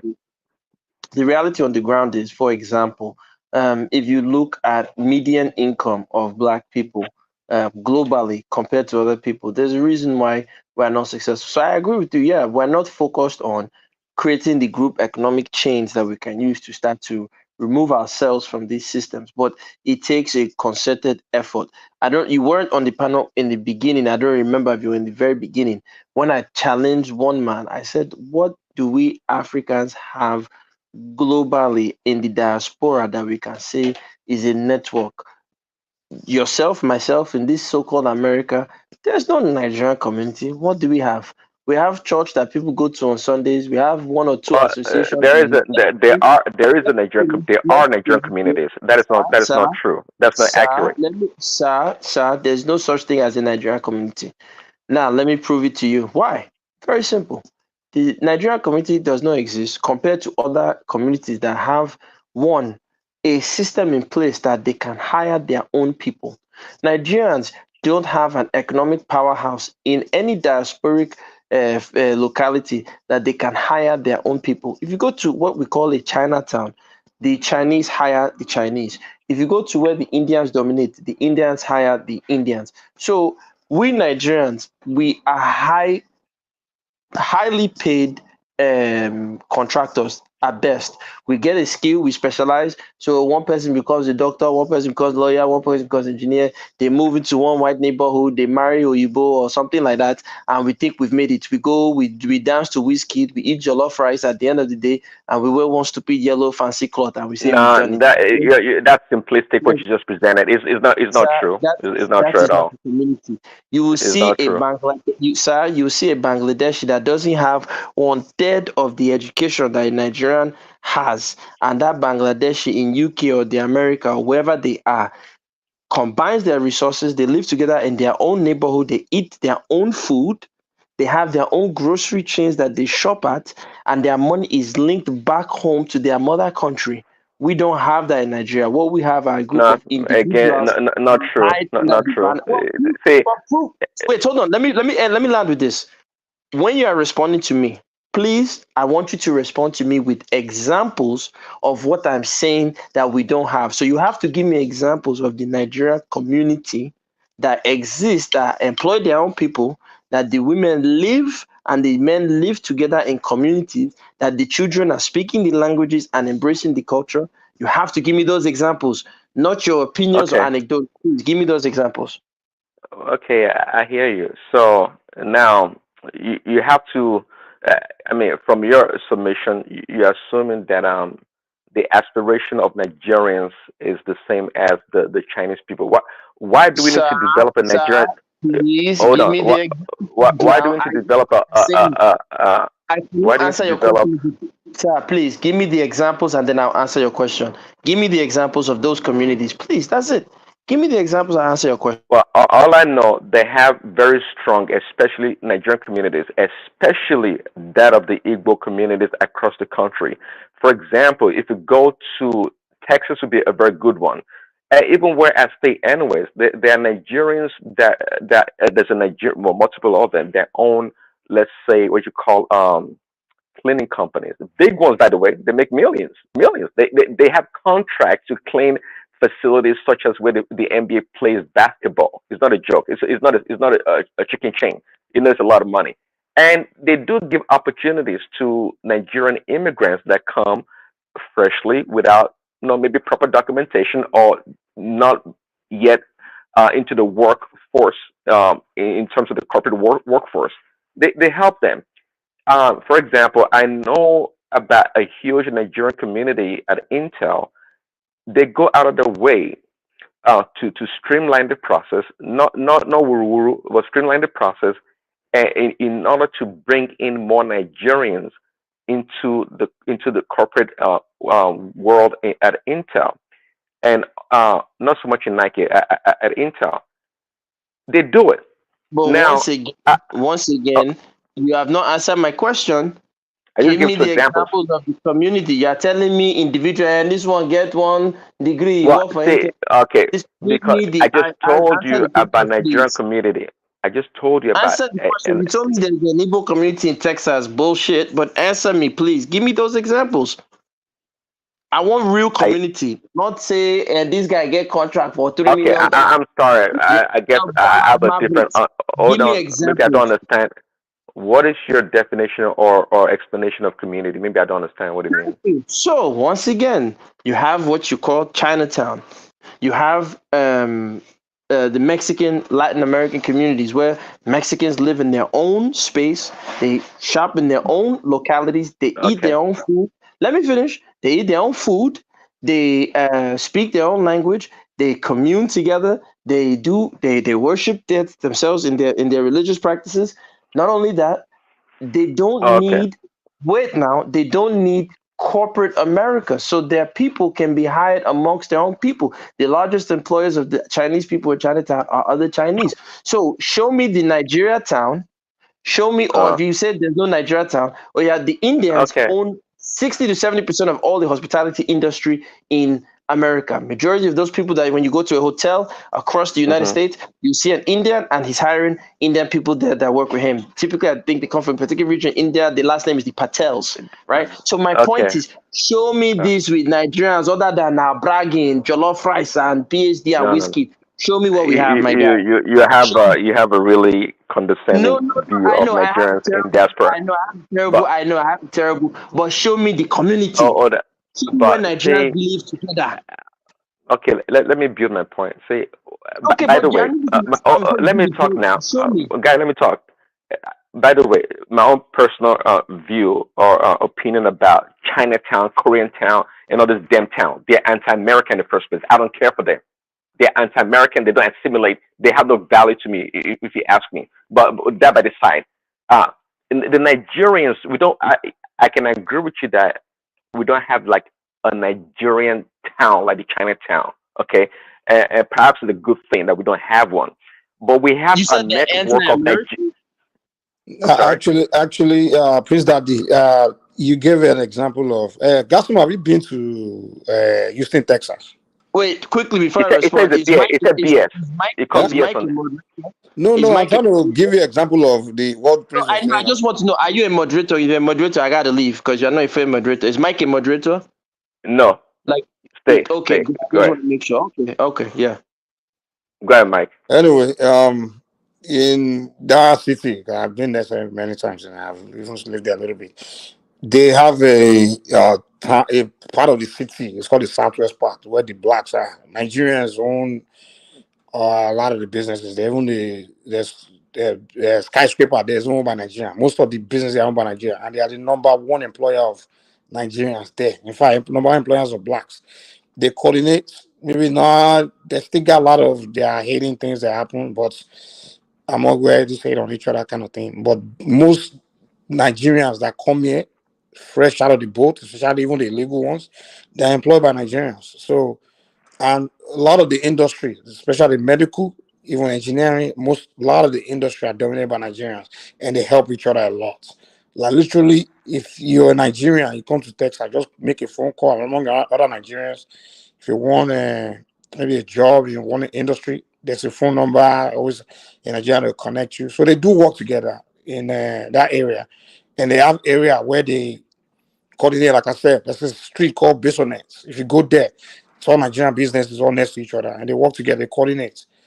So that exists in America. Okay. If you actually go there, you'll find it.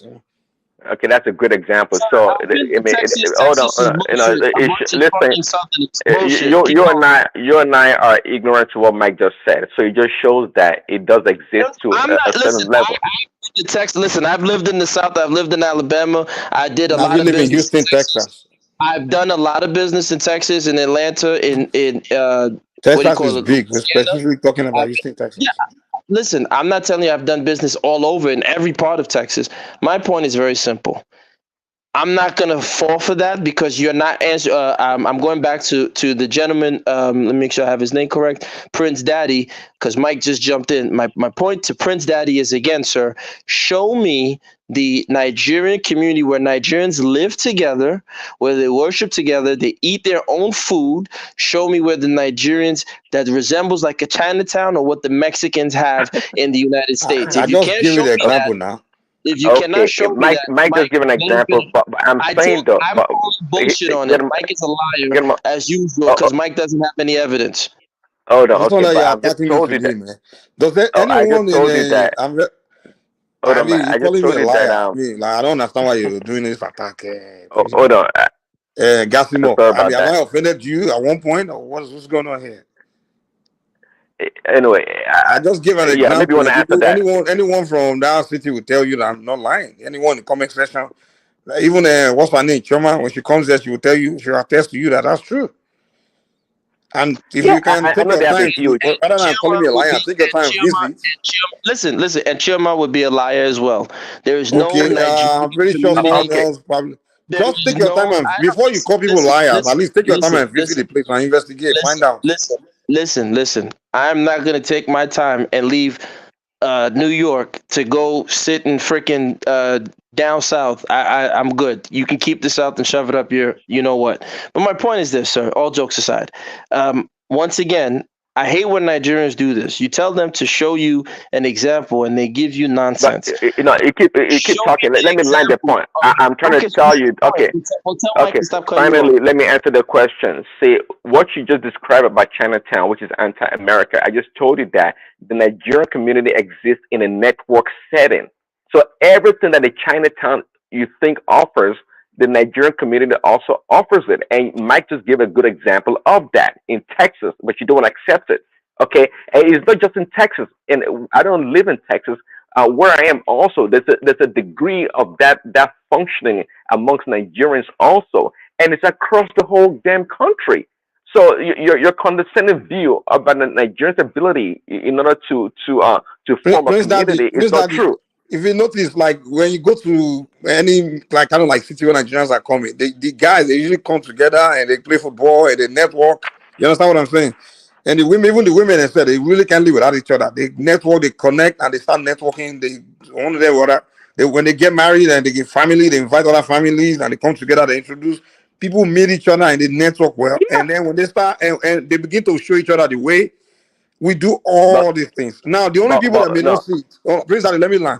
The only people that don't see it is some Nigerians that come here and begin to go mix with, they go mix with, want to become black Americans and they only interact with the black Americans and then they don't really know, they don't do, they don't do, they abandon being Nigerian, they just want to become Americans and things like that.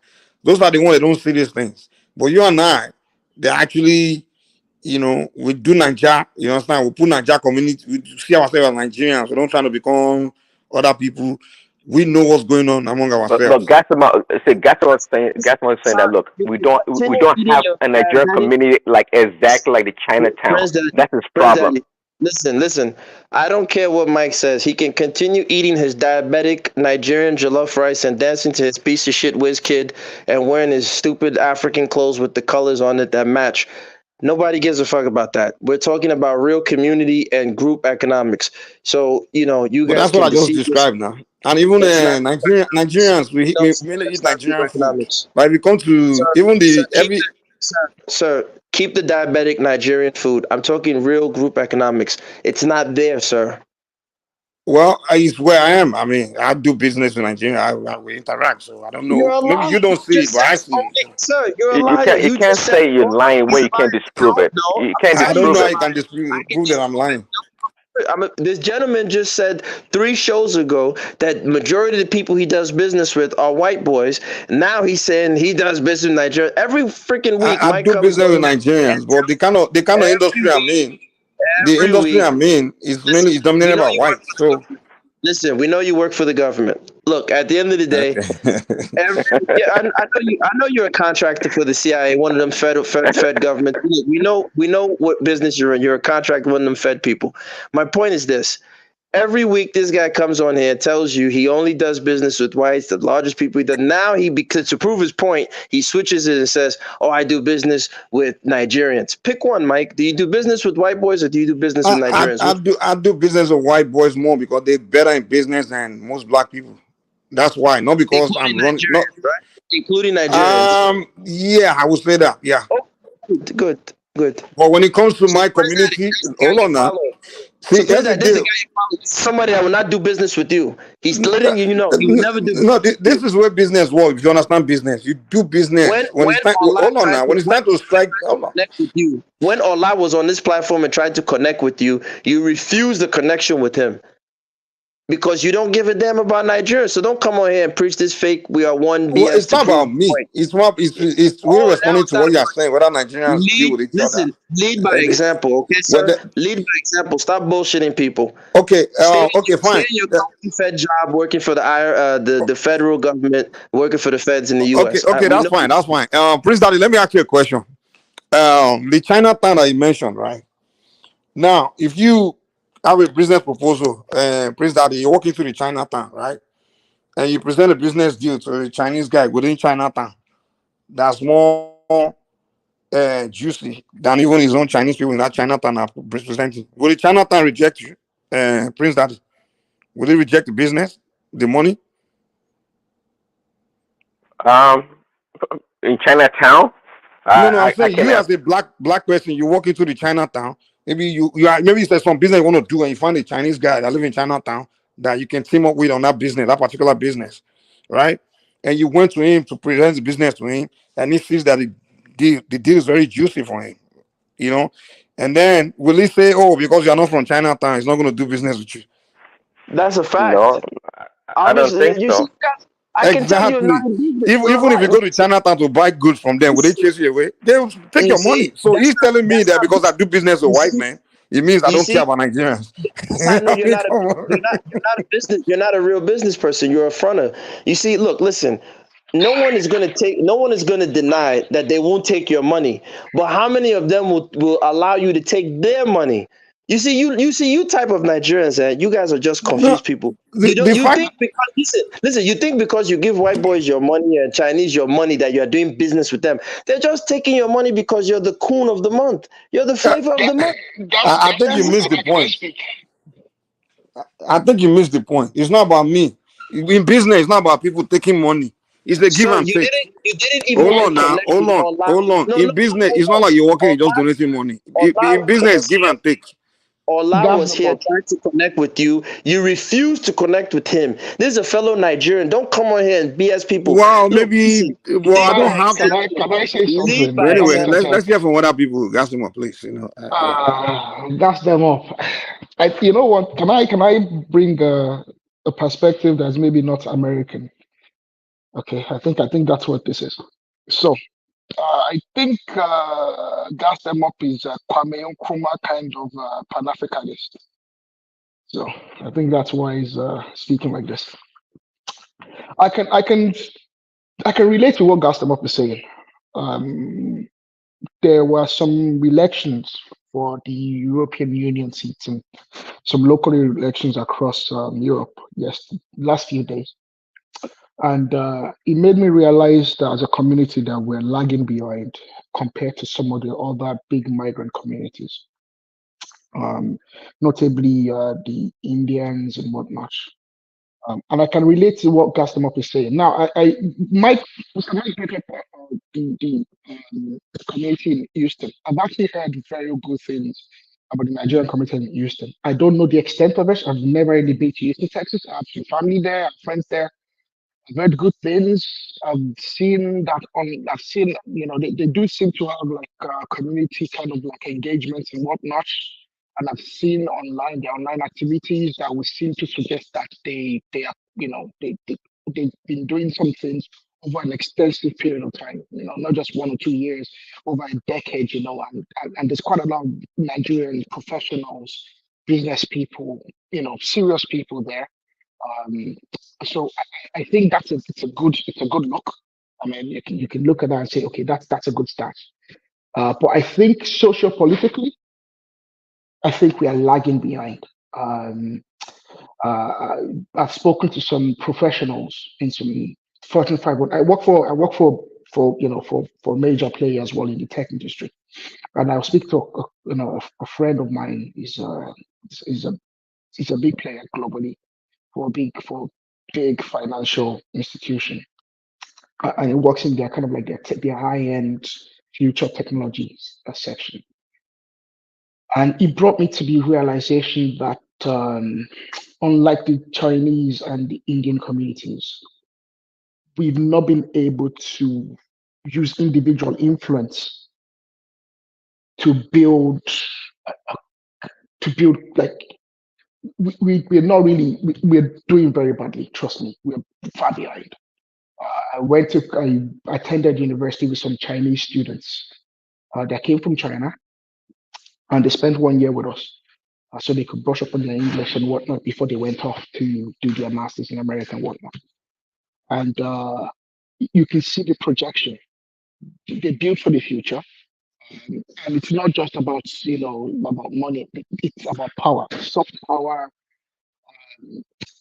nuanced stuff. Even Nigeria as a country, politically we're not even going to hack together. Socially, we're not going to hack together. A lot of the young people, their heads in the clouds. What they're thinking of is just totally different. I can relate to what Gaston is saying. We are far behind, and we have the opportunity really, because when you look at because we have an element of soft power. Look at our music. Look at our entertainment. What we could really be using it for, we are not really realizing the full potential. I wrote sorry. You have to if you talk about the Chinese and the Indians, you have to look at their antithesis, where they're coming from. See, we don't share the same orientation as they do. Okay, not because they're better off. Okay. No, Then, I understand that. You have to look at the host country. Let him land now. Prince Daddy, he just came. Let him No. land. It's going to land. Allow me to talk. It's allowing me. So you have to look at the host countries of this people. Okay, what their orientation is, where they're coming from, and you have to align that with ours. See, we disperse into the diaspora individually. These people come usually with a sense of community. They come with a purpose. And they always have affiliation back to where they're coming from. Not so much ours, where it's so fragmented, where we're coming from. So that plays a big role. Prince Daddy, we have communities. They are just wrongly organized because we have mega churches. Okay. It still has a problem. Hold on. I said country. Prince Daddy, let me finish because what I'm trying to say kind of aligns with what you're saying, with where you're going to. That we don't have, they don't. We all land over here, like you said, everybody just goes on, goes off into the world individually, all right? But they manage to find a redeemed, and in that redeemed church, they're going to have multiple people there attending, members. So it's not that we can't build a community. It's how do we build a community? What's the purpose? What's the purpose of the community? Can I say something real quick? Let me put it this way. See, when the Chinese come and build a community, get together as a community. Nigerians also do the same. We get together as a community, but here's the difference. China is an industrialized country. They have industries in China, you understand? So they leverage the industries, their homeland industries, right? They leverage it to create that kind of like industrial environment wherever they move to. So, but in Nigeria, we're not an industrialized country. We can't seriously say we have industries in Nigeria where we can tap into and use to extend to our respective communities in wherever we move to, other countries that we form communities in.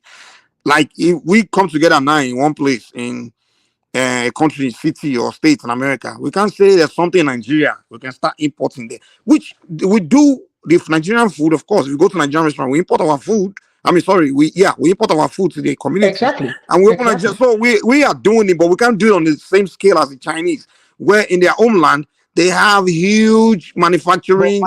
You understand? Where they can hold on now. They go to China. Mike, we spoke on. Let me this. land now. Let me just finish the statement real quick. Wait, hold on. Can I just finish my statement, Yasmo, please? Sorry, go ahead. Like Chinese, when they come to America, they can see what the things that they produce in their homeland, the Americans want to consume, right? And they can say, wow, this is an opportunity. Now they cannot organize themselves and just begin to take the advantage of their homeland, import those things from the homeland, and from their own way, they can monopolize it because this thing is coming from their homeland. But if Nigeria, let's say we have something that we produce in Nigeria that the entire American population want to consume, we'll be doing the same thing. But unfortunately, the only thing we can import here to America is only our food, and the only people that want to consume them are Nigerians. But So Mike, that's the we already difference. hold on. Wait, let me just quickly tell you. We said this already before you guys came on. We already touched on this early in the thing. You guys play back, you listen. We already talked about this, but here's the caveat to what Mike is saying. And I'll let my brother Arrow go right after I say this sentence. Unfortunately, you see, Nigerians, on one hand, we say, hey, we know they carry last, and we'll be bragging. Okay, no problem, we don't carry last. That's a good excuse, Mike, right? However, if you look at Filipino Americans, they too don't have the type of manufacturing base that we Nigerians are saying that the Chinese have. But the Filipino Americans are actually the second highest earning ethnic group in the United States. I don't believe so. Okay, Google it, and if I'm wrong, I'm Show wrong. me a Filipino town. Is that Filipino town? Let me. Jesus. Okay, finish. Go ahead. Sorry. They are the second highest ethnic group earning in the United States. That is one. And then two, if you look at the remittances from the US, Filipino Americans back to the Philippines, I think it's about $97 billion US. Can you imagine if the Nigerian community was structured a little bit better and stronger, as Arrow was talking to, in the right direction? This 25 billion that we're sending back to Nigeria can be times 4. At least 100 billion, which can now be used for circular group economics. So I'll let Arrow go there. Hold on now. Let's stick to the base of what you're arguing about. You're saying we don't organize in the diaspora to form communities like China. We do not. Hold on. Sorry. What he's accusing was that we don't form communities like big towns, like Chinatown and things like that. But now he's shifting it to we don't do remittance, which of course we do. And also he's talking about Filipinos as if Filipinos are doing anything, whatever they are doing that we're not doing. I don't know. Well, I'll continue. You say it's hard to discuss with you. If I say biscuit, you say Oreo. If I say no, not Oreo, you say Milk Vite. I mean, like, my guys, stick to what I'm saying. You say the argument is that the Chinese have manufacturing base, they have Chinatown, which is my argument. Yeah, we Nigerians need to build that manufacturing so we too can have Nigeria Town. You now say, but no one will disagree with that. Okay, you now said, but the Chinese have it, we don't. I now push back to say, even with that stated, the Filipino Americans, whatever Filipinos are doing, Nigerians are doing exactly the same thing. Remittance, they're doing it better. Education. I don't know how they're doing it better. I don't know. They're going to school, earning. We are doing the same thing. Nigerians are earning. You see. Tell me what Filipinos are doing that Nigerians are not doing. Tell me. You see, Mike. You see, Mike. I don't. This is why they have Filipino town. You see, fella once said, me and you know this, they the same category. It's a fact. I'm not the type of African. Okay, Nigerians they carry last. Okay. I'm not proud to be the tallest midget in my village. That's what you are doing. How am I doing that now? I'm asking about Filipinos. So listen, Mike, sometimes accept. I know it's hard as a proud Nigerian man. Accept, say you are failing. I'm not proud. I'm not saying I'm a proud Nigerian man. I'm just proud to be myself. Accept, say we they fail. Once you can, no one is denying that now. So then no one is there telling that we are winning, but we're just disputing what the accusation you're making. So then, if you are not denying it, sometimes eat some humble pie and let me yab my Nigerians. It's okay. But I'm not stopping you from yabbing Nigerians now. We're just disputing the fallacy that you present. Okay, it's okay, Mike. I am Nigerians. It's true. Sometimes if they point at us, let's accept it. We're failing. But I think Aaron wanted to say something before we came in. Let's allow him to. Let's be fair to him. You know something? I know Mike because I've been listening to a lot of the shows on this place for a while, and everybody knows that Mr. Mike is he's a long-time member of this platform. And I think Gas Them Up, I'm relatively actually very new over here, but I think I suspect that Gas Them Up used to be very active over here. From what I've always known of Mr. Mike is that Mr. Mike and Gas Them Up actually have very similar notions. Okay, about Africanism. But I think gas them up is, is a hard line in Kumais in some of the things I'm hearing you say. Um, we are not doing well enough, Mr. Mike. I don't want us to lie to yourself. Absolutely, but I've never said we're doing well now. We're doing well enough. I never said that. No, it's not just we're not doing well enough. We're not realizing the potential that we have. As individuals, we succeed so well. But we fail to build a community that can exert social, political influence. What you usually have is one individual succeeds and it can exert social, political influence so that it becomes, oh yeah, I'm the friend of the mayor in town. So if Ladi wants to start a business, or Ladi wants, or when a big politician comes to town, I'm the guy that brings them around, makes them know the mayor. It's really that's what we do. We cannot have individuals that become successful, and then but we don't have a situation where we exert social political power as a collective. I mean, I don't know if you guys understand. What you just said is 1,000,000,000%. And I gave this example, right, to piggyback on your point. If you look at like now, I said Japan, Saudi Arabia, the African Americans in America are 40% or 30% of the population. Yet a Saudi Arabian or a Japanese has more political influence than the African American. Why? Because the ability to leverage your economy to lobby politicians. Now, when have you ever heard of U.S. police killing a Japanese or Chinese immigrant, shooting them? Abi, they no get Yakuza. Abi, they no get triads. Abi, we won't tell ourselves, say, the heroin that is coming in from China, no, they enter through the ports in Chinatown and Chinatown on the West Coast of California. Of course, this is a fact. We know it's happening. But when you have a political power, the first thing that happened after COVID is Joe Biden did what he said: Asian hate crime bill. You cannot even look at Asians the wrong way. That is political power and influence. We Africans are just individuals, fools. One man go get one thing and they say, now only me, now only me. But go ahead, all right, I didn't mean to cut you off.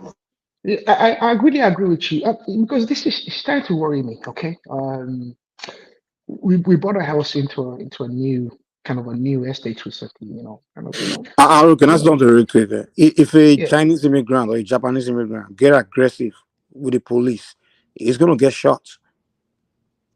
They're not going to care that you're from a country that has investment in America or anything. If you get very aggressive with the police, the way many of these Black American guys do, they'll shoot you. I've seen Asian person shot by police. I've seen go and look it up. You find that Asians have been shot by police. A white person has been shot by police. Anybody that get aggressive with police or pose threat to the police, they're gonna get shot. Police are not shooting because your skin is something. If you create a situation to get shot, they will shoot you. That's just how it is. Mike, it's people like you. Hold on. Let me finish. Am I lying, Prince Daddy? Look, no, listen. At the end of the day, yeah, sure. Look, it's people like Mike and Prince Daddy that cause slavery.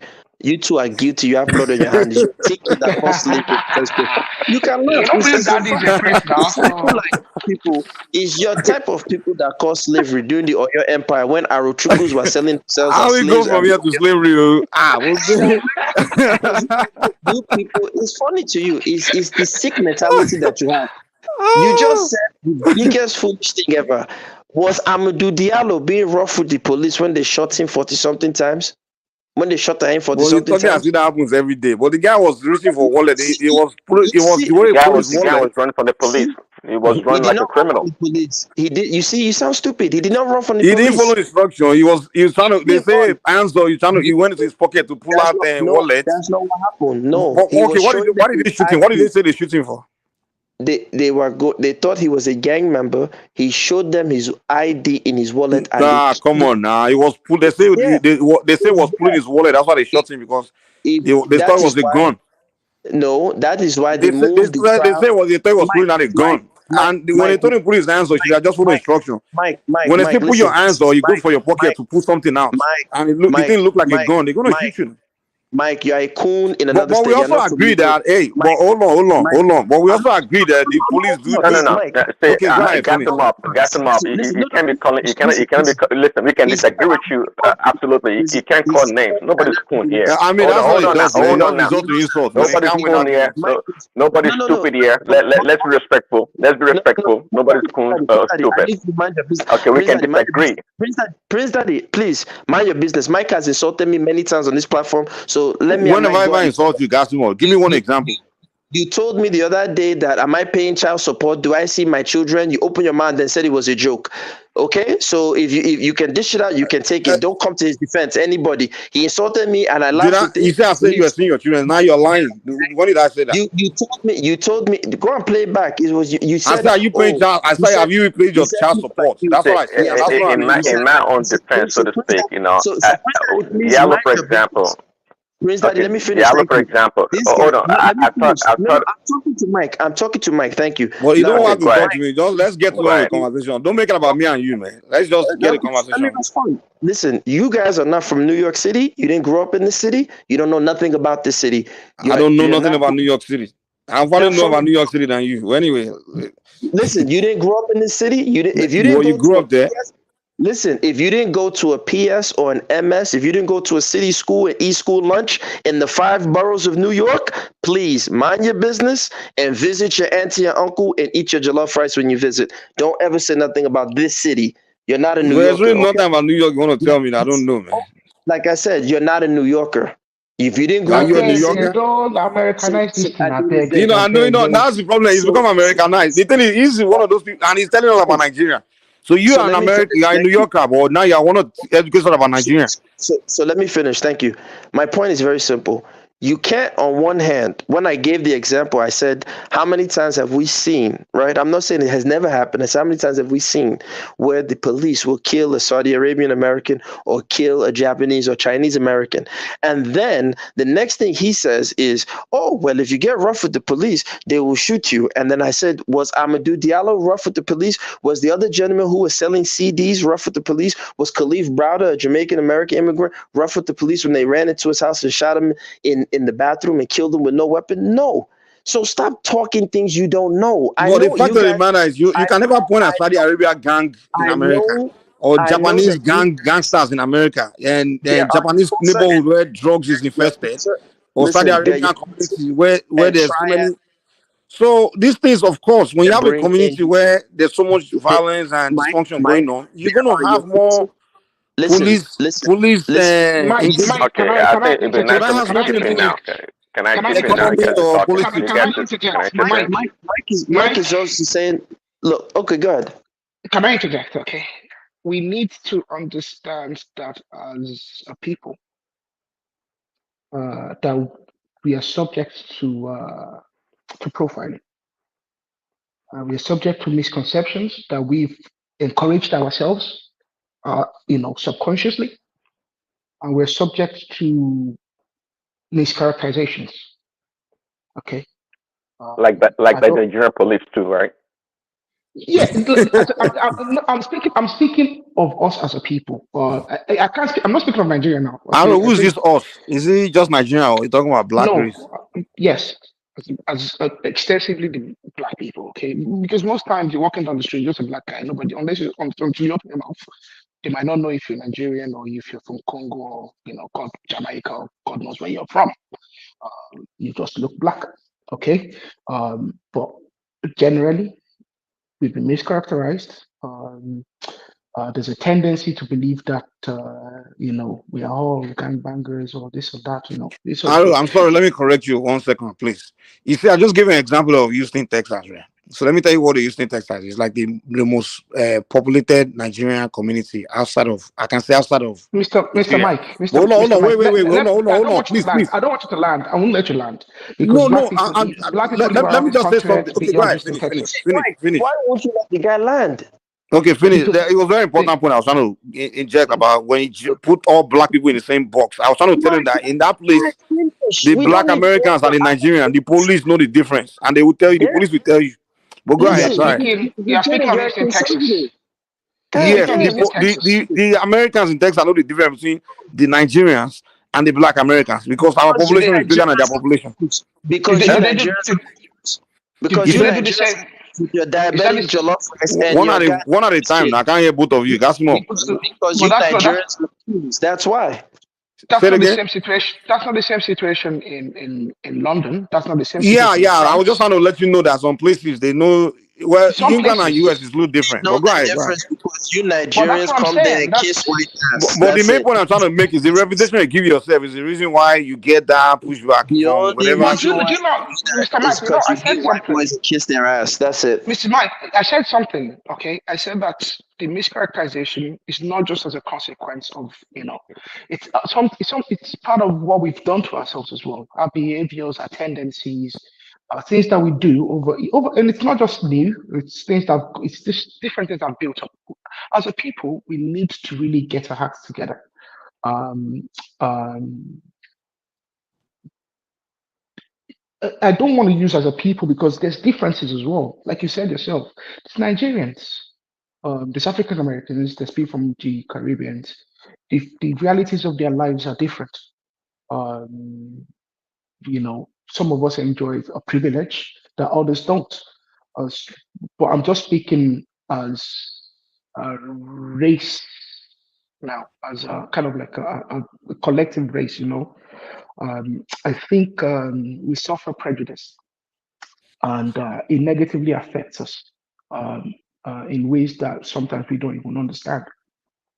Some people escape it All temporarily. depends on the environment, yeah.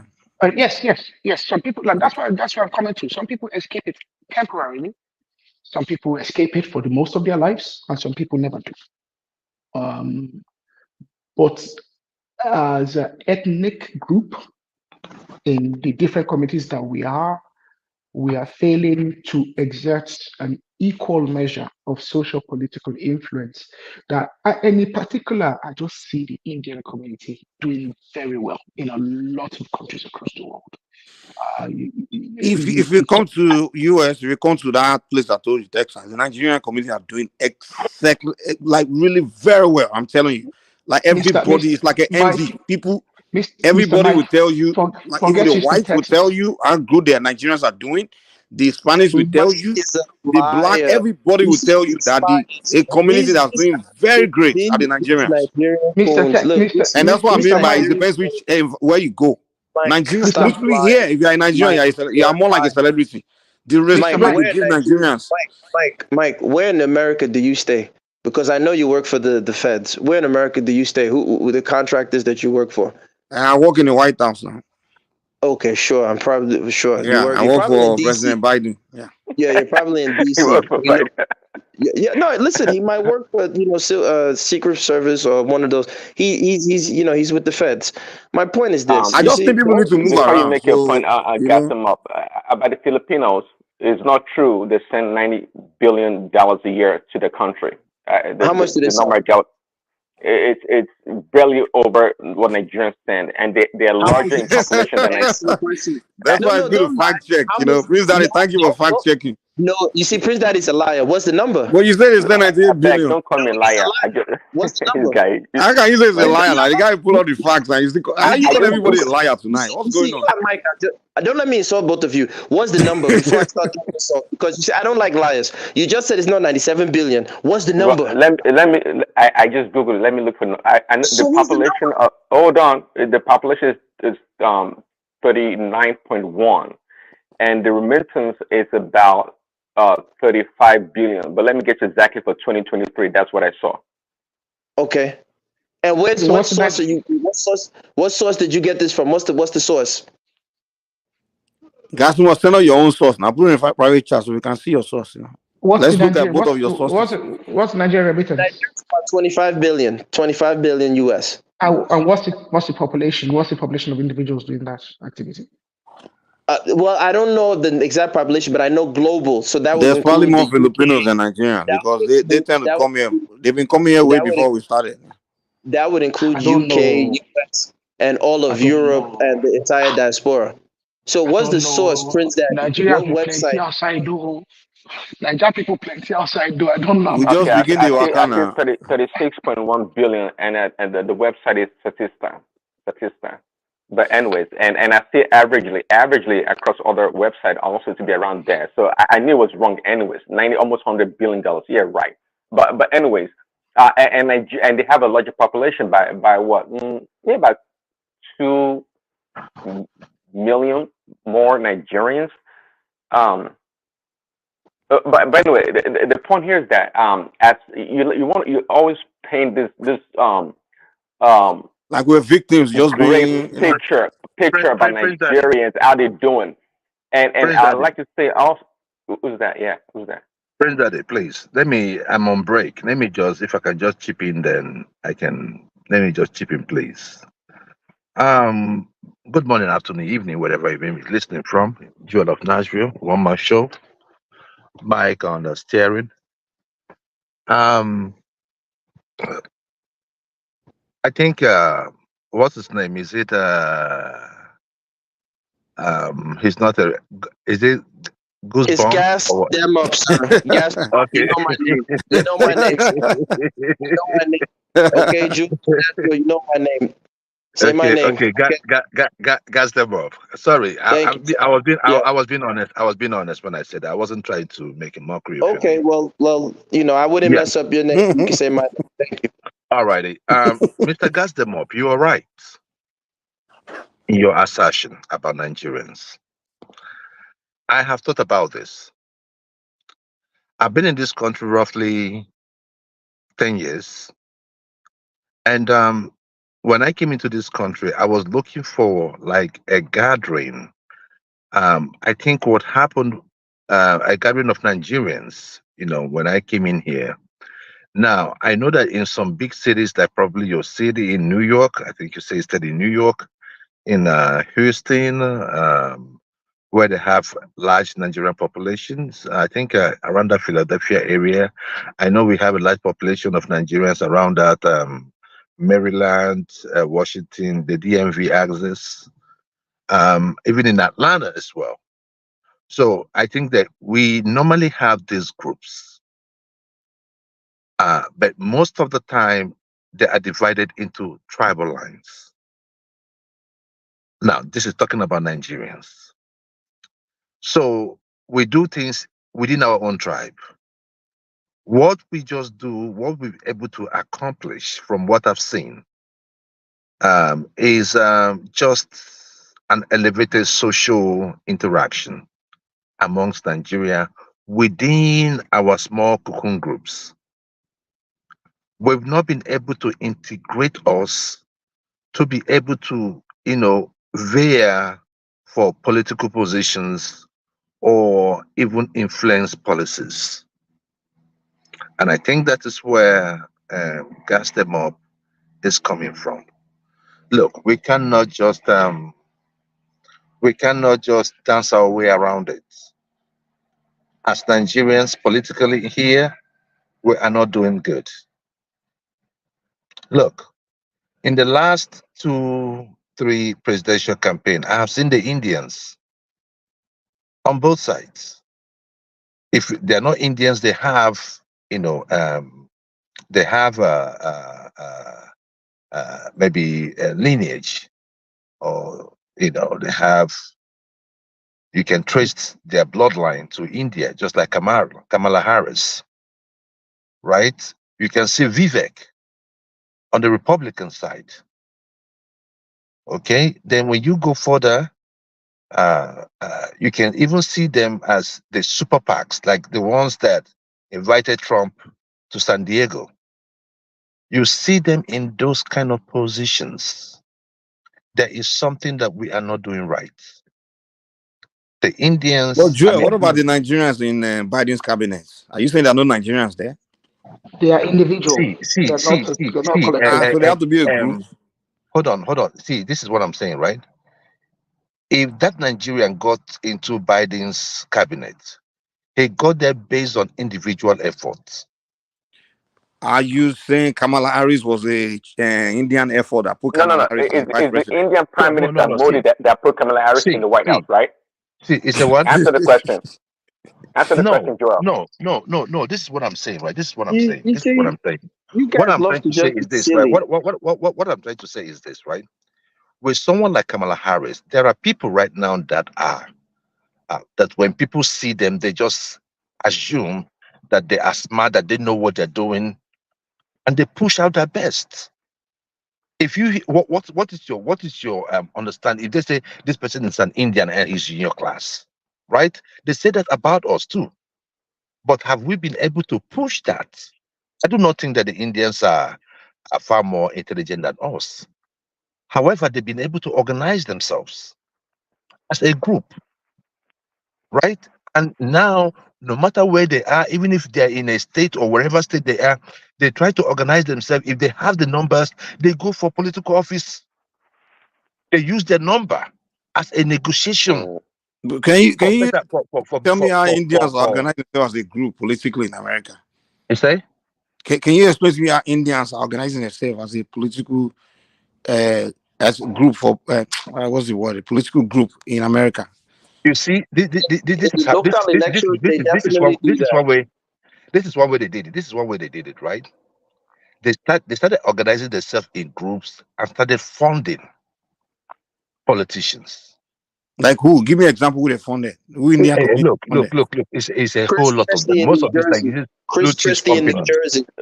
Chris right? Christie in New Jersey is one of the beneficiaries of the Indian community in New Jersey who received funds so that they can get certain things within their neighborhoods and their community. The Koreatown in New Jersey. You see, Mike, everyone's playing this game, and that's how I know you're Okay, probably a fine. government You give agent. us. We're taking. That's how I know. That's how I know you work for the feds. You gotta be a government agent because whenever Nigerians come on this platform to talk about joining together, people like you come with your disorganization and We're confusion. trying to outcome. I think all gas mob is doing just doing personal attack. I don't even understand you. Let me just land, please. If I could, if I can, please, let me just land. So that is one issue. I think we've been able to group ourselves into smaller cells, but we can integrate. And when we integrate, there is strength in numbers, right? There is strength in numbers. I have not seen us do that.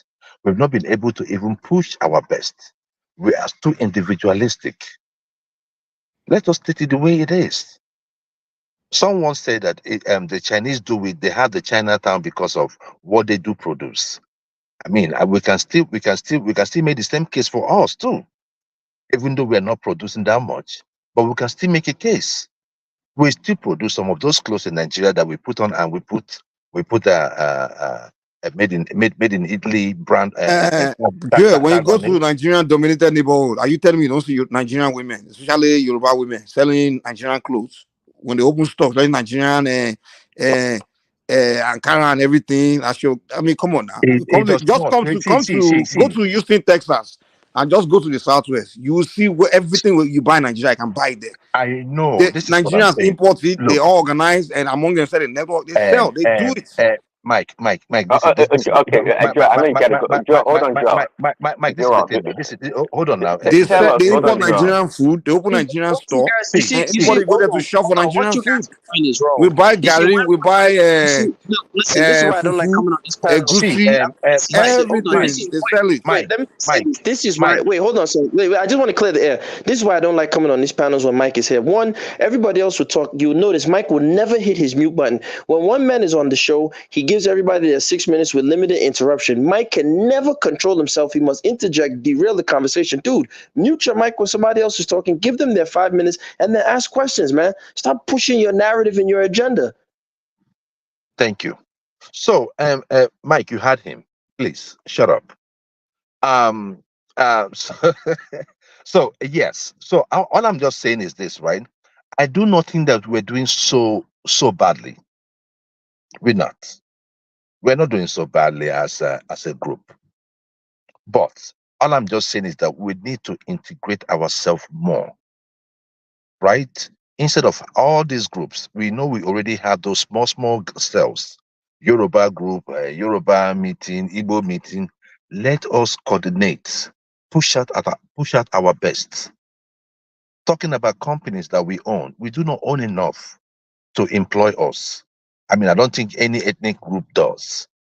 But at least if we can do more in terms of opening up businesses to employ our own, Just like somebody Say, talked about the hospitality Joel. business in Okay, hold on. hospitality business in the United States. I'm Yes, amazed. I'm Joel. amazed how What are you trying every to hold on now. Hey, Mike, please, Daddy, hold on. Every angle you go to, you see these hotels, and you go in there, Indians. Some of them don't even have papers to stay here. They're bringing in their own people. And something that we don't really know is that if you have a business, you can actually I think we get the gist of the invite story, people. Joel. I think we don't need lecture that long. Okay, if you Hold listen on. to all Don't call it a lecture. That means you're trying to condescend. You're trying to do some condescending. No, we don't do understand. that. Not at all. No, We understand what you're saying. please, Daddy. You know I respect you a lot. Allow me to just land. Just give me like a minute. I'll be done. Then you can take it. You can take it from there. So what I'm just saying is that we need to start pushing our own to the highest level. We need to come together and start pushing our own to the highest level. Support them where need be. This individualistic lifestyle is not helping some of us. Do you know that sometimes I'll go to nursing homes to work? You will see a Nigerian as a patient.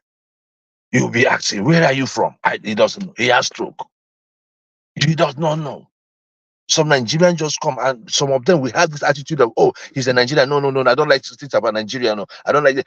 You know, they will be downing our fellow Nigerians in front of other groups. Oh, no, you know, I'm like, who the hell are you?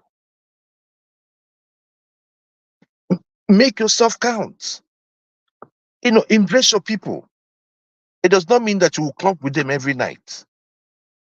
But if we have purpose, if we have a goal, collectively, we can achieve it. Does not matter. Over here, we don't really think who is Yoruba or Igbo. If the best man is Igbo, push him. If the best man is Yoruba, if it's Ibibio, if it's any person, push the person.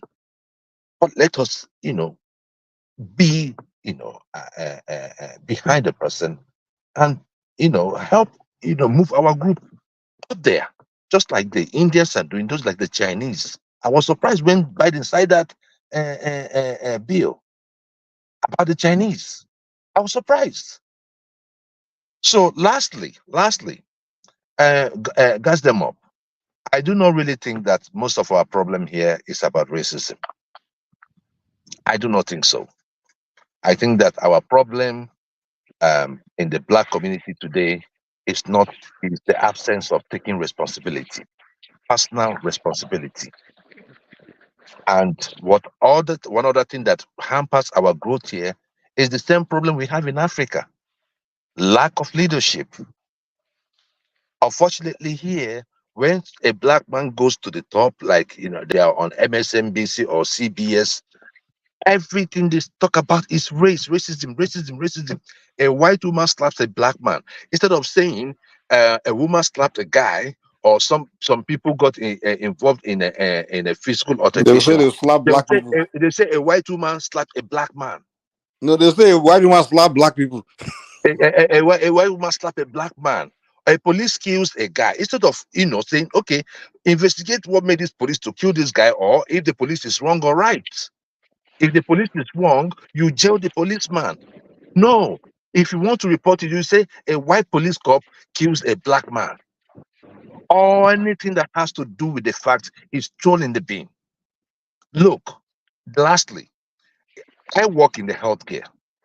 You will see a Black lady not doing their job. You know that Black lady is not doing their job, because a white person tells that Black lady, "Hey, go do this or go do that."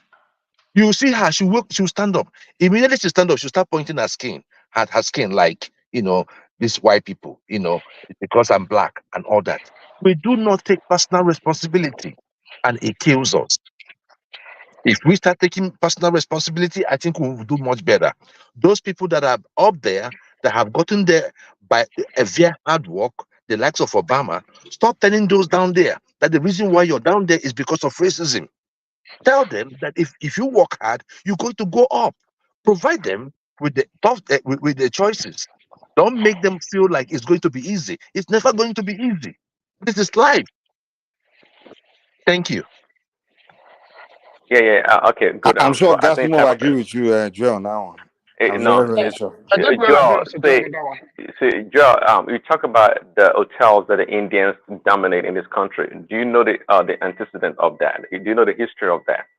And also, if you listen to a lot, numerous times, is talked about how the Indians are also dominating tech in Canada, and their system, the approach, the model that they use to bring their people in, get contracts, this and that.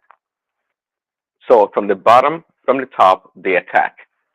See, I can agree with you guys. You're in Gasimov that maybe the Nigerians are not well organized to a certain degree for certain things. Now, if we do have the agenda to be a political force, be a constituent as a body, and push for certain agendas, yeah, we can do that. But you guys know naturally. And by the way, see, we like to talk about these other people like the Indians and the Chinese that they are a monolith. It's a farce. It's the biggest joke ever. We all know the class system in India. Let's not go there. If you want to talk about racism or tribalism in Nigeria, it's not strange that we all are divided by tribes anyways. So we come to America. Why is it so strange that we still remain the same way? But you try to undermine, like Gasmup is, about Nigerians' ability to organize in the different communities across the country. For example, like in Houston, Texas, that like Mike mentioned, and other parts of the country, they do organize. They help themselves. Maybe not to the idea that you guys are looking for, like the Indians, Kamala Harris, Vivek Ramaswamy. Who cares about that? What are we trying to put? Listen, because somebody's doing something doesn't mean we have to do it. Now, if it aligns, if it promotes our common good, sure. Again, guess what? I mentioned this Chinatown thing, and I said it earlier. Chinatown, Koreatown, to me, is anti-American. They don't assimilate to the American culture, and to me, it's nothing we should aspire to be. But to dispute that Nigerians in this country are not well organized by network, because we live in a network society to this world, not just one damn town that everybody goes to buy stuff. We are a network society. Coupled with the advent of the social media, Nigerians are well connected and they're doing great things. See, you guys are not wrong because you know what you know. Just like Mike and I are not wrong. We know what we know. See, but you can't talk in absolute terms. This Nigerians don't do this. They don't do that. They don't like the Koreans and the Chinese. No, you're wrong. You only know what you know. Nigerians are doing very well. Can we always do better? Of course, we can always do better. Nobody's disputing or arguing against that. But you try to say, Kamala Harris is an Indian. By the way, Joe, newsflash. She came to the Senate as an Indian. Now she parades herself as a black woman. Go figure it out. Vivek Ramaswamy is an American. Praise that is stop it now. Does she have ties to India? That's my point. Does she She or does does she? not. She's the She does pretender. not. She's a liar. She claims to see, because it's for political expediency. She claims to be an Indian. She hasn't been maybe she went on the tour as a vice president. I don't know what she did. But Kamala Harris, she's no damn Indian. She has an Indian mother. I think the dad came from the Caribbean. She was born in Canada, somewhere around there, somewhere in America. I don't know. But the the mom point is here is Indian. that The mom is Indian. yeah, the mom is Indian. The mom is Indian. What are we With talking? that What they drag about? What are we dragging? That's what we're saying. That the she has ties to India, and where they exist. If you have someone that is coming out, please that the place. We come from where we have played this tribal game a lot. If you have someone that comes down, you see someone out there, and they say that the person is half Yoruba and half English, automatically the Yoruba will impress the person. So that's a reason why they keep hampering on the fact that, you know what, she's from Indian heritage. She has an Indian heritage. These are things that are common. We know this. So I mean, let's not make it like Joa, let's make it look so cool. it's all politics. Let me tell you, the It is Indians, politics, of they course. want nothing to do with Kamala Harris. Trust me, she's much of an Indian as I am. I'm telling you. I am telling you. Forget about Kamala Harris. And Vivek Ramaswamy, he is a full-blown American. Sure, both parents are Indians from East India, but Vivek was born here in America. He's an American. But I know but that if you want to talk I know that okay, Vivek is from the United States. What I'm just saying is that does he have ties to India? He never denies that. Let me tell you well, something. Even as Vivek Nigerians, does not.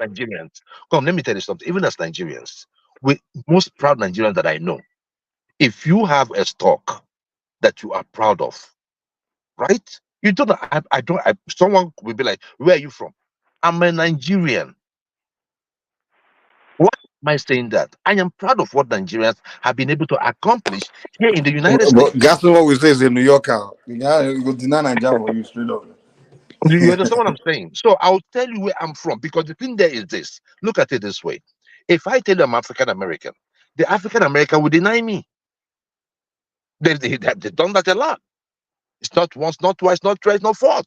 They'll tell you, "Oh, bro, you're not American." They will even tell you that all king folks are not folk. One of their this, and I'm good with it. I'm good with it. Well, What I'm yeah. just saying, sometimes because the argument I keep making for them is this: when they keep, calling on the Chinese taking their jobs and all that, I am asking, why is it that as black folks, when you look at what we look at, I bet every one of you look at what you are putting on right now, from head to toe. None of them was produced by a black man. Do we have the capacity to produce one? We can. Look at your shoes, look at your watches, look at your t-shirts. As you are listening to me, look at even your boxers. None was produced by us. So how do we increase trade amongst ourselves?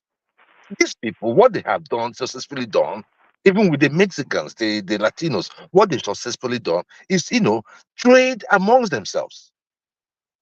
Within the Jews, I had money goes, change hands about 20 times before it goes out. Among them, I bet you amongst Joe, Nigerians, amongst yeah, Nigerians, we money does yeah, not go we can around do us. better. We can do better. That's the point. We can do Yeah, better. we can do better. I don't disagree with we can do better. But one thing, if anything at all, if you ever listen to me on the show, I'm always giving credit to the Nigerian entrepreneurship, to the Nigerian people back home that they drive the economy. Of course, one man would say in every economy, individuals do what individuals do, and so too their government help them a lot in so many ways. We don't get that help, that level of help from our government, so we can always do better, but we lack the leadership. Now, every time you give the Chinese man a credit, you got to give the government, the Chinese government also credit because they do a lot of stuff. They do a whole lot of stuff in the background to promote their own people.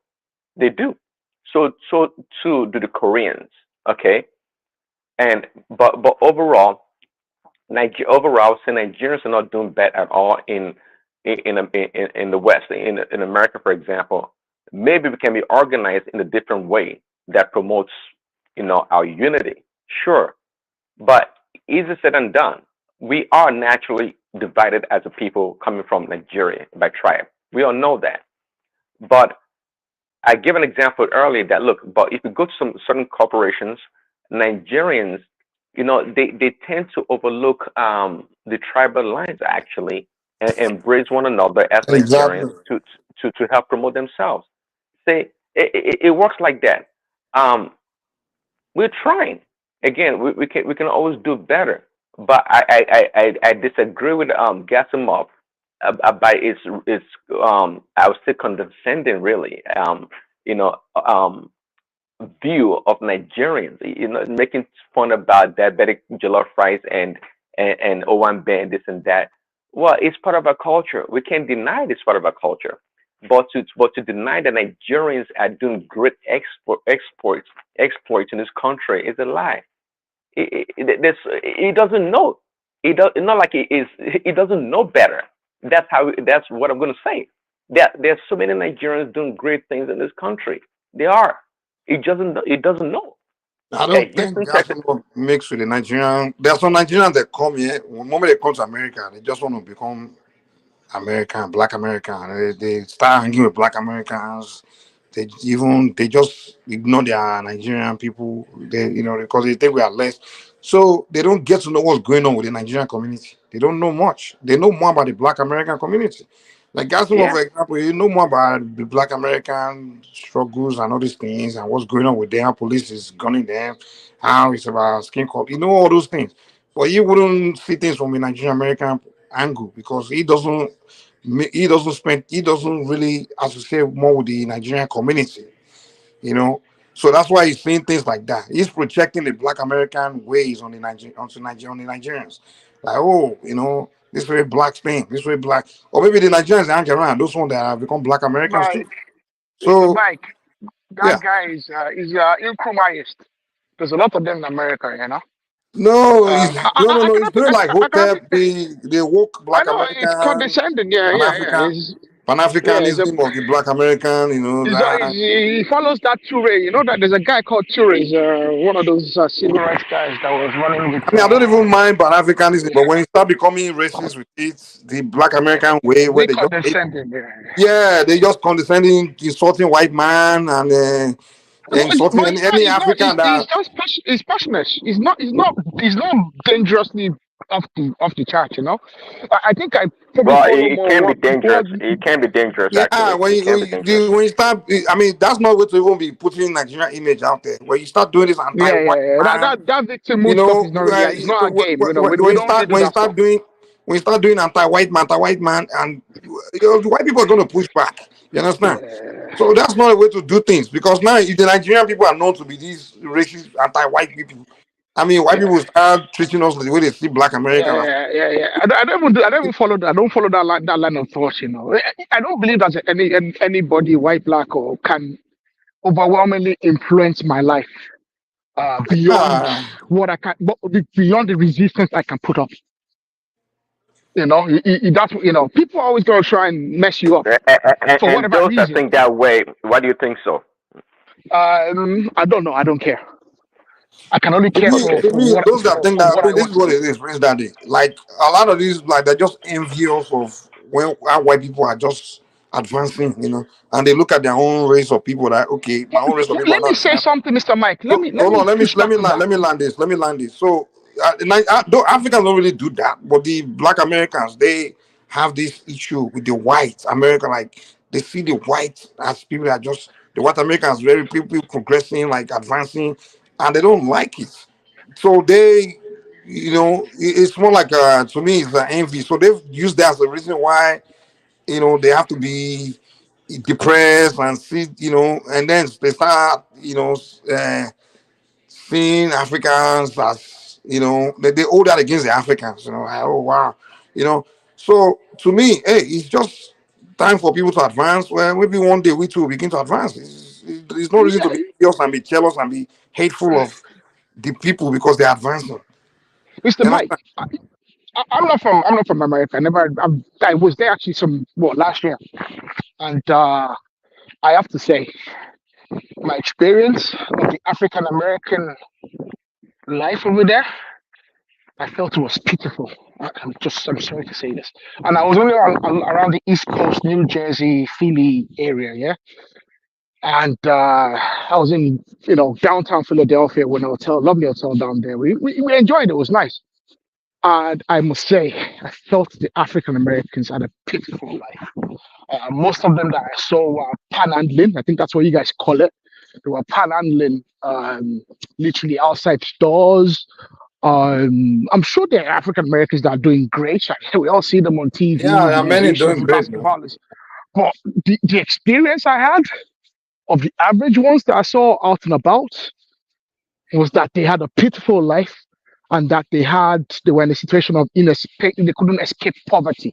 Like that was the ignorant perspective that just follows me around till now. Like, I just that's that I mean, and I really want to go to America more and probably go around a bit more. I should, because there's nothing stopping me. I probably even need to go with work.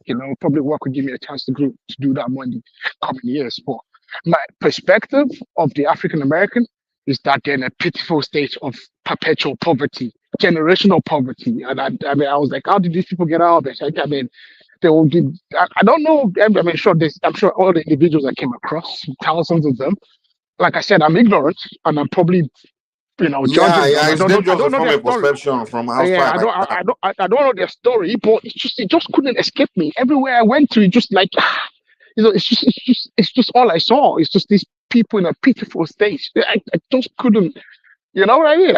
Yeah, you will find other races too. You find white, they are very poor. You find yeah, of course, Hispanics. yeah. So it's just what it is anywhere in the world. Like poverty, you're going to see people that are poor. You're going to see people that are, and poverty is not really, to me, I don't, the way people look at poor people sometimes, almost like say it as something done to you or say you're a No, victim it's of not a something. disease. No, it's not a disease. I don't think. Yeah, yeah. So you're gonna have it. Just some people, it's just the unfortunate life. And That's that why I Yeah, put my hands up.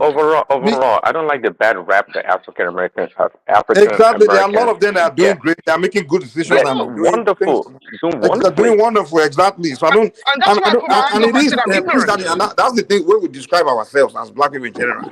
Even in Africa, we when we talk, we begin to talk about only the lowest and the poorest and the as if The there's some people that dredges, yeah. they The aren't doing dredges. great. There's some people that didn't build themselves and build their lives. So in this world, you really, if you want to be successful, you have to work for it. If you want to get out of you want to be well-to-do or be in a good state, it's all on you.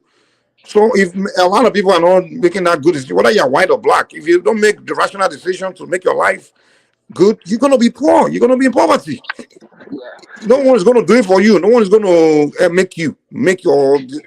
You have to make yourself. So now, when we see blacks that are in that position, let's not make it look like that's the condition of blacks. There are blacks No, that no, make of rational course not. decisions, Of and they course are not. Of doing course not. well. They have career. They went to school, got education, got a career, contribute to society, and they are rewarded. They are doing Well, well. it's the liberal media that pushes this narrative about Black people being the dredge of Being society. poor, Just like you exactly. said, many of them they're doing very well. They have their own community. They have their own schools. I mean, they live normal life like nothing.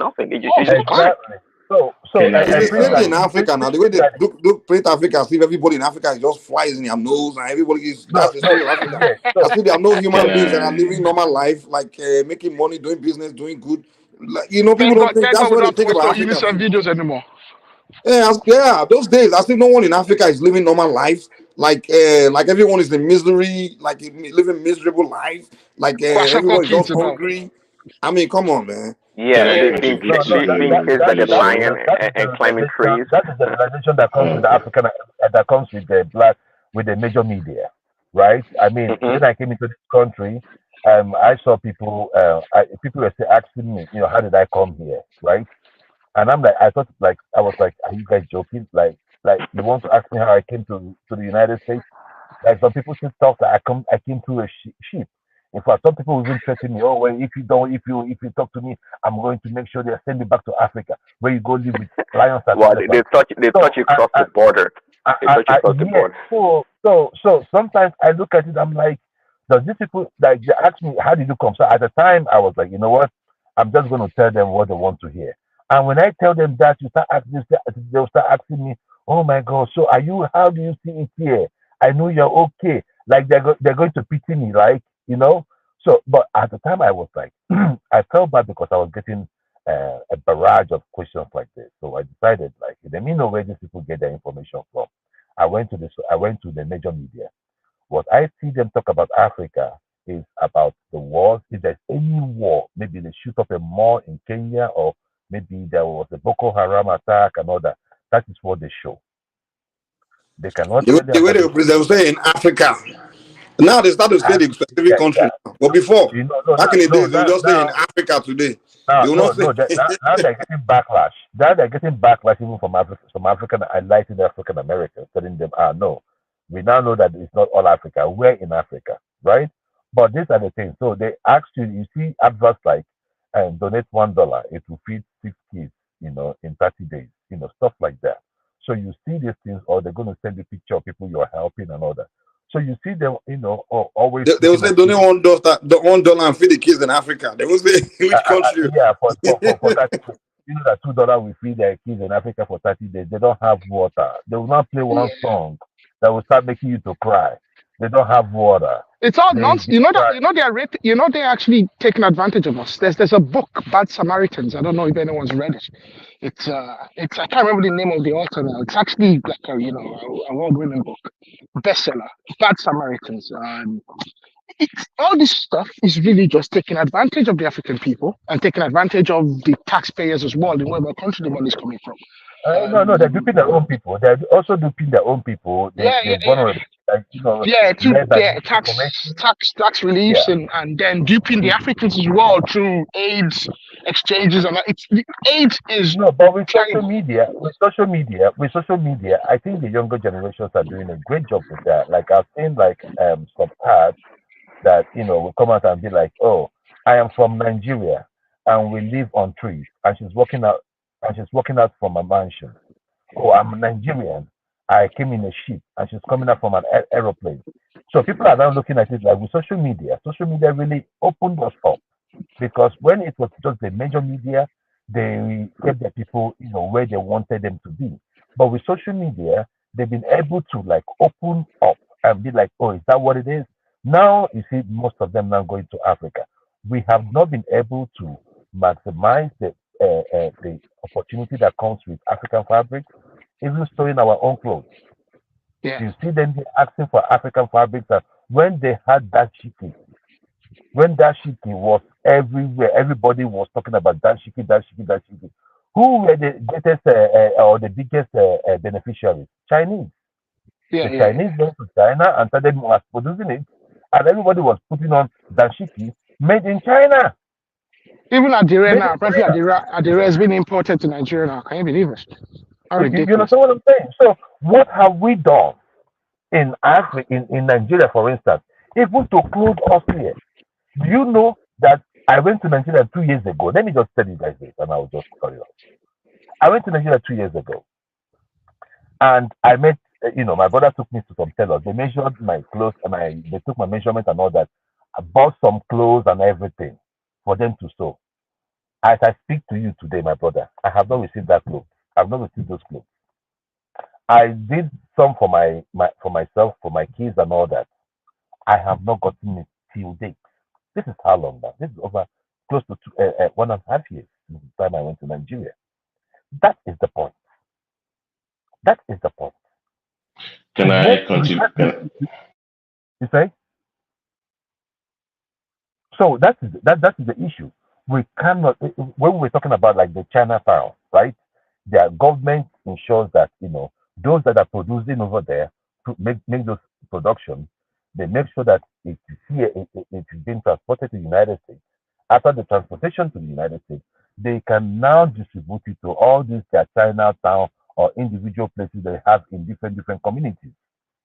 So it is easier for them to say, okay, as a Chinese person, let me trade in this.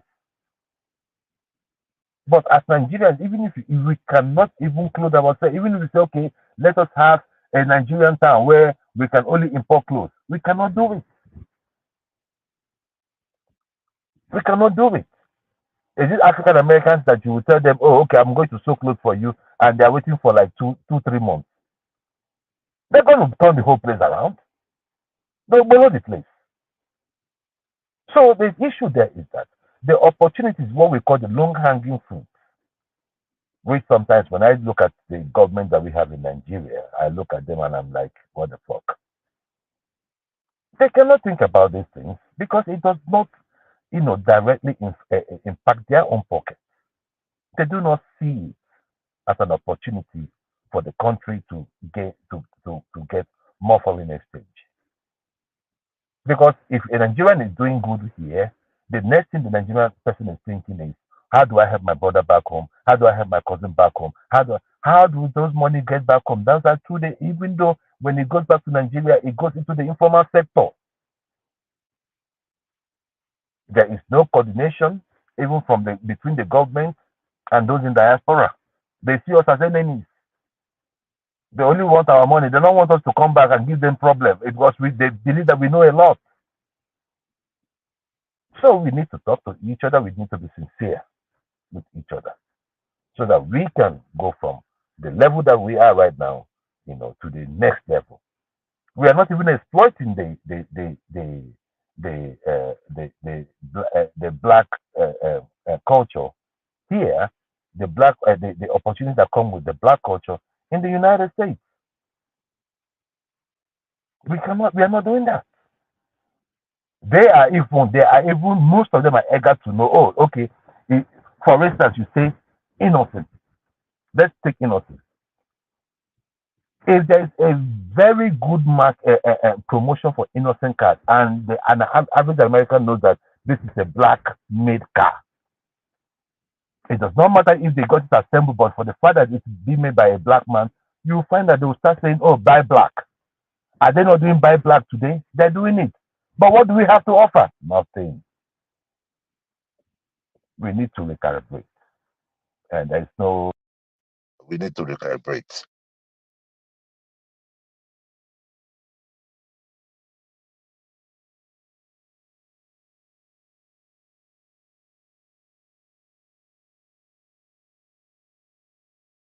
Is it me or is Mr. Joel of Nashville done? Yeah, I can hear you. Okay, so I think someone else was going to say something there. I don't know to try. Abati. Abati is where we work. They're calling you Joe. They're calling from work. They are our nurses here. I'm running the midnight oil as well. Actually, I agree with Mr. Joel there, but let me say something that I found personally with Nigerians, or I don't want to generalize with other Africans because I can't speak for different Africans, different backgrounds and whatnot. What I found with Nigerians that go into business and are offering a product or service. One thing I found with some of them, not all of them, is the first thing is there's no pride in the product and service that they're providing. A lot of them have gone into it just to make money and to make the money quick and fast. There's no pride in the product, so you don't have a consistency of quality, and they are terrible when it comes to being criticized constructively. Like every criticism is seen as an assault on the product or the service or their personality.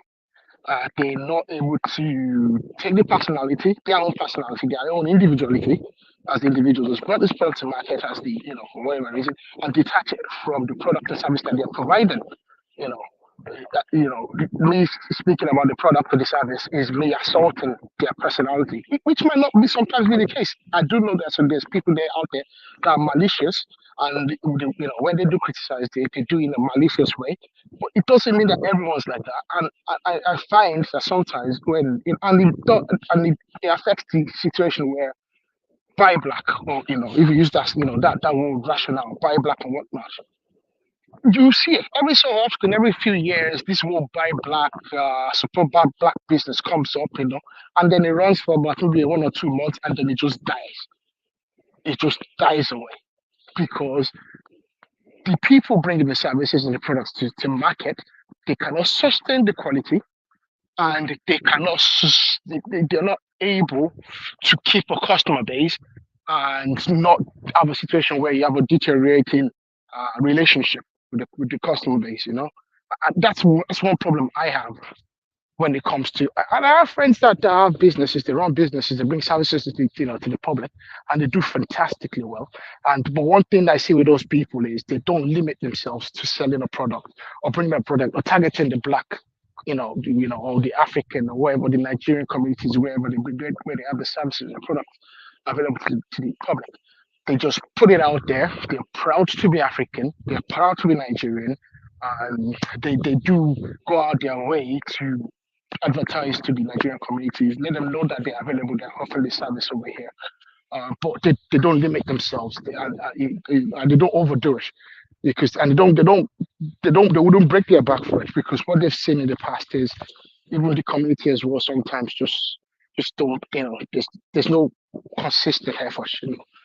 But some people that bring services, Africans that bring services to the public, especially when it comes to dealing with Africans, other Africans, they see a criticism as an attack and assault on their person, and it doesn't need to be like that. And there needs to be some dignity in this, and some trust in the product they are bringing to the market, and some consistency in the quality of the product. Yeah, don't you think this our mentality even originate from even our own education system? Where I mean, in our schools in Africa, most of our curriculums are designed by the colonialists anyway. Where I mean, what we kind of learn in school is just this uplifting of the Western world, especially our colonial country. The I disagree. colonial country, I and then disagree. the what's the word? The degrading of No, Africanness or African. I I disagree. mean, No, I disagree look, totally. look at this. Look at this alone. When you go to school in Nigeria, if they'll tell you that your native language is a vernacular. You I know, understand. it's I understand that. I inferior. understand. I understand. Like I your understand. culture is inferior. Your things is inferior. So, what will make you think when you now travel to that Western world, you want there to want to display your culture, or even Mr. Mr. so, Mike, can I bring or even something to teach your your children attention? your culture? I mean, it's Can I impossible bring now. some? Can I bring something to your attention? I've actually been kind of very nostalgic lately, and thanks to it's just all of us have a lot of time on our hands now, and since COVID, it's like all of us are consuming so much digital media, and there's so much nostalgic stuff on YouTube and on the internet lately. And one thing I found out is Africans were so African just after the collapse of all the different colonial powers in Africa. Just after 1960, the years before 1960, and just right after 1960, up until like 1970, the Africans were very industrial. They're very industrious. I mean, the amount of industry that has collapsed since then is ridiculous. And the Africans were their most African then. Yeah, when they believe in and and that, their and, value and, system. and that was and that was when these colonial powers were just literally leaving, exiting, which means that those people then grew up and their existence, whatever they knew up to then, was colonial, and they were very African then. And what has happened since then is that we've become more Western and less African. So I wouldn't agree necessarily that we have become more Western now. So I don't think it's necessarily a situation where the colonials are around and we're very African and we're a lot more I industrious. think they left and they left their agent in charge. They left their agent in charge, like I wouldn't go. I the won't go into that. bourgeoisies and the pastors. The I blame the bourgeoisies were pastors. the one they took to England and brainwashed them to be British. I'll go down the easy route. I'll go down the easy route and I'll blame the pastors. Really, I detest the And pastors. then the Really, pastor they took them to England and give them the evangelist training. And then when they left, they put them in charge to turn their people into a bunch of Mr. Mike, we know you're now so we know that the pastors are going to be your whipping boys any day, anytime. they are not what? I said I know you're an Allah, so I know the pastors will be your whipping boys any day, anytime. No, I mean to me, I don't care what someone does or choose to practice. If you wake up today and say want to do Buddhism or even follow the Indian religion, I don't care. But it's not like you'll not come to a society and begin to brainwash people that everything about themselves or what they are doing is of the devil. That this your own this thing that you just brought is the way to God to salvation after they die. Ah, you know, it's like you come imagine someone in Nigeria go to India to go and learn about the Indian religion, and then now come to Nigeria and begin to do propaganda just to convert Nigerians to that your Indian religion and begin to tell them that if they don't follow this Indian God or this Indian way, when they die, they go to hellfire. And begin to tell them that their own ancestral ways is worshiping the devil, Indian devil. That's where our problem with and then they are the one that control most of the media, the evangelist people now. If you go to Nigeria, most of even the Hollywood is always about Christian, how to uplift Jesus, and then the TV, they control is always Christian shows, Christian. Okay, that's Christian, fine. You want to be Christian, will be Christian. Why do you have to convert the entire everybody else to be Christian with you? Mr. Mike, I'm a Christian, okay? And, I do not think that most Nigerian Christians are Christians because they want salvation. Nigerian No, Christians are no, I'm not even Christians talking about the because Nigerian, the Christians. I'm talking about the people that are pushing this yes, I'm attack not. I'm on. speaking about Nigerian Christians, and the people pushing it to them are only selling them a product they have a desire to buy. Okay, the Nigerian Christians are Christians because they think they can hoodwink God, and they think they can bribe God, and they think God is just gonna wake up one day and just flick the switch and decide, you know what, this one I'm gonna make him filthy rich. That's really. I think it's really just. I think it's, and the pastors are only selling a product that the people that are out there want to buy. It's No, no, really no, no, that no, no, no, simple. no, no. You can't say people want to buy. You can't go to. Okay, are you telling me when the what they call them, the people that came, the missionaries, and then when the British left and the pastors, the evangelists left behind, are you saying that they're selling Jesus because Nigerians want to buy it? They're selling Christianity because people Listen, want to listen, buy it? listen, listen very carefully. I'm not speaking about They salvation. were doing propaganda now, brainwashing people to I'm convert, the making people. TV Yeah. movies, demonizing Well, everything African. you have to build That's your what led us customer to where we base. are now. That's what led us to You where have we to are. you have to build your customer base, and if that means weaponizing their affairs, there you go. But I mean, but the fact of the matter is, most people don't care about salvation in Nigeria. I don't think they do. It doesn't. That's my own perspective. I might not be right, but No, that's no, no. just I where I get see no, it. my brother. I think you're missing my own points. It's not about whether salvation or no salvation. What I'm saying is the attack on other people's indigenous ways, where Well, they have to. you There's destroy a limited. people's. There's a You, limited pot of individuals, and they want to add more to their pot of individuals that they can con. So, well, they have to get them from somewhere, and well, Obviously, you get my point now. What the buyer Yeah, on your jello now? I want to also call us for I Richard Dile one. see. They should go and throw I, away their egun. Their I see the perspective, but also to add, the Chinese culture was also exposed to Western. They were also exposed, right?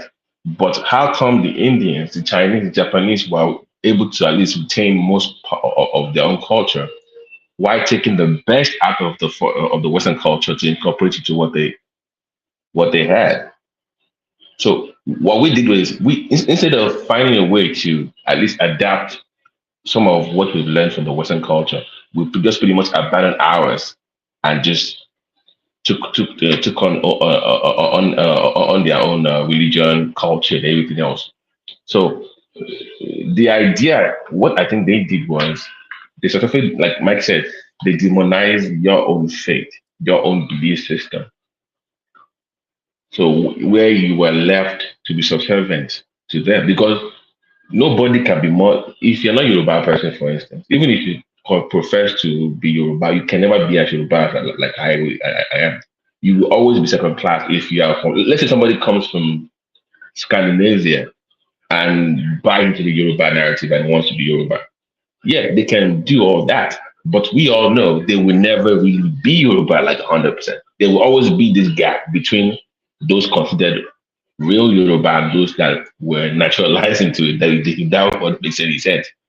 So you by adopting somebody else's culture, you've pretty much automatically made yourself subservient to them psychologically. So they will continue to dominate you otherwise. So that's the problem I think we have. Now, are we able to revert back to what it was prior? That would be very difficult. That would be is I don't know how that would be done, but that would be no, a no, very, very but tough see, task. here's the deal. Yeah, it's not going to be difficult. You just have to put the people, the indigenous people, in charge. That's it. Because we have this, and that's one of the reasons why I believe in this. Though I think one Nigeria, a bigger Nigeria, benefits me more than having like a region, a Yoruba nation, something like that. You know, understand what I'm saying? But the only reason I was ever in support of that Yoruba nation was because of this, because I know that it'd be easier for me to push. Mike, Hold on. Wait. finally, you are But seeing my let me point land now. so I'm not misunderstood. Because I feel it would have been easier for me to push the indigenous people to be the ones ruling or be in charge of the Yoruba space. However, within Nigeria, we can still make that happen.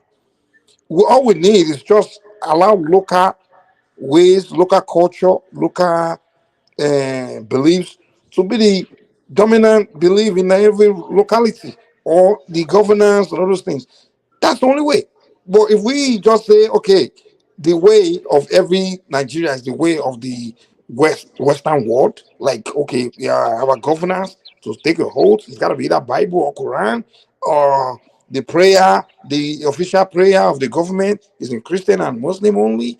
I'm like, yo, how can we not take our people to go back to, to become who they were when everything's so colonial, everything's so British? Who are we? What's our identity? Are we British or are we Mr. Mike, Nigerians? I What is can a give you a Nigerian? I can give you an educated answer to that. And I wouldn't want to go on too long, and I don't want to complicate this. I think Mr. Babati mentioned two civilizations, and I'm using the word civilizations intentionally. On and then we have African civilizations. But something is peculiar about the Chinese and the Indians, which I'll use because they were both influenced at some stage by by English British colonial interests. Before the British ever stepped a foot in China, China had generations and generations and just it just goes on and on of recorded history. Confucianism Confucianism influenced European kings in the Middle Ages. So and then you go to India as well. They had history of recorded histories. That was recorded, not oral, recorded history. That's And not true. Not everybody. No. The writing idea is of recent. Well, go ahead.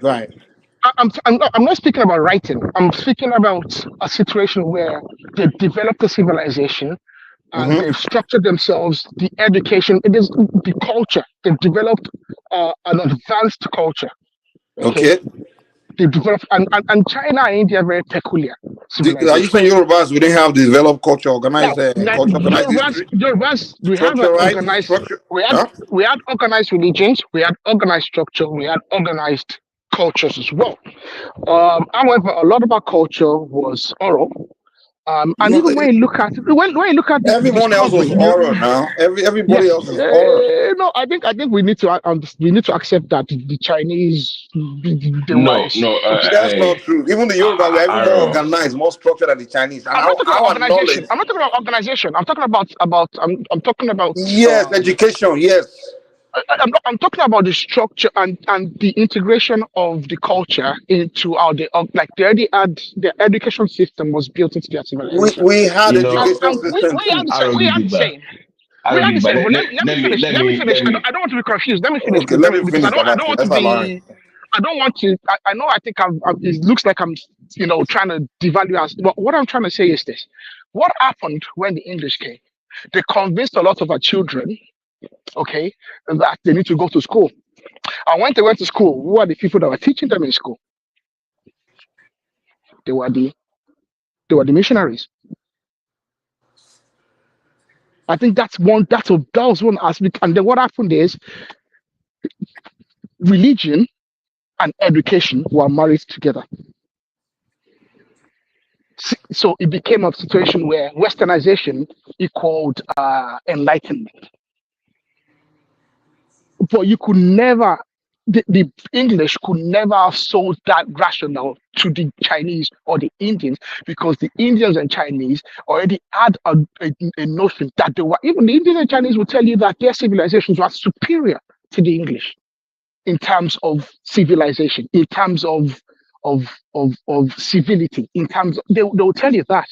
But the Africans came to buy the rationale that the Western religions and the Western education system that the missionaries brought was superior to their own.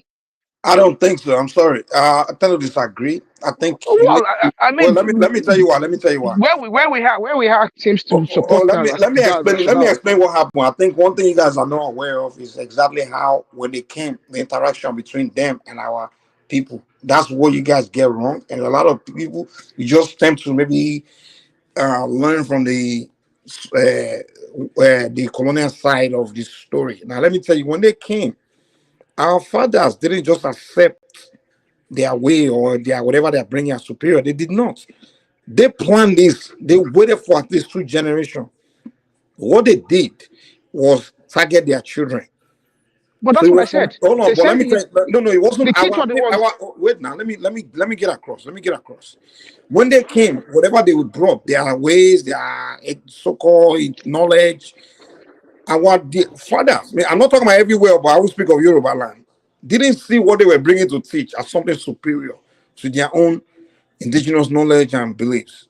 What the only thing we saw, their father saw was that okay, they manufacturing some things that are kind of nice and maybe more superior. Yeah, they were interested in that, those traits, but they didn't just submit to them. What they did was target the young generation, catch them young. That's why they built those schools and convinced those parents to allow the children to come to the schools. So they had to brainwash the generation.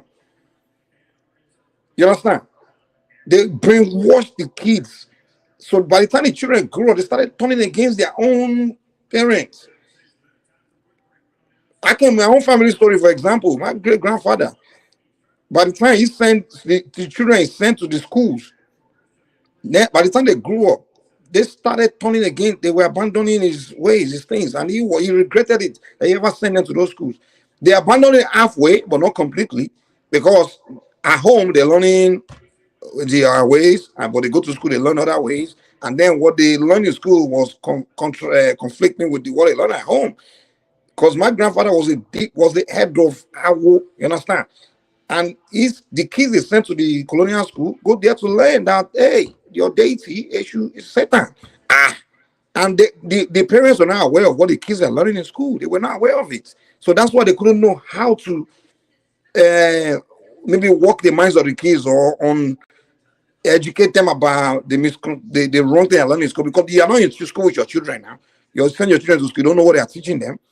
So, and some of these kids kept the knowledge they learned in school to themselves. And don't forget, these missionaries were feeding these children. They were taking care of, they're giving them more than their parents were giving them at home, because this education was so free. They were giving them free food. They did a lot when they bring the children on their side. They did so much of it. When your father is African, your family, you guys live in a kind of poor house, kind of a house that's not so cute, and you have a boarding school that was built so beautiful. Go and look at the boarding school this missionary built back there. All the schools, nice facility, nice amenities, food, free. I mean, the kids were having it. They were when the missionary were there. The African children they brought to the school, they were having it. They were enjoying it. So of course they were buying into what the missionaries were teaching them. That they had to Mike, bring up the Mike, generation. Mike, if you notice, those same children that are now adults now are the ones that want us to go back to Nigeria with Haiti. It's the same kids that went to those schools back in the 60s and 50s that are politicians now. Yeah, That they are the still one they embracing make the that. politicians now. They Yeah, are the one. so They are the you one they see gave that Nigeria independence with now. AOD, they are the same kids. They are So the That's one yes, they exactly gave. what They I'm handed saying. independence to now. They gave independence. That's exactly, Mr. Mike. That's exactly what I said. What you said is exactly what I was trying to say. Maybe I just couldn't articulate it No, very well. the And part that you said that our people just accepted it as if our fathers, our adult elders no, are the okay, next. maybe yeah. I don't Yes, think there's I some don't the agree people with schools. always that. Like thought I that the said, I don't remember I agree African with were said it's the the that. schools. yeah. I said it's the schools. They I did don't agree with everything in the that. schools. I don't agree with that. Please, have you seen this movie Avatar before? Avatar. I think I've seen the first one. I'm not really. I Please, don't I really. want you to I go don't. I back don't subscribe. and I don't subscribe to buy to going to movies. do you know that movie is like the African story about it's like what Mike is talking about. If you've seen Avatar, it's exactly the same thing. When it took them 60 years to penetrate the culture of those blue sky people. Get what they did. We can't get these adults. Let's build them schools and Inject. start teaching the Yeah. kids. Yeah. So if you watch that movie, it's like watching African stories. What happened to them in Africa, just coded in some sci-fi. So we take their resources. We need to teach the kids. Who are the one rebelling against the village? It was the children. They were the ones that taught English. That they use the kids against the parents. Yeah, enlightenment. That's what they did to us now. They were the kids were the ones showing the sky demons, all the secret gold, all the secret tunnels, all they were the ones showing them before the children, before the king, everybody knew about it. It was too late. So it's the same thing that it's just repeating itself all over again. It captured I think they said captured the mind of the young, did they say, yeah? Yeah, casting young. So why do you think they will also go through, like, when it comes to the community? But and that's exactly what I said. I said it's the missionary schools. They introduced religion through the missionary schools and said if you have education, you have liberty. Yeah. Those people didn't see themselves as free. They were deluded as young people. They were sold this false narrative. They were told this education would give you freedom. And with this education, take this religion. You are now baptized. James, you that they were named, you know, I don't know, Ifabumi. You know, even now you go to school and now you are baptized. They will change out the eye. They will turn it to Fawumi. I was listening to Fashola. I was listening to the Imam of Ilorin. It was talking about even what Islam, because we always talk about Christianity. It was talking about that it was ridiculous to him that how people would change their name to so-called Arabic names because they want to become Muslim. It's like, no, you can actually be Yoruba names and still be Muslim. And even the names that they were adopting were like funny Arabic names, Stones, Igi, Wood, that they didn't even know the meaning of, like Fatai, all those ridiculous things.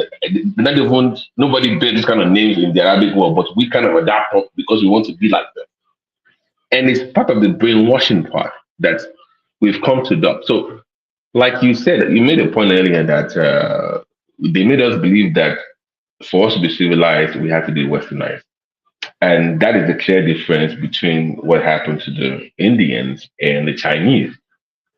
But they saw beyond that. So I think we also have, I won't say blame our forebears, but I think they made a mistake in that part to quickly embrace that part. Not willingly, by the way. It takes time to indoctrinate people, generations, 2 or 3 generations. So that part, I think the Chinese were able to. But I think leaving the 16th century alone or the late 18th century, even in modern times, in my own opinion, the most damage that was done to the Nigerian psyche was in the 80s. The 80s was where they really, even the 70s, it was still manageable. I think television. The 80s was when it just that TV programming, when it came in, they really, I mean, they did a number on our psyche, because I had to go back and so TV programming, the movies. I'm sure, Mike, you know who John Reeves is. Do you know who John Reeves is? You know John Reeves?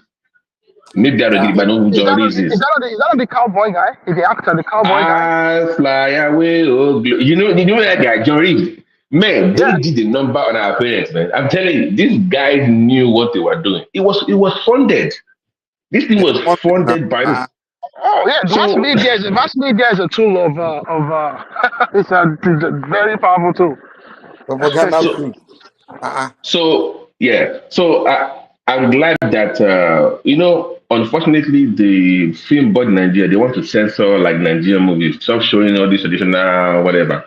But nobody has had the ball to censor so-called religious movies, to stop showing, the other side. It's always been anti-traditional practice. Don't show that on TV. I think the Nigerian movie industry is a bit piss poor as well.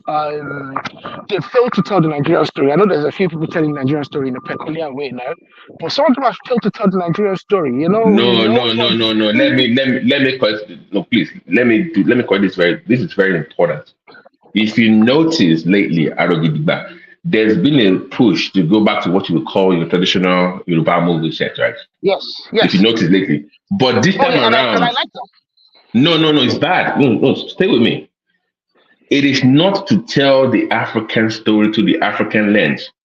It's to use that experience to tell propaganda like the feminist. So you see, like the Queen, like the King, that movie from Benin I Republic, know. the one Yeah. like the Yeah. yeah. Yeah. So they will Yeah, look for African stories now. the Amazon, what's it called? The Oh, like because King, the Queen it's Woman or Netflix. something. the woman king, the Yeah. woman The king. Woman Woman King, King. Yeah. yeah. Because They are it's telling me, Netflix. even me going there, what I know about those people, when I saw that movie, I'm like, come on now, this is not It's the. just Baba T, I'm not watching that movie, and I don't watch that. I subscribe to Netflix. I subscribe to Prime. I subscribe to all of them, If you watch and I how don't watch it.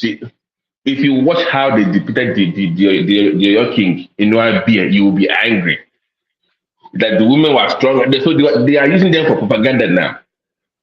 So that's what Even they are. the That's the stories modern thing there now. are so many things they don't even. Yeah, it was one white lady that wrote the movie and that produced it. Exactly. Look at that girl. The ones that did the one about Lagos. That had So the Gangs of masquerade Lagos, starring. Abby.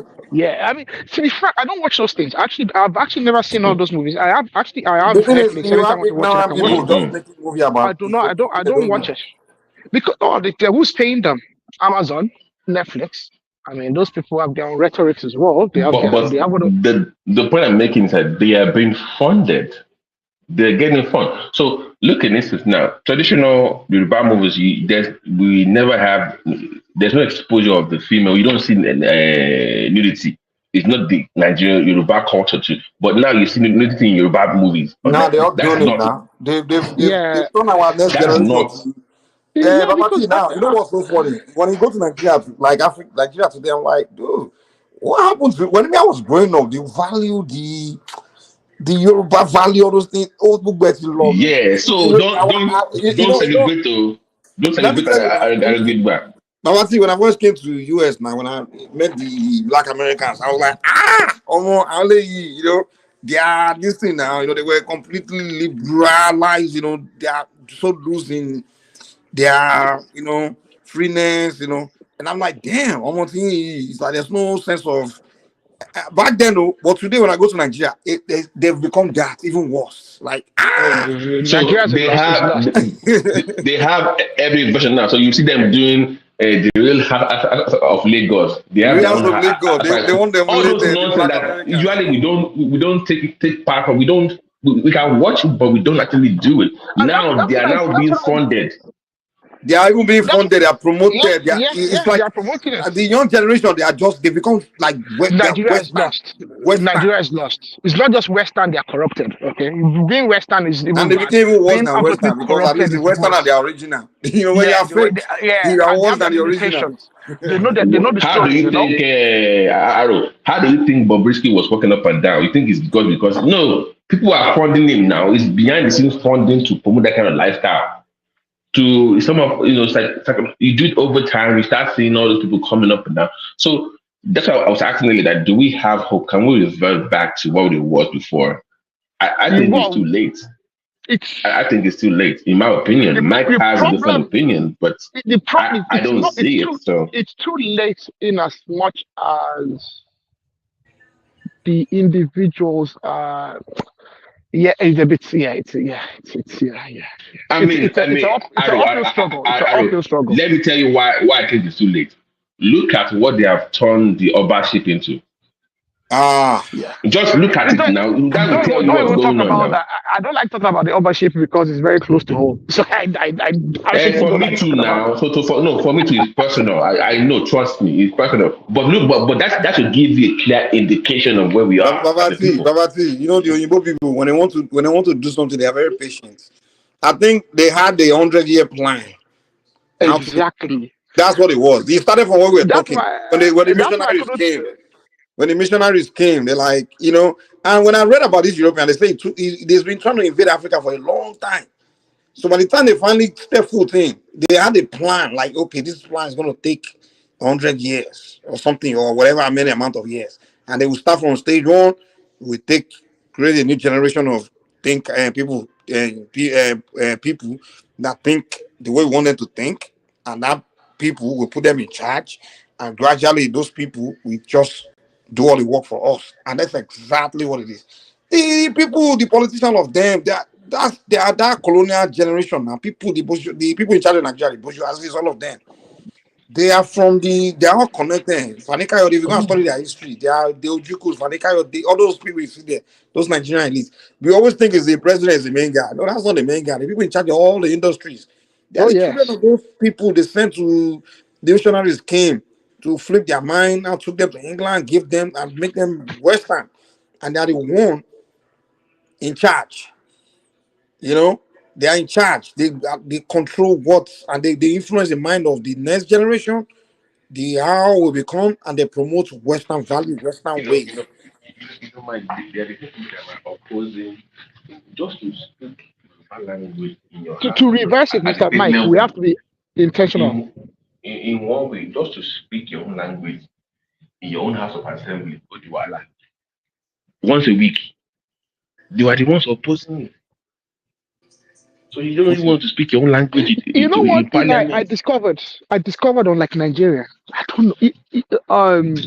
I don't know if you guys ever watch, especially Ghana and South Africa are the two ones that I really enjoy watching.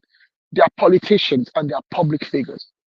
They speak wonderful English, and in the middle of their sentence, they could just deviate, and for the next 1 minute, they're just speaking Zulu Aro, let me ask you a without question. any shame. Let me ask you a question real quick. Have you ever had any other African country that their politician maybe made a grammatical error and they say that person abo?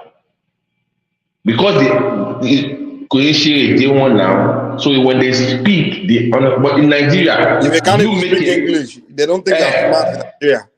Nigeria, They measure your intelligence based on your grammar. How French you can speak, you How French you can speak English, they believe that's how smart. And most of these people, yeah. Òyìnbó wá and kó if wa jẹ gan now.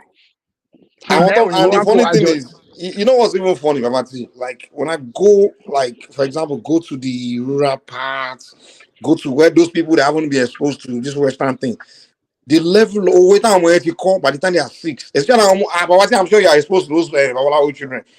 The kind of things they have learned, the wisdom in their head is so strong, so deep. And then Ẹ when tó I bá go kó to di ifá tí ò wà intelligent yẹn, I don't know because what of to the do. core, but because they can't speak English, they can't speak good English. But now people believe that Homo Ajeboye, obviously, where they are those bourgeoisie children, the only that we speaking out of English. This. They were speaking out ugly Nigerian English. People believe English that the way smart. it's spoken. I know Yeah, one man is relatively Anglophone and he speaks and we all enjoy his yeah, tone. we believe they are the best, they are the smartest. But the They way are the one English that is will get the spoken, job. They are the one that we employ. They are forced to be. English in In fact, 2024 is do the you most remember? basic language in the Arrow, world. And when you do interact with them, you they don't know anything. They don't know do anything you but remember? grammar. Do you remember in Nigeria in the late 90s? If you can speak that British accent, you are golden when it comes to job. If you can They speak will that tell You you, are they will American tell golden. you English, I'm You are speaking oh my automatic vernacular now. employment. goodness. Vernacular, you You remember will vernacular. you just go to UK 1 year, go and do MS, you come back, don't change. In it, all over the If you place. go to job Even interview till in Nigeria, today, all they are interested in how good can you speak English. They are not Babati interested till in. today, Babati today. If you go around Lekki, one babe that just won that they just managed to go get a 3 months visa to London. Tó kàn sáré lọ tó padà dé. Even London, Dubai, ó kàn sáré lọ Dubai bẹ́ẹ̀ yóò pọ̀ lọ padà dé. One ras girl from somewhere from the back end of Ó parí nìyẹn. Onisha tó ṣáà sáré lọ kálákálá wo Èkó from God knows from somewhere in Plateau.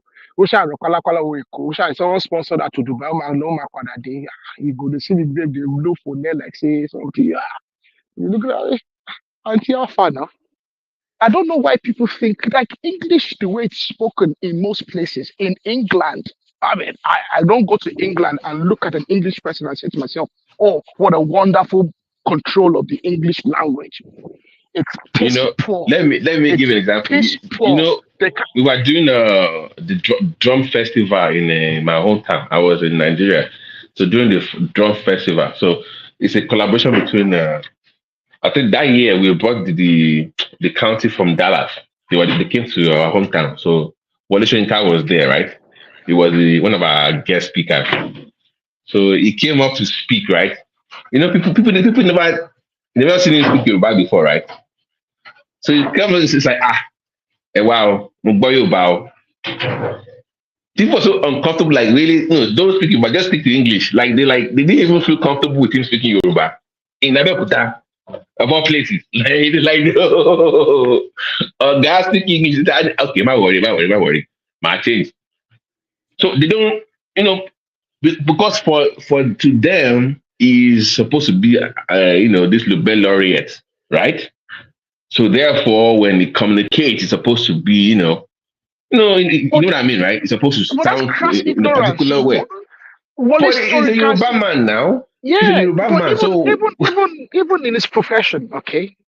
Anyone that's ever read his books would see right through his command of language that it is greatly influenced by Nigerian Yoruba traditions. So, I mean, what he's doing is just, he's just using the English language to tell a story. But it's so greatly influenced by Yoruba. So why would anyone think? Well, ignorance, I guess. Why would anyone think that this man does not have a great command of Yoruba tradition, of Yoruba oral history, of the Yoruba language? I mean, it shines through in his work when you're reading it. It just shines through that this is a Yoruba man, a proud Yoruba man that understands the English language. There was a book he translated in 1960. AJ Fagunwa is, right? Do you know who AJ Fagunwa is? He left already. Is Arrow there or Arrow left already? I think Arrow left already. Oh. Yeah, the man drop. He always drop. Oh, okay. Yeah, he's yeah, back. But the pants up, man. Okay. Enjoy this conversation. The pastor will come and destroy it. There was a book. Pastor, if he divert, I will take you out, man. Seriously. If you put it on that. But go ahead. There was a book that if you know who AJ Fagunwa is, he's like a Yoruba fiction writer in the 40s, right? Oh yeah. The Irikerido. Some of the best books. Yeah. That Soyinka had to translate into English in the 60s, right? I think he wrote a Bojo there as well. Did he not? That was published by Macmillan. I'm still trying to get an original copy out, by the way. If you know any bookstores. Check with Macmillan. They were the publisher. Macmillan was the publisher. I did a search recently. I couldn't get an original copy. No, you must go to Macmillan and do on their web. You can search through their own web because they have their own kind of books. ISBN thing. Okay, no worries. I'll check. That guy's series of books is one of their best sellers when it comes to fiction writing in the history. In fact, from Harvard, they have those books there. They reference them. And those books were written in Yoruba. It wasn't in English. The guy wrote the whole thing in Yoruba. It was all in Yoruba. It wasn't even English. It was all in Yoruba, written in Yoruba. In the 40s. Nobody ever said, "Oh, this guy come away because he didn't take that in English." But that guy, if he were alive today, he couldn't do the same thing he did in the 40s now. He will be abused. He will be mocked by the people. Can you write it in English? No. Because he was proud of the culture. It was part of who he was at the time. And it's one of the best books I've ever in my life. I think it's probably top 4. Because I'm a comic head. I like fiction writing. And if you read it in Yoruba, it feels different. You will be proud of who you are and where you're from. And that's where it comes to our movie makers, our movie people. Why someone? I mean, I think Baba Ogunde did a play for Bojo there. I think either Baba Ogunde or one of these contemporaries.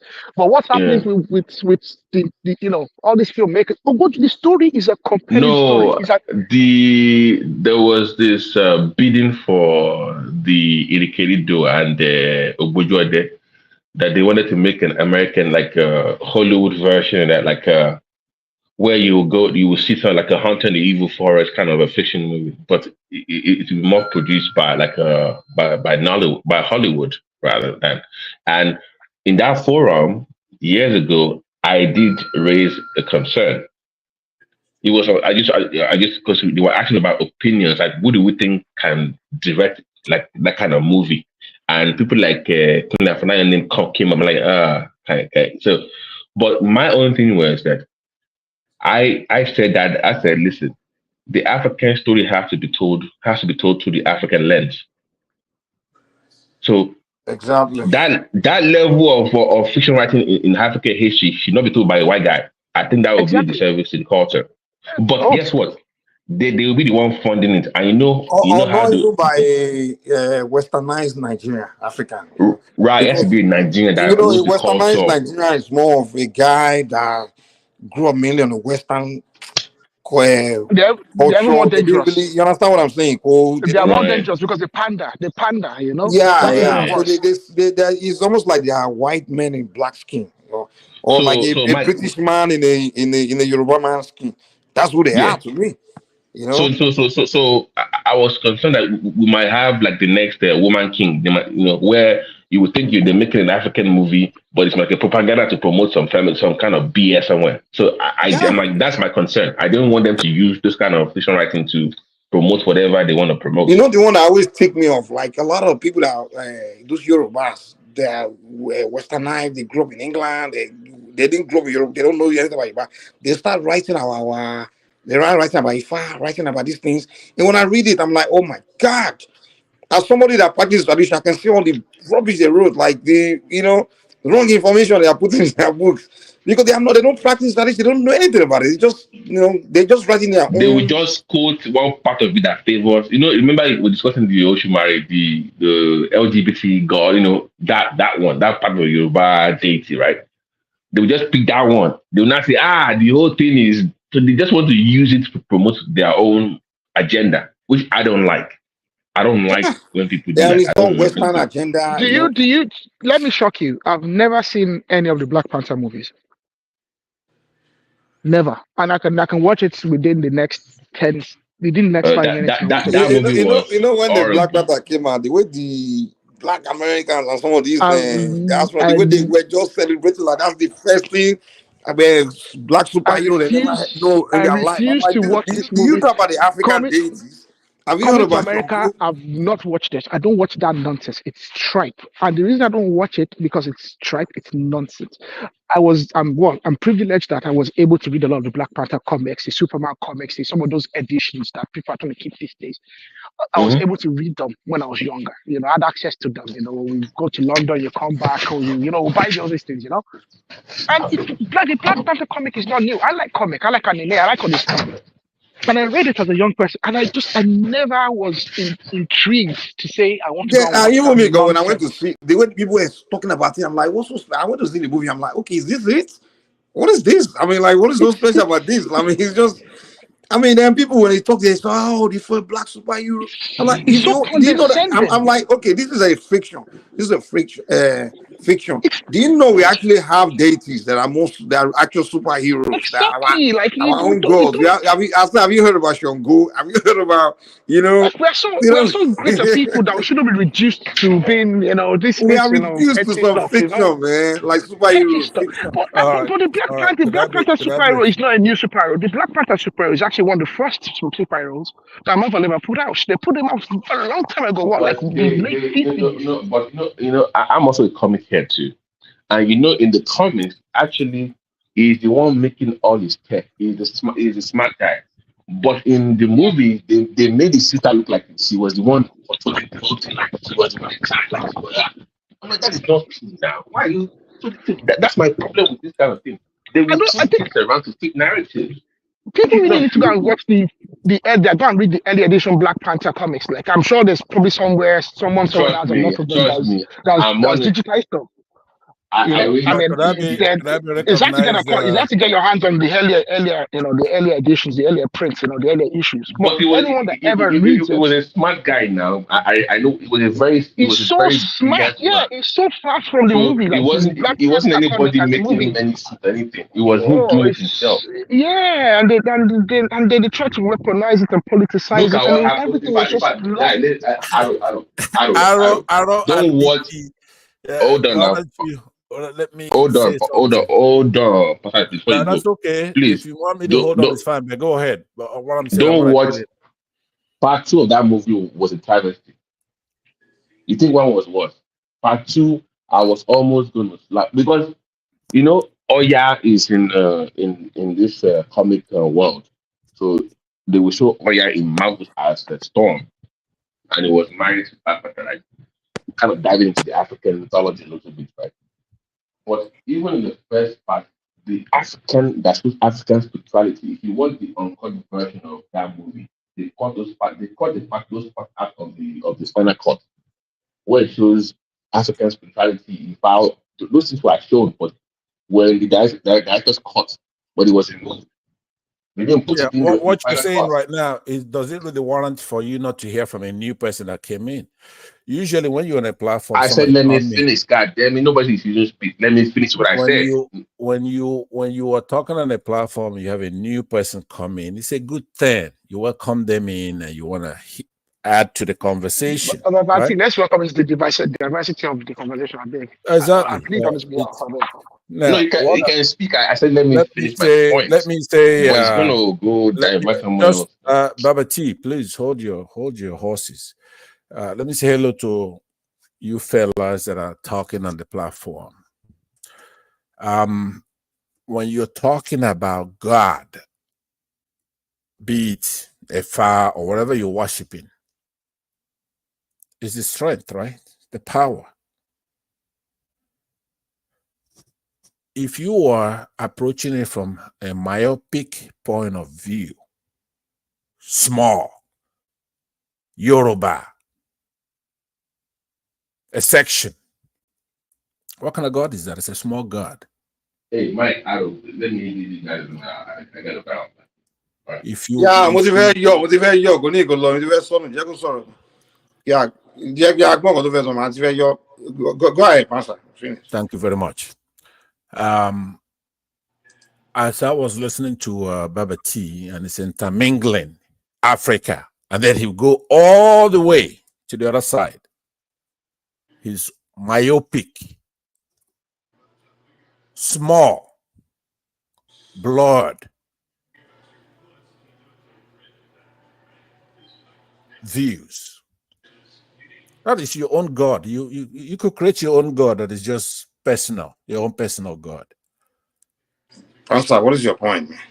Now, my point I'm making is that when we are talking about God, anybody's God, there's a mightiness involved. It has to be all powerful.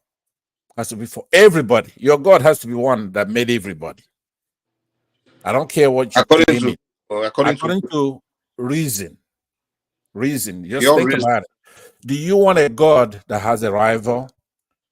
Well, listen, how's this relevant to what we are talking? No, but listen, Mike. First, listen, because that's your own view of the life. You don't impose it on us. Listen to what I'm saying. Second of all, you can't come here and tell us our Yoruba God is lesser God. You don't. That's the point. I'm actually making the opposite. No. Point. Listen to that's what I'm very saying. Disrespectful. No, you don't come and tell us. You need to take that back first. You know. No, I'm not taking it. Go to hell. Take back what? All right. Good night, Pastor. Good night. Good night.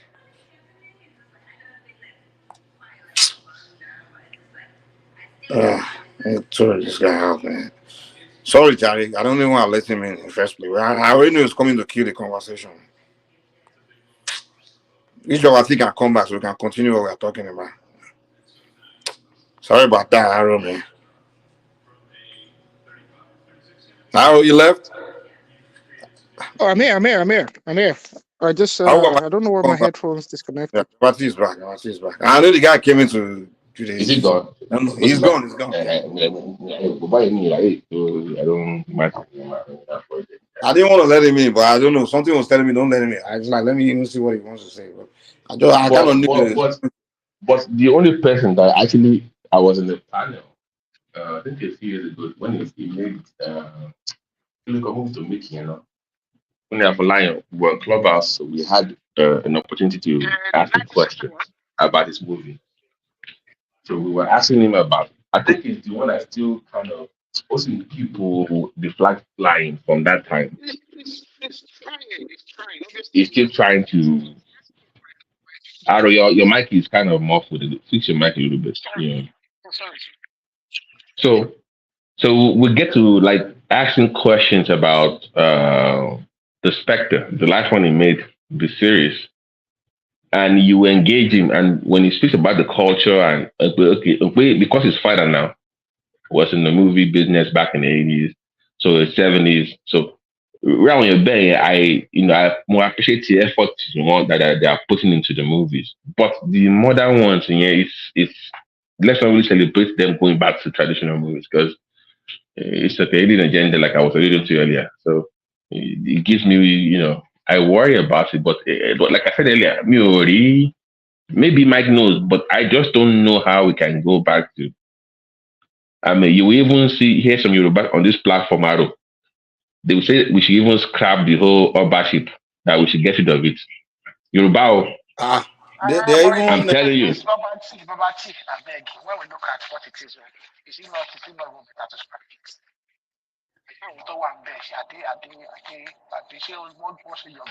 Something is wrong with your this thing. Can you hear him? I couldn't hear her. I think it's far from his this thing. Yeah. It's like you're far away from your mic or something. Okay, let me do something about this. We can hear you now. Better now. You're better. Yeah. You can hear me now. Yeah. But we can fix the problem. Not scrap the whole thing now. With the politicians Babati, we both know the truth about it. Okay, because like it's the British that's telling them what to do now. Babati now. This is your politicians. When they go to England, they are getting Mr. Mike, let us say the truth. The politicians are bastardize the system. Forget about it. Yeah, look at what happened today now. I was listening to one man speak today about. Look at what is going on in Benin, where the government is telling a thing that is so revered in their own culture that pretty much kick rocks. I can do whatever I'm the governor. And this boy. Wait, what did he say to the king again? I missed that story. I think he overruled the king about there was a chief that I think some chiefs were like kind of rebelling against the king, like they were having some issues, and the government kind of decided of the chiefs, like pretty much telling the king to go kick rocks, and you know how these people rebel their king now, even though the king said that they were wrong, and they were wrong for disobeying the king's order, and the government is taking their side, and there's like pretty much he can do it, and that's it. So you're making the king, I thought, whatever his name is, you're making him look like a fool now. So for Gulo money, look at what is going on in Kano. Look at what is going on there. Let's even look at how did we get here? Like, how did we get here? Okay, before the British came, the people that were regarded as the rulers of every space in Nigeria were the kings, right? How did we become a people where some guy from nowhere became more powerful than kings? Have we ever asked ourselves that question? Who created this situation? Was this something did those people make themselves? Was it a Nigerian that created this reality? A person is more powerful than a king. The British know what they were doing. Like I said, they have 100-year plan. They created this class of people. A class of people that are really they don't mean anything. Who are they? Who are these people? They create a system where someone becomes governor or president or something is more powerful than all these kings. I'm talking about empires that have existed for thousands of years. Mr. Mike, it's not peculiar to Africa or Nigeria. We saw the fall of the French royal household. But that was they fell by the only Roman. No, the French was a revolution. The only but my brother, was he a foreigner that came to depose the French and put puppets in? be in charge? Yes and no. I mean, to be frank, Really? the intricacies of European, even I mean, the intricacies of European royal lineage is peculiar. I was reading quite extensively about it. It was the Europeans themselves that made it happen. Exactly, yeah. But in But our own something, case, it's not like these guys are the one that overthrew their own or overthrew their own kings. It wasn't. It was the British that came to create system for them. But why would the governor want to share authority with the king? Well, I'm So not going to that's blame governor. It's just the constitution is what gave him more power now. Yeah, So it's exactly. It's the constitution. It's the constitution, and it's a shame, really. I don't want to speak about it. It's a shame, really. If there's a few things, God forbid that they ever let me near my Nigeria. They wouldn't. I don't think. I don't think I'll last 3 months because I'll be very, very ruthless, and I'll be very. There's a few things that just make me very angry about the way we organize ourselves. They won't let me last 3 months. They will impeach me within 3 months. I know that for a fact. If I'm anywhere any authority in Nigeria, because there's just some few things I cannot stand. This and it. I mean, look at the amount of ballet now. Every ballet too wants to wear a crown in Nigeria. I mean, it's just.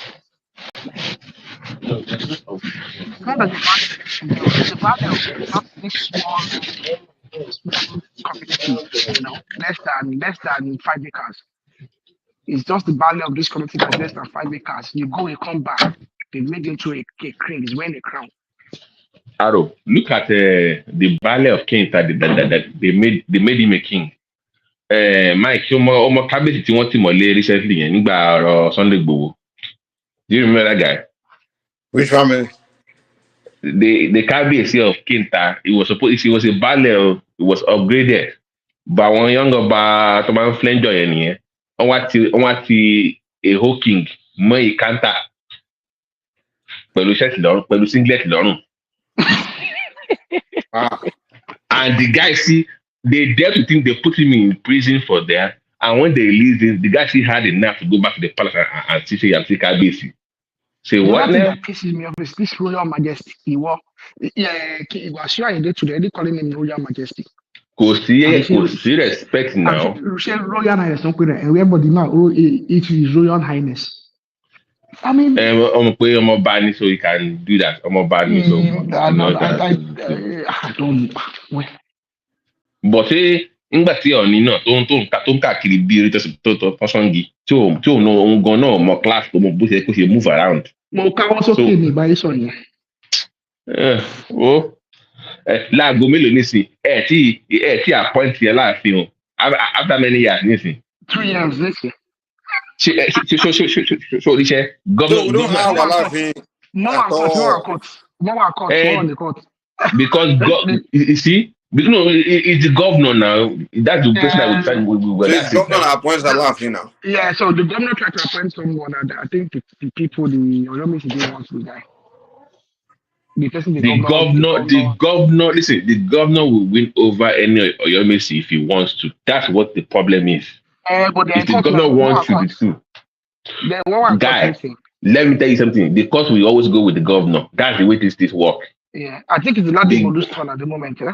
It's the Ladibolu that is their turn. But how the hell do we allow governors to be picking KBCs or local government chairman be picking violence? How did we get low Shelley? When did that happen? I don't know how you're gonna turn back the end of time on Babati.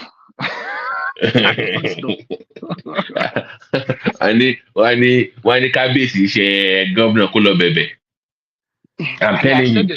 I said they should allow me authority in Nigeria. I won't last 3 months because I have very little appetite for it, It doesn't matter. It doesn't matter. They can't give them any power more than the governor. They will still be under the governor's control. So it could make any difference now. Good morning. Morning, how you doing? The people that were, even the selections of the people that becomes our king and all those things is even fraudulent now. Even the people that, and then they themselves, they don't even know the tradition.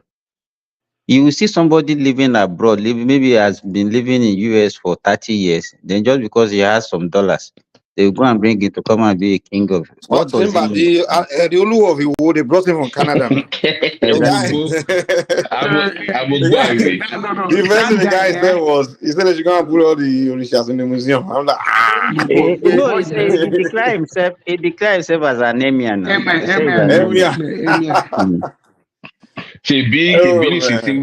Simba. His firstborn now is half Fulani. Is half Fulani now. Fulani don't be more fun.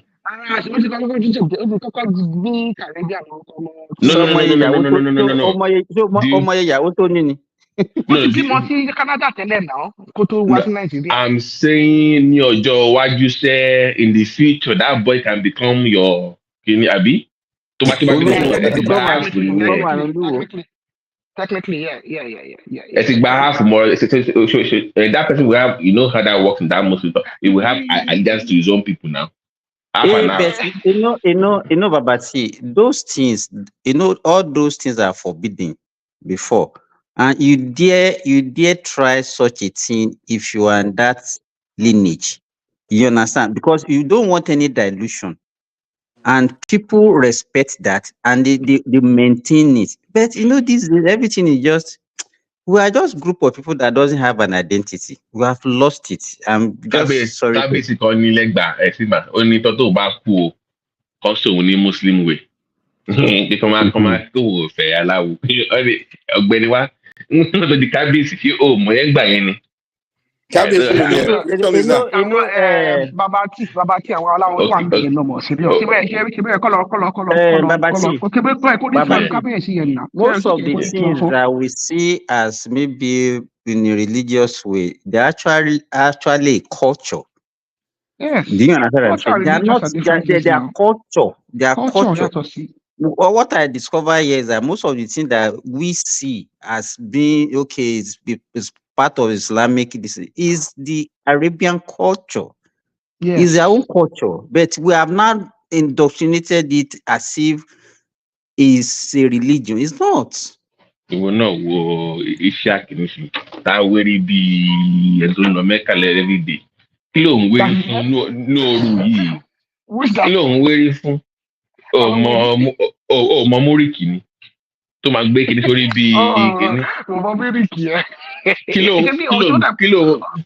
gbé sórí bíi kíní báyìí? Ọmọ Ọ̀ṣun nìkan ni náà, ṣe bí Ọ̀ṣun ti wá ní ọmọ sọ́wọ́ Ọ̀ṣun náà. But kí ló ń wérí fún bíi kíní nóòrù yẹn? Kí ló ń wérí fún? It's not Islamic now.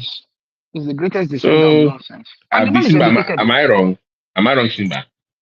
Well, that's what I'm saying. That if you all those things that they use is because of the weather and the desert condition here. They use all those things to they use all those things to protect. When there is sand dune, this thing, yes, it protects their eyes from because it can be terrible if that storm come. You see, the whole place will be. In fact, you will not be able to see anywhere because the whole place will be dusty, and it will be like as if you are having hurricane. You cannot drive. Nobody can see anything, and you see the thing entering your eyes, and it will be peppering your eyes. You understand? So they use all those things they adapted to their own environment. So they wear it for the weather, but in Nigeria, people are wearing it for. It's not written anywhere that this is the way you should dress. Then they are wearing it in a rainforest. And somebody will not yet be wearing it in the tropical rainforest.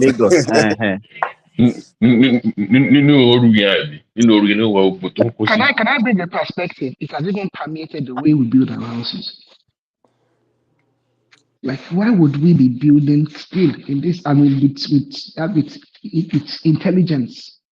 All of us are still building using cement, and we know for a fact that it's much more better to use clay brick houses. They are stronger, they last better, they are more thermal. Have you ever lived in a mud house? Unfortunately, I have not. You will love it. But I know. I'm an engineer by profession, so I know this. It cannot be. The place will always be cold. Cool. Yes. You understand? You understand because it doesn't absorb heat. Two, it's stronger than the so-called the way where the cement that we are using these days. And you know that bullets cannot penetrate that mud. Oh yeah. It's it's ceramic. Bulletproof is You literally understand? ceramic as Because well. you wonder those days how they will build that mud house and they will put a small window and they survive in it without fan, without AC, without. Do you understand what I'm saying?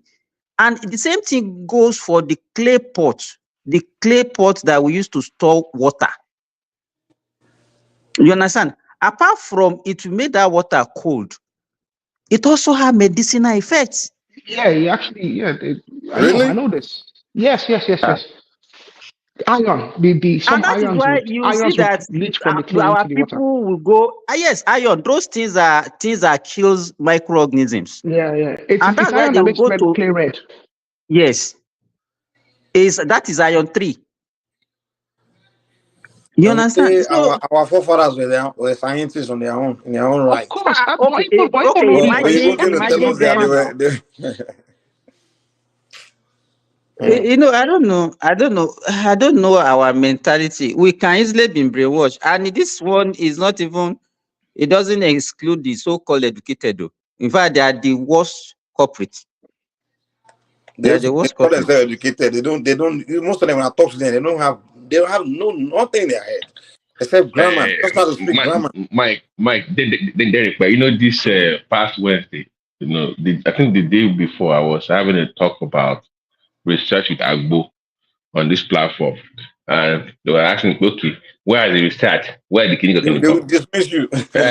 So about 3 days ago, we had our clubhouse meeting with our Illyrium. Mobile, okay, one very the killer one, yeah, it's up money. So when your great grandfather, great grandmother, tí wọ́n ṣe ẹ̀fọ́ àti do tó ń ṣe àmàlà gbogbo ẹ̀, ibo ló kọ gbogbo yẹn sí? Ṣùgbọ́n ọmọ sórí ni, ṣé wọ́n kọ́ lẹ̀ ni? But they know. So kí ló ń gbá, does it work? Yes, it works. See, we've been using it for how many years now? For generations. It's been working for generations. So because we didn't write it down, there was no actual research. So therefore, so they now referred me to the Iberium in UI. So there's somebody that the head of the Iberium in UI, that person actually has a research that was done by Yoruba people, Nigerians, nípa ewé àti egbò tí wọ́n lè document yẹ ó wà ńbẹ̀. So àwọn tó jẹ́ tiwa gọ́gọ́gọ́, they actually did their own research by themselves. Lórí egbò tí wọ́n ń lò. Babati, you remember, you know what they call Oriata? Yeah. Simba, by the way, yes, I did add you on Clubhouse now because I was really going to bring you into the conversation, but you were not available. But I did add you on Clubhouse. I saw your picture there. So hey, if you don't mind, you gave me the link sometimes ago. I joined somehow. Yeah. Okay. Go ahead. We will back so in. Oriata is one of these twin stick that we used to use. And big papo, yeah, but it's not really the common. You know, the common papo are actually from Ghana. And then that one is the white one. The white one, yes. The one our own used to have back that you have to peel. You understand? And it's thicker and it's longer. You understand? That thing was actually what they used to manufacture drugs for sickle cell disease. The name of the drug, they call it Nicosan. You know, the Nigerians, they are the one that did the research, and then they sold the patent right to US. And now the drug is not, the price is not actually affordable for an average African that has the disease. Can you repeat the name? You call it Nicosan. Nicosan. Okay. Do me a favor. Next week Friday, let me bring you on the program, please. We need to have you talk to this wonderful my people on Clubhouse, please. What do you mean by next week? Next week, that'll be like almost 2 weeks time. No. Oh, this Friday, 1 to 3. 1 to, yeah. So we can talk about this because this is huge. I'll bring it up and we can talk about it. Yeah. Go ahead. Why were the people, the individuals that did the research, why weren't they able to, to go into, to start? I mean, they could manufacture this as well. The name has Why did they have to I sell? have Why said did the they have to name sell the of the medical. patent? Sorry, Aro, let me be honest with you.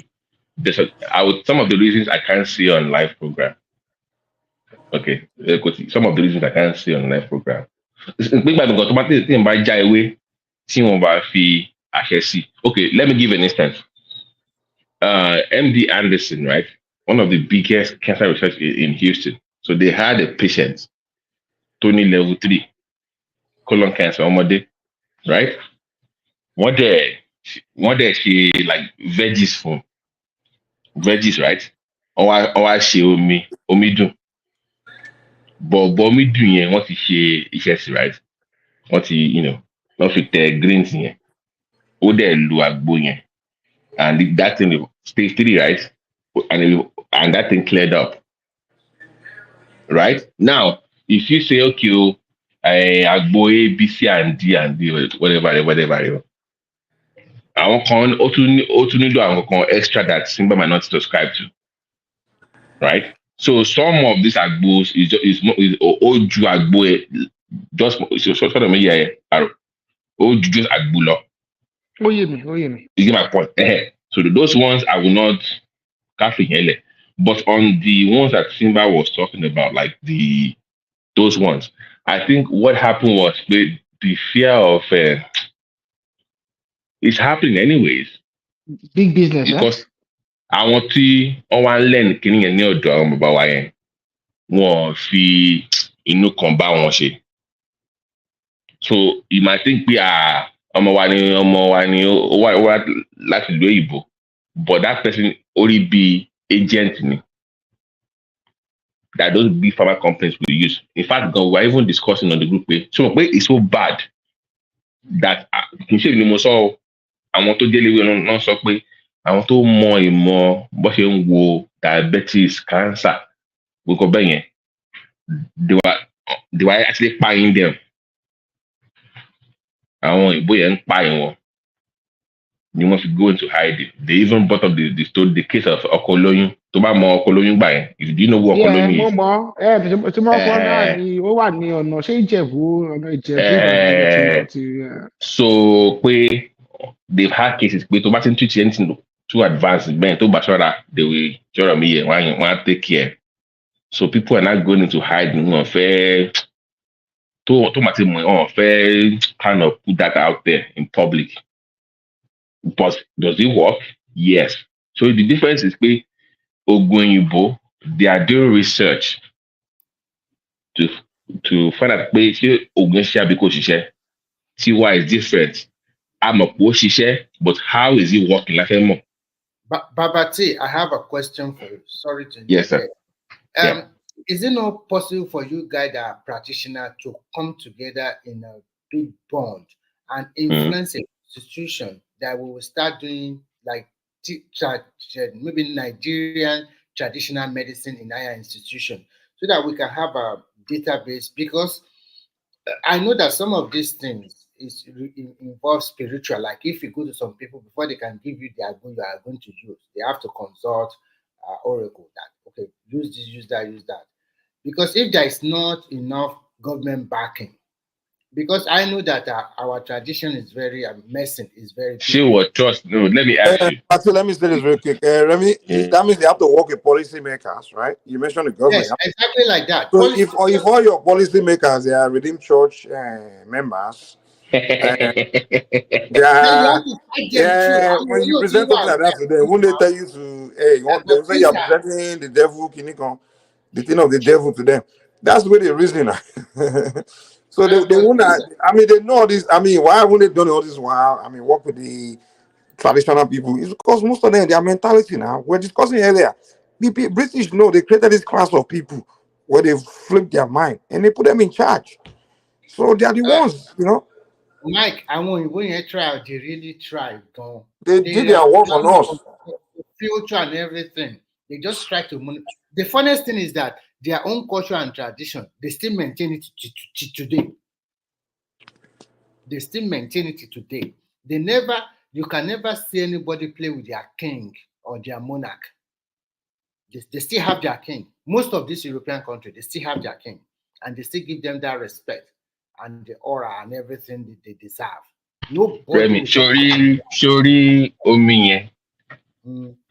Off the agbo yẹn, office green yẹn. See, èmi gan gbé mi ò rí mọ́ ìṣiṣẹ́ yẹn, but office green yẹn. So pé normally they say okay, this thing works. Tó bá fojú ara rẹ̀ nígbà mi ò ní believe. Right? Ó ní àníyàn kan mi ṣe ni. But tó bá wo chat ni pé I can see the mo sì tẹ́ pé wọ́n sì dey verse BPH. Simba don't know what I'm talking about. BPH.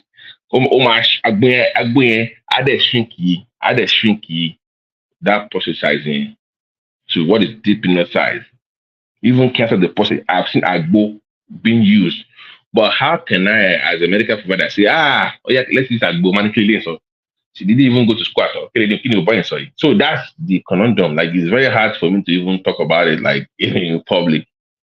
Because for most people, they are so used to nothing, anything about stuff on. Don't even about the fascist. Exactly. Forget it. My name, go and bring me the study. Where's the research? Where's the clinical? That's the problem. You don't want to, so that's it's always like when you know everything. Anything you hasn't confirmed, then we don't want to hear about it, we don't want to see. And that's what your politicians think too, all of them. Those within church members and the affairs that are running. So, like they believe the Africans have nothing to offer. Nothing. Like Mike is saying, like, okay, let me give you an example, Remy. You know the Kaizo show. Maybe you should go back and watch the Kaizo show, maybe a few weeks back. Show in some, I think it was Somalia or maybe Ethiopia, maybe Somalia that it was discussing that day. So going to Somalia, they made that same mistake already. And there's a particular leaf in Somalia that and board they were so stupid to the point that they gave the right to use that leaf to make medicine to a foreign company over the one in their own country. Kaizo was so mad. I think it was Sudan or something. Maybe Somalia. I'm not sure. One of those countries. Babati, poverty. But you can make more money from using that leaf for your own people now. How can you say the right to make that medication with that leaf to a foreign company? So how is it different from what I told you earlier? It's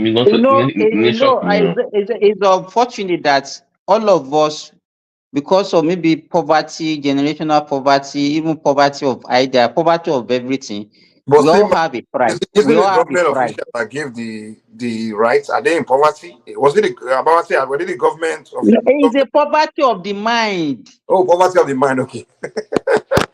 You understand? It's a poverty of the mind, because let me tell you, when you live in an environment where everybody is afraid of poverty, you understand? You understand? It's the same mentality for the rich and for the poor. And that is why you see somebody that's already rich, he will continue to steal and steal and steal and steal and steal.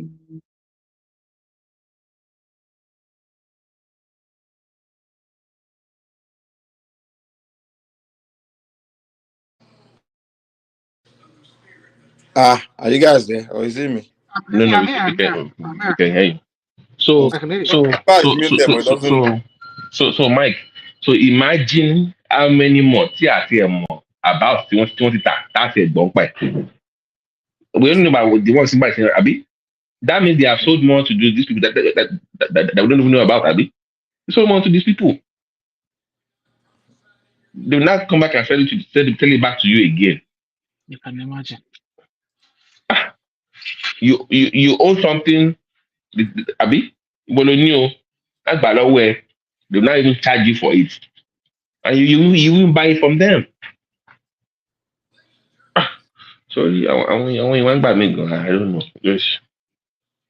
But Mr. Mike, is it a problem plenty? Where do you even want to start? Africa, man. Kábíyèsí gan ló fún wọn lẹ́ẹ̀kan kó máa lọ wá góòdù bẹ́ẹ̀. social politically, social politically, we are fucked. Economically, culturally, everything. Babati, during between 1999 and 2003, when Bisi Akande was the governor of Osun State, so he constructed the road from I don't know, you might not know that our area. From our local, because I'm from Udoti local government, so you constructed from the junction when you are leaving Okuku to go to Ofa. From that junction to Ilaorangun, passing through my own village. Because Bisa Kande is from Ilaorangun. If you get to my village, we have a lot of granite, and RCC Construction Company was the company that they awarded the contract to. So they were now blasting granite to construct that road, something that the town can actually latch on and make a lot of money for the town. Or you ask them to provide some facilities. You understand what I'm saying? You know what the king did? He only collected maybe some few millions and allowed them to blast that thing.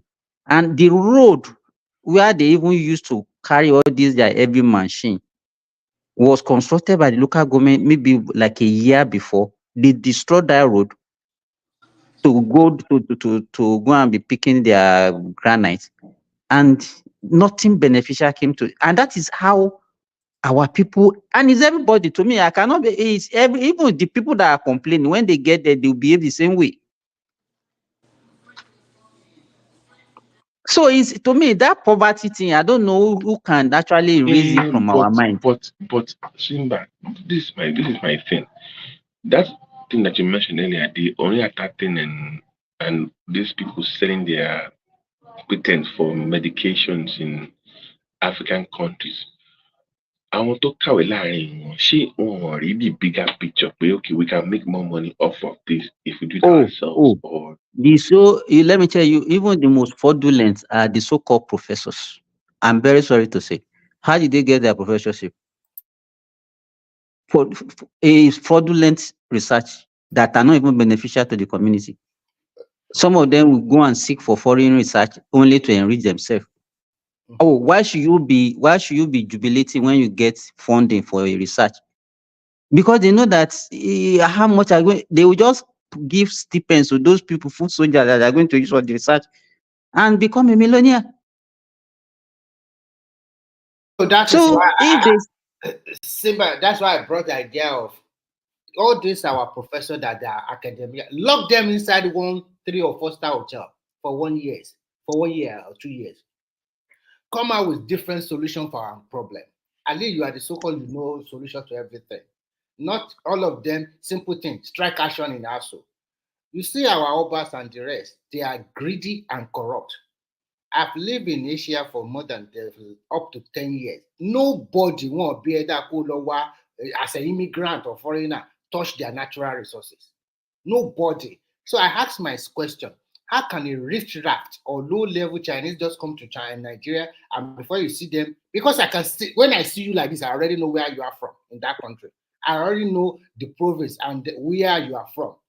How can they allow them to be digging our gold? Our Oba and our governor, they are rogue. Because there's no way they don't know the place now. They'll just go there and start digging the ground, taking the gold. I just don't know, because gold, ODD gold. I don't get it. I don't understand.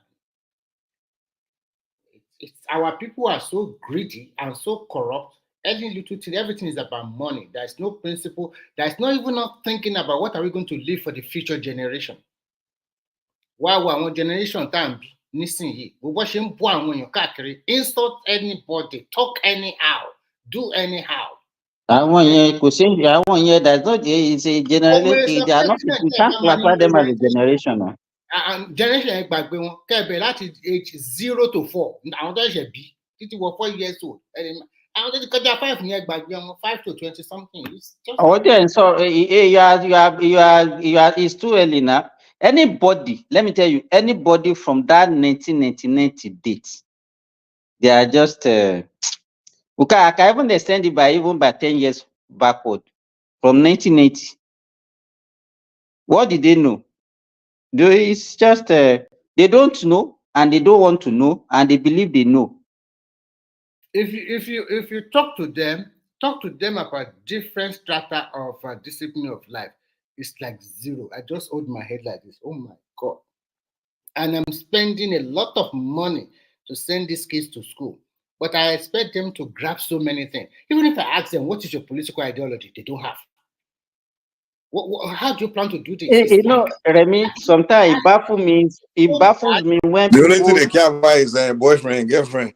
You know, It baffles me when people, because I've been hearing some people that used to say, they are the kids or nowadays are very smart. I just laugh. Smart about what? Those ones that are smart, if you put them to percentage, me, you want to 5 or 10% of them. Me, you at all. So tó bá dẹ̀ ń wo àwọn títọ̀ gbogbo wọn ń gbéra wọn wá bẹ̀ àwọn trash ni wọn máa bára wọn sọ ó fẹ́ gbọ́kọ mi mo fún lówó kò fún lówó. Oh God, man. When I remember you know the boys now. You know it was so funny, Remy. I went to hang around with young Nigerian boys. I was kind of playing football, spending time with them. So I been sit down with them, listen to them, and all they talk about is either they're talking about, if they're not talking about the girl, girl sex, just how many girls are fucking, all those kind of things, dating. They show picture of girls, yash. Either they talk about that or they just talk about Premier League, Arsenal, Chelsea, Man U. Those are the only two conversations. He start talking about Arsenal, Man U, Chelsea. Okay, they start talking about and I'm also sorry to say I'm like, dude, is there more to life than this thing? When I was growing up, like conversation they'll be having like this. Like we talk about some deep things about life. You understand? We talk about life. There's so much about life than this. God module, Premiership, Championship, No, Mike. and When after we that, what do we use? the girls. What do we use? Even that time, if you want to woo a girl, it's not. You don't woo them with money. You woo them with what you have to offer in terms of maybe you are sound academically, you are good in sports, you understand. Those are the things that even the ladies, those are the things, qualities that you have. Those are the things that they will look into. Because they have to introduce to their father back then. Today, are they even introducing anything to their father or anything? No, the only thing now is money now. Once before you even know, by the time they are giving you money and you are giving your parents money, everything is settled. Everything is settled. When I hang around the young Nigerians, I still remember when we were in school. Our books are like Bible and Quran. We compete. You will say, okay, open page. This is of Lambert chemistry. This is where they discuss the extensive distillation of coal. You understand? Those are our pride. You understand? And we can identify each and every individual quality. You understand? We know the ones that are very good in sports. We know the ones that are very good in education. We know. I don't know. I know you did geography when you are in the secondary school, right? Yes, Adeleke got your log and all those things that we used to read. Map reading. When you might to be curriculum is so large, so huge. At the end of the day, I even I get a credit after my YA. So all those things we are doing. Geography that time, you have what you call the regional geography. Yes. You have what we call the physical and human geography.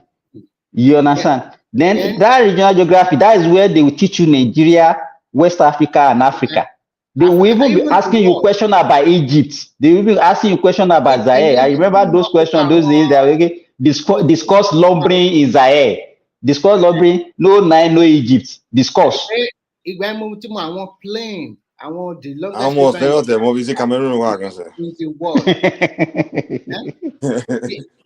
Gbogbo ìgbà mo ti mọ nípa China, a lot of things, river, Yangtze River, Mississippi, gbogbo nǹkan bẹ́ẹ̀ yẹn, formation of rock, limestone, gbogbo nǹkan bẹ́ẹ̀, àtúmọ̀ ya picture ẹni o tó bá yà dára bàbá yẹn àfi dínà bàtà yẹ jẹ́.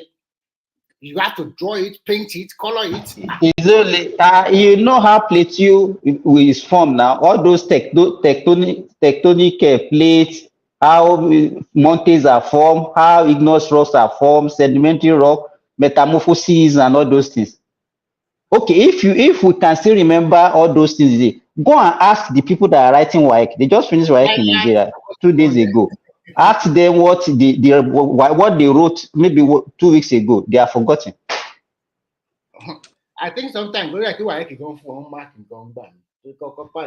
Oh, no, I standard. Yeah, what's low because the rate at which they even pass WAEC these days. I was wondering that is it that these kids are so exceptional?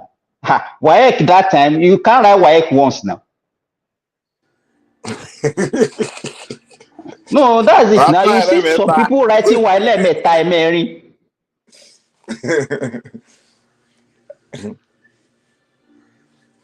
That's why that time, Simba, with my friends, when we gather, the one that make us fight is when we talk about politics, about sport, about so many disciplines of life. And people will bring in idea. But now when you ask all those young that is growing up, you are good about internet. Now, if you are good about internet, you're supposed to use the internet to do your research. Google is there for you to help you to do whatever you want to do. But they are lazy. They don't want to do it. But if you can do it for them, So I look at generation. Okay, let's assume that the economy is in a mess. Look at the generation now. Look at them. Is it the generation that will turn things around? Yeah. That is one of the reasons why when China sees that their generation are panning towards the West, immediately they change their law. Yeah, they do something about it. Well, Nigeria now, they're not even doing anything about it. I just want to everything is just going backward, and nobody's doing anything about it. We are just going like we are going astray. There's so many things we don't do anything about. And maybe this politician. That's why you have to go back to at least kings will do something. But Mike, if any politician wants to do something about it, it's also our own generation that we say, is that what will affect our economy? When we discuss the issue of national anthem, look at the way Nigerians are so furious about it. I was wondering. They play politics. So much politics. You understand? So if anybody should say, ban Twitter, ban TikTok, now you will see the way Nigeria will say, is that the next thing? How would that one affect our economy? And a lot of people are making money from it. And those are the things that we'll discuss for the next 2-3 months. I don't know. If you go to like Japan, Korea, they still put their culture in the highest esteem. They still put hard work before religion. In fact, forget religion in that place. So it is hard work. And they have a system. You cannot just come and become an overnight sensation like that. Overnight millionaire. No. It's not done that way. Even here in Saudi Arabia, that they used to ask everybody to close their shop, to stop all activities before any time for prayer. They have stopped it. So everybody, you are free to do it. If you like, go and pray. If you like, don't go and pray. You know what you are discussing now. Somebody was asking me yesterday that why I was talking that in all these Arab countries, the reason why they are covering their head, especially for their female and male, is because of their weather. He said, no, religion. I say it's not religion. It's the weather, because it's a desert area and the sun is not good for their eyes. That if you are passed through Doha and the rest, what you see these guys wearing, they just wear their white jalamia, very clean. And sometimes they put that thing on top of their head. Simple. And even sometimes, because I was in Dubai on prayer time, and I don't see the people going for prayer. That one, our people used to wrap around their head, and I've never seen any Saudi since I came to Saudi wearing it. All the few ones that I see, those are the ones that lives in the desert, in the village. You understand? Yes. And they are predominantly farmers. You Yeah. understand? So, but our people, they have turned it to like a tradition. I mean, even during the heat, when they are going for any occasion, that's what they will put on. Mm. So at the end of the day, the way we have taken religion in Africa is another thing entirely. And you know what? I was seeing one stupid pastor, maybe in Ghana or South Africa, telling them he's healing them. He will be putting his hand into the women's breast, rubbing their breast, rubbing their stomach. And those women will be lying down there. Oh God, man. Why are blacks so gullible like this? I even saw one, a woman pastor, that will say the main congregation should be sucking her breast. That's a Yeah, I form saw of that healing. one too. I saw that stupid man too now. Is that healing? Is that healing? Ah, um, enter my Africa, yeah. And we are so sucker for all this Western ideology. Before you know, we don't copy them. We don't say it's the best. And when you now live in this environment, you discover that these people here, they don't really care at all about these things. They don't care. They still live their old traditional way. When they, like now in summer, they will go to their cottage where it's very cool in the wood. They will enjoy their life. In winter, they will draw back to their apartment. So you see them still living that simple lifestyle. Hardly can you see a finished man with 4 cars. The highest you can see is two, maybe one for the husband, one for the wife, and it's over. Some does not even have personal car. They use their company car to do everything. So, but when you look at our people, you look at all these guys that are making money through music. What are they using the money for? They'll go and buy different type of Rolls Royce or whatever they are Cadillac they are buying. Different year, 2023, 2022. Why can't you use this money? Create a factory, create a plan. I mean, get things going. So that is why That's why they get broke easily. yeah, so especially when there are no more singing, then you now ask, where is the money? You Hey, that but buy. you know that whatever you are doing is not something that you can do for life. Mm-hmm. You understand? Because whatever type of method that you are using now, after some time become obsolete. Because you go and buy a So gold chain worth millions of dollars, put it in your neck. Eh? By the time when you want to sell it, you might, if you are lucky, you can sell it at a good price. But if it's too expensive, many people too will not buy. It's already outdated. So many stuff. I just look at so all these Nigerian musicians. Sometimes they are just funny, and you will talk that the country is in a mess, but you are living in a beautiful area. There is no big factory for you to for continuity. You are not doing big businesses that will earn you more money. I don't know. That is why sometimes some of these white guys that are popular, I like the way they invest their own money. Though some of them also fritter it away, but some of them do good. Well, Nigeria is a place to learn every now and then. So, what do you think, Simba? What do you think about the idea of that regionalism that people are talking about now? Simba, I think Ola is not there. Mike. Yeah, I'm here, man. I think Sema is muted, but it doesn't know it's muted. Okay. Or maybe he's at work. Mm. That regionalism, I don't know. Do you Regional what? think they are talking about we going back to region government like it used to be before? Who's saying that? No, some people are meeting there, especially from North Central APC. I think it's impossible to go back to regional. You can only go back to It's the. impossible. They will never allow it. It's No, not it's not even because that means you have to get rid of the governors of all the states, and it's not possible But now. I support that those two Senate and House of Representatives should be mashed together and become one. and reduce the number of people that come from every state. Maybe at the end of the To day, me, to me, I don't think structure, those things is the solution. The solution is just to like put competent people and just make rational decisions. You know, but like what about the all the financial problem, aspect of our solution to the problem for the country and solve it. Because even if you change the structure this way, that way, and the same people are the one you are voting in, the problem in Nigeria is just on they not doing the right thing. That's it. It's Yes, not and really the I structure. think It's just not doing the right thing, not getting the job done, corruption, not fixing anything. That's what the problem is. Incompetent people in charge. That's what it is.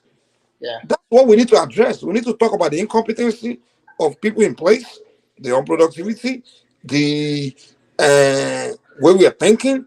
Those are the things we have to address because we have to change those And I things. think if the youth of nowadays, they should like come together and probably protest or demonstrate against some policy. Make them change some policy that will better the life of people instead of fighting among yourself, insulting all the others. I don't understand them. That when they have that answers, and when the government say who is your leader, and you say you don't have a leader, that's now I know that they are stupid also.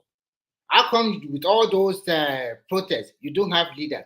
That was the best time for you to now talk to government. These are the things we No, should no, change. no, no. That Remy, that time they would have arrested their leaders. Man. Eh? They would have arrested the leaders. You can't do that, man. If you want to do something like that, you can't put a head to it. But at the end of the day, what did they gain from it? No, well, they got the SARS was scrapped now, so they achieved that. They were just trying to do extra. What they achieved the SARS being scrapped, but they kept going because the government agreed and just scrapped the SARS. You know, because they Mhm. said, So okay, this is what we want. what happened to Lagos State now? They burned down everything. Yeah, that's what I'm saying. Now they now went extra because Ah, if you remember, wait now, if you remember what happened when they started it, when the government said, okay, what do they want? They said they need SARS eliminated, and then the government asked, okay, we've announced that SARS has been taken off, and then they kept protesting. And government was like, okay, why are you still protesting? You understand? You know, they kept he talked to a party, and then he talked to they started doing all asking for other things, and then the governor of Lagos just say, okay, obviously there's nothing else you guys I can. I mean, you guys have, you know, governor of Lagos asking them what else do they want. They can't answer.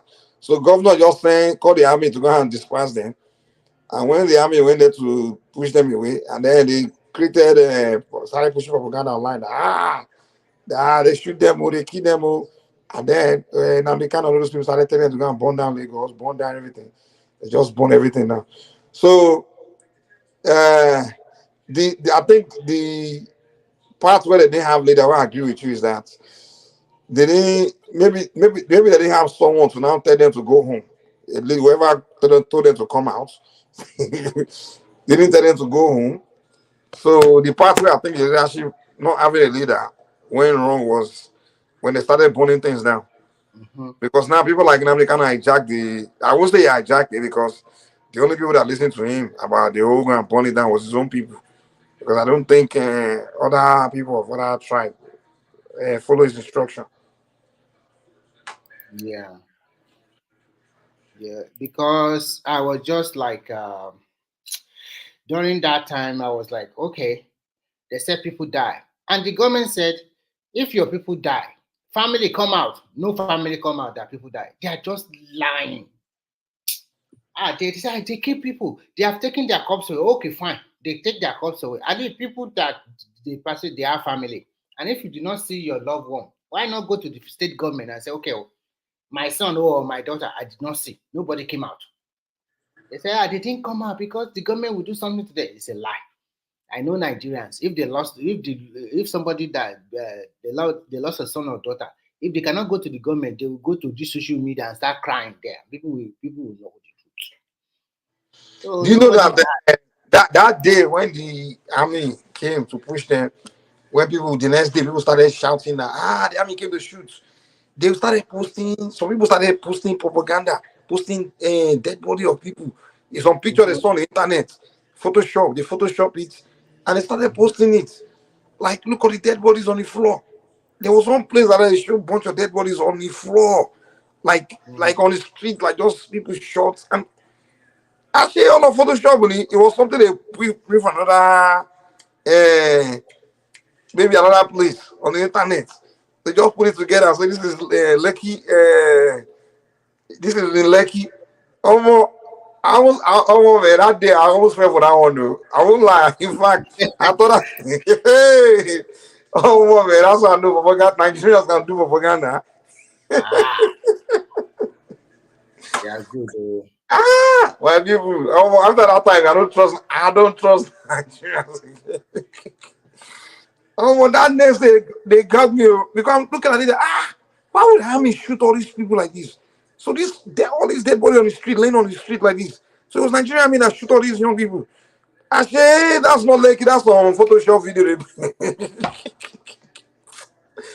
Oh boy, Nigeria.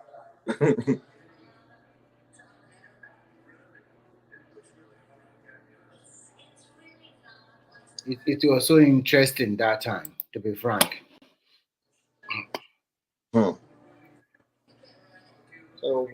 So, and when you see some people when they argue, I was listening to something, and I'm sorry to just take you to this place just for talking sake. There are so many people from the southeast. They are saying, we need to go our own way. Even some people from Bedo, they want to join us. Ikwere Igbo, all of them, we are going to claim them. We are going to get access. Then one Yoruba boy now came.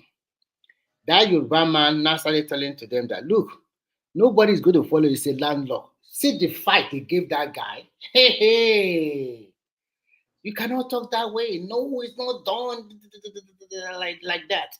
The guy says it's a landlocked area. They will never follow you. And you can't take them by force. And you cannot tell if a small part of a state as a kind of Igbo or something like that. That's not me. What about the rest of the people living in the state, the rest of the tribe or ethnic? That they won't follow you. Hello, Mr. Remy. Can I say something about this Yeah, go ahead, please. action? Go ahead. Because anytime Lagos is being discussed, I'm particularly interested. I always want to chip in something. At least one thing that I would say is a positive. I'm not giving credit to the NSAS people. I'm just saying in general that it's a positive outcome was the cancellation of toll collection on that particular toll gate. That has significantly reduced the traffic along that corridor. Because imagine you have to pay toll. I think the cheapest for small car then was 120 naira. So, and you have to queue. The queue can stretch to about 4 kilometers sometimes.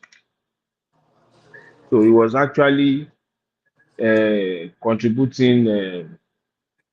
Was actually giving so much disturbance and stress to people. But if you drive through the same toll gate now, that area is just a smooth drive through that toll gate and the adjoining area. So, but that is one positive thing that if you I think what Lagos State government should have done is to start they are trying to, they can't start collecting the toll. That's the one thing I would disagree with. I'm not talking about the toll now. Okay, because okay. It's not easy for government to. That is a big investment on the part of the government. Yes, but it's a political investment. We that in Lagos we know. How can you say the company to maintain a road for 30 years and you collect toll for 30 years?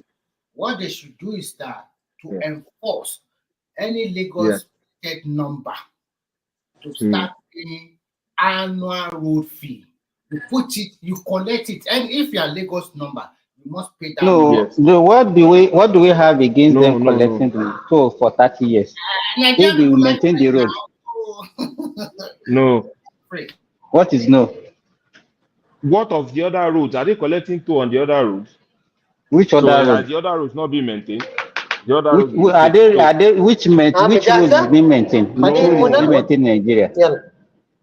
I live in Alimoshan and they maintain the road now. When there is a pothole, They cover the pothole now. Why are they In raising the most money roads. to maintain the road? Why are they raising the money to maintain those ones? Yeah, now the same money. You think that toll money they are collecting is only for that one road? So They have to, government have to no, raise revenue. Hold on, keep it. I no. don't think I'm with you. I'm not with you on See, this one. wait. The government have to I'm collect not. revenue however way they can. They can't put. Of course, they need to maintain those roads and raise money to maintain those roads as well. I'm not But talking they about can't put maintaining. toll on every road. You understand? They can Yes, that's only the put toll point. on the highway. So on Yes. the, you understand? So they have to Yeah. put toll there to collect revenue to maintain that, and also No. potentially No, raise I money to disagree. maintain other I roads. disagree. It was not a new road. There was an existing road on that axis already. So why would you rehabilitate the road and put toll to collect to maintain it? Is Then there a since they've highway? not been collecting, just wait. This they've not been collecting. It's supposed to be an expressway now.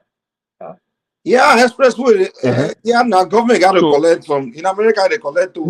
we understand now. If there was a toll in Lagos about the expressway, why did they cancel the road?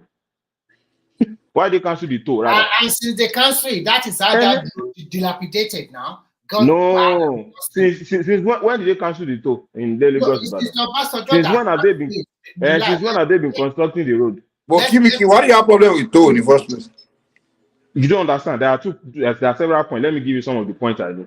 This road is not a new road. There is an existing road on that corridor. Whether new road or old road, So why are you just against them collecting toll?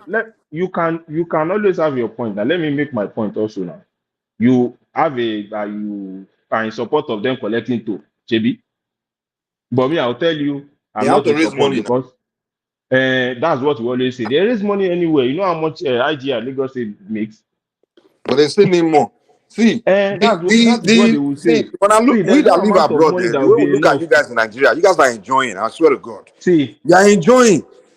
See, in America here, do you know how much? If I begin to Mr. tell you the list of things we pay to government. Hey, Mr.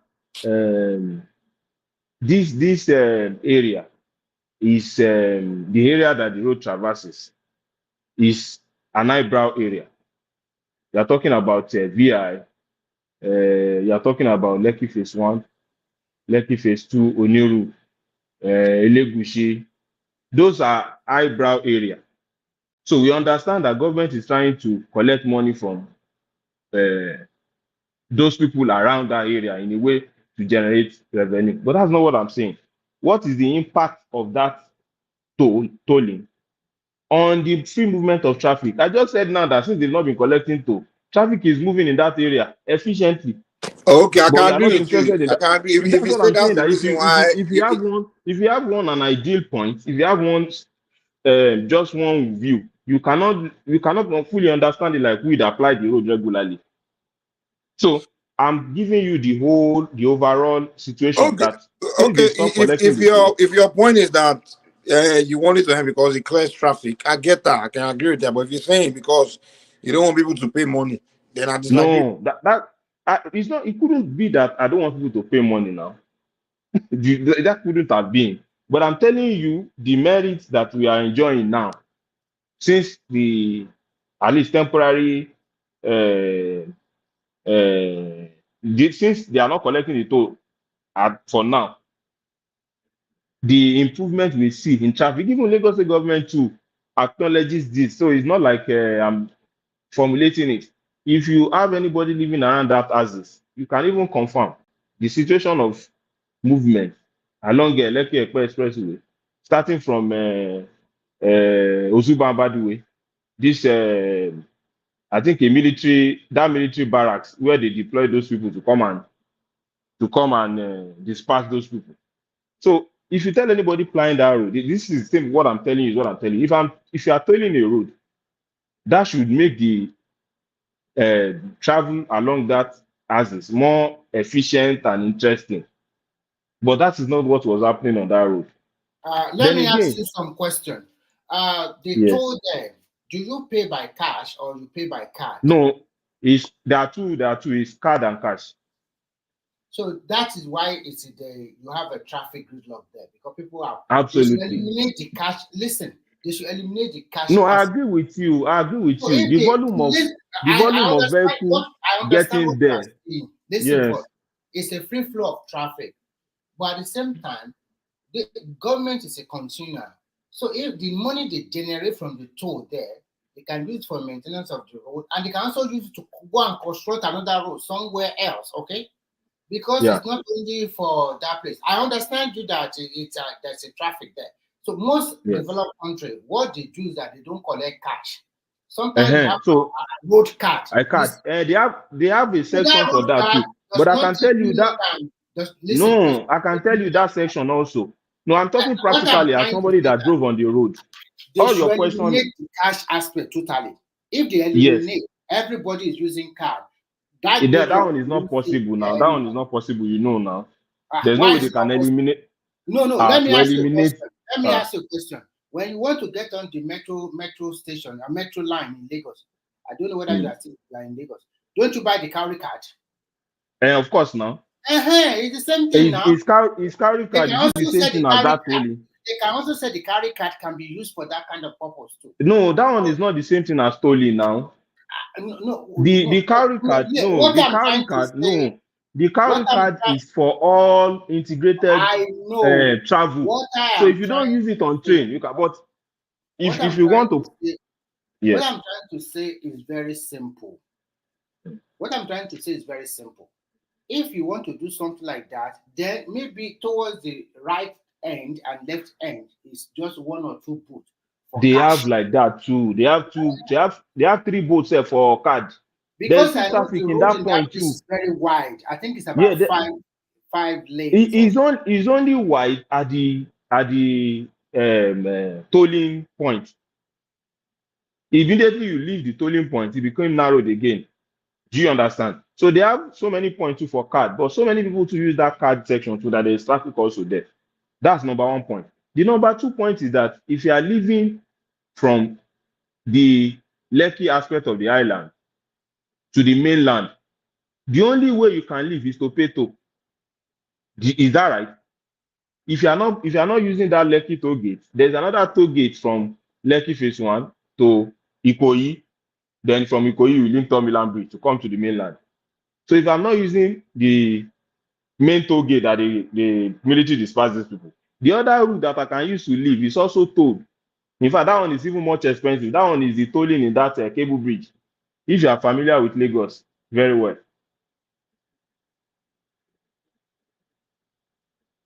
So how can I want to leave one aspect of the state to another aspect and you told the two roads that I can use to leave, and somebody will justify that because they want to maintain the road? That is why they are tolling it. I can justify that they are tolling the cable bridge toll gate because of it's a newly constructed road over water from Ikoyi to Lekki phase 1. That's a newly constructed road. It was constructed by Fashola. I think But what the federal government I understand why you can tow that one. But the other one that you tow, the main one, is an existing road. So you can't now tow the two that people want to move from that aspect to tow. No, it's not. If you do some things, you cannot really capture the whole essence of some situation if you don't experience that situation. You can only talk based on the knowledge of where you are. That's on No. tolling in I have America. passed through that toll something before. I've passed through Okay. 4 times. I'm not saying you don't understand what I'm saying. I'm not saying you have not passed through the place. I've given you 2 points now that you should consider. Immediately they stop tolling, they stop collecting toll. The traffic situation improves. In fact, Lagos State government will acknowledge it. Then number 2. I totally agree with you. No, that's number 1 point now. The number 2 point is that why must I leave? But the question will now be this way. The question you must also ask yourself is this. Now they are not collecting money anymore. So when the road goes For now. Yes. It's more than 1 or 2 years now. They are not collecting. There is the temple of the situation. The situation is still tense that if they want to start tolling now, there will be problem. So because if they wanted to start it. Some section of the road is not in bad shape. So if they don't fix it on time, they are maintaining it. That's what I'm saying. Since that time, do you think some section of the road is not bad? They are still maintaining it now. Lagos is still generating money normally now from IGR. And federal government is sending money to them. Question. Do you think every state will say the idea that they are generating is enough, considering that Lagos have to build the metro line by themselves? All if you of this look at land is foreign land. It is the is federal they government didn't build it by themselves, or is a loan? No? listen first. Listen. Whether loan or no loan, the loan You are is saying not. they build it as if No, they no, use cash to no. build it. Listen. Let me listen. Whether loan or no loan, I'm listening to you. I'm listening to all what you are saying. it is not Ah, federal government loan. It is of Lagos course, State that secure the loan. That yes, I means agree with you. the citizen of Lagos State have to pay that money, whether they like it or not. Absolutely, absolutely. So For so many years. Now listen, what I'm trying to tell you is that in most countries, it is Mhm. not national that construct metro line. It is the What you are federal saying government. is the same thing that Lagos State So government we says must give kudos regularly. to them. That they are And, the same and when subnational you that talk is about constructing rail line. All this thing you are saying to me is not new to me. It's not a new information to me. I am just trying to I'm only pushing. No, I understand what you're saying. I'm only pushing and to they need you more money. those They 2 need points. more money, more IGR. That's what I'm trying to say. There's no state that doesn't need money. There's no time government does not need money. I think the only time we have money was during this military guy that fight the civil war. That's the only time the Nigerian president or minister said we have money, but we don't know what to do with it. Apart from that time, we don't always have money. But the point I'm making right now is that traffic situation improves. If they are going to do what you suggested now, to collect the toll, cashless, and still make traffic flow better, I agree with that one. That's one point that you solved. The second point is that you can't have two toll on the same aspect of Lagos to another aspect of Lagos. There is no way you can justify that one. Do you understand? Even if you say they should go cashless, so that it will move faster. I understand that one. But you can't justify what they can do that. For you can't example, justify if you them don't tolling the two sides. if you don't take that toll, if there is an alternate road you can take that also lead you to the same destination, they should. I agree with you. There is an alternative road, but the alternative road is inside street. Oh. Yeah, that's the problem. That's where in fact that place is my regular route for almost my regular route for almost 3 years. That aspect is where I do my PP. I have a shop there in after Lekki phase 1. I'm coming back to Ikeja. So I applied that route for almost 3 years. So I understand the peculiarity of that area very well. So how can I go and pass inside the street? You know the peculiarity of that, there's speed bump, there's so many things there. So would you now say that is the road I'll pass to prevent me from paying toll? Even they too, they understand what they are doing now. So collect toll from the main because the road is located in your area. You don't want to be paying toll. That's why you are saying all this. Go and pay your money, Joe. No, the road is located in my area. Point in something understand point in road is located in my area. Me point in they should collect toll. For my own advice, these 2 points that I raised, I have the solutions to it, which Mr. Remitu has suggested one. They will use the carry card, just like we use carry card for ferry service, road transportation by lag bus, and then train service. They should integrate that carry card to that one so that we should do tapping. It will be faster to move. That's number one. Number two, they should stop the tolling in one of the toll gates. They can't collect toll in both toll gates. That is the second point, which has been solved. So what brought me to this is just to tell you what really happened after the NSAS, the situation around the place. There is still tension away that the Lagos government wanted to do it. I think it was last year they wanted to introduce the toll, but they measured the tempo and the situation there that it's not going to be easy to introduce it now. So I think they waited for some time. Maybe and again, election will not even somebody will not even dare to want to introduce toll during that election, because all those areas, Lagos government lost massively in all those areas. So you will not even want to introduce any toll within that time. And this is the same situation. Maybe another government will come in and they will bring it back, or towards the last part of this 4 years, which is going to be counterproductive again, because people will want to vote against APC. So I So, think that's BQ, just I the want to situation ask for now. you a question. Yeah. Are you still Yes, living in I'm with Lagos you. or outside? Well, I'm not currently in Lagos, but Okay. I'm The not question, currently in Lagos now. the question Yes. I Well, want to ask how is does that the question relevant no. here? The question I want to ask is that you can Yes. have, you still have ground there. Is it very difficult for non-indigenous or non-Yoruba people to rent apartment in Lagos nowadays? Hello? Can you hear me? Hello? I can hear you now. Can you hear? I said, yes, I can hear you. I said it's not difficult to. In Because fact, some people complain that no, those ones are, I don't know. I can't say generality, but where we have new development now, which is in Lekki Axis, you are even going to see more of non-Yorubas in those areas. So if you want to rent your house out and you need money, you are likely going to rent it to non-Yorubas. so in a nutshell, So, it's that people are still trooping to Lagos with all those absolutely. I have one of my brother that have house in that houses. It's a 6-apartment, 2-bedroom apartment. None of our tenants is Yoruba. That even gives you an idea of the way it is. So if they conducted an election, in that houses, APC is not likely going to win. They are not likely going to win that area. That's just fact. So it's not surprising that why was the strong point of the obedient something, that there was a guy that contested against Banky W in Nature's One. He's the same federal constituency for Obanikoro's son, Babajide, Obanikoro's son, APC, Babajide, Banky W, PDP. Then that guy, nobody knows that guy. But because of the same LUP 75, LUP bottom, the guy got almost 80% of the votes.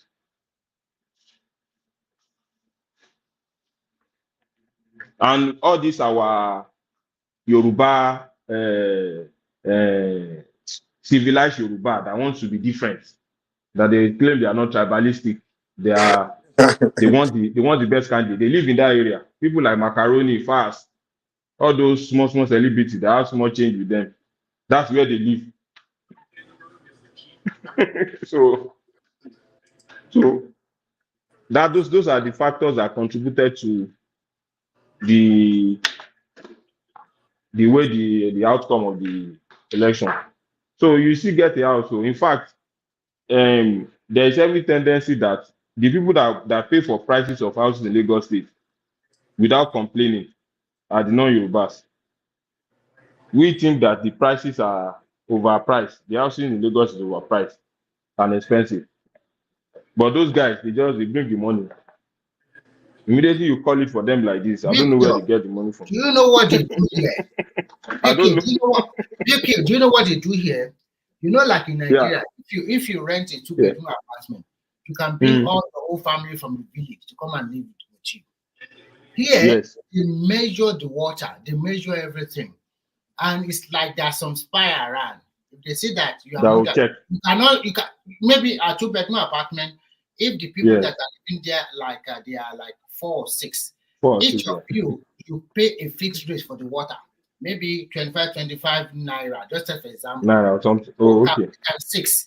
So you cannot also bring a lot of people like that. Then you are 20 in that room. No, it's not going to be possible. It's 1-bedroom apartment, it's 1-bedroom studio. You are going to they do like that in Lagos. You cannot cheat the system. Nigeria, they cheat the system a lot. You rent 2-bedroom apartment and then 20 people. And you bring 20 people, yes. They bring so many dependents. They bring their shop boy that will learn their apprenticeship with them. They overused. They overuse the facility. The landlord will think he's making money, but they are using your house anyhow. It's not even destroy a lot of things in your house. Housing rent is not even, if you really need money, it's not a cash money like that. It's just that it keeps your investment safe. It's a low risk investment and stuff. But for you to make money, very funny. After the 2020 election, Where are the Yabo? Which movie is it she's Yes, doing? yes, all those. Yes, you understand what I'm saying? All those Yabo Ojo, Mr. Macaroni, Is fast Thomas bad guy. there? Thomas, are you here? Those guys. Yes, I'm here. Those guys. Okay, so you're Those back guys in are. charge now. Okay, all right. Whenever you're Yeah. ready So to, it's on those you. guys are in that area, Mr. Remy. Those guys are in that area. Yabo Ojo, all those good Yorubas that they call themselves, they are not tribalistic. They are in that area.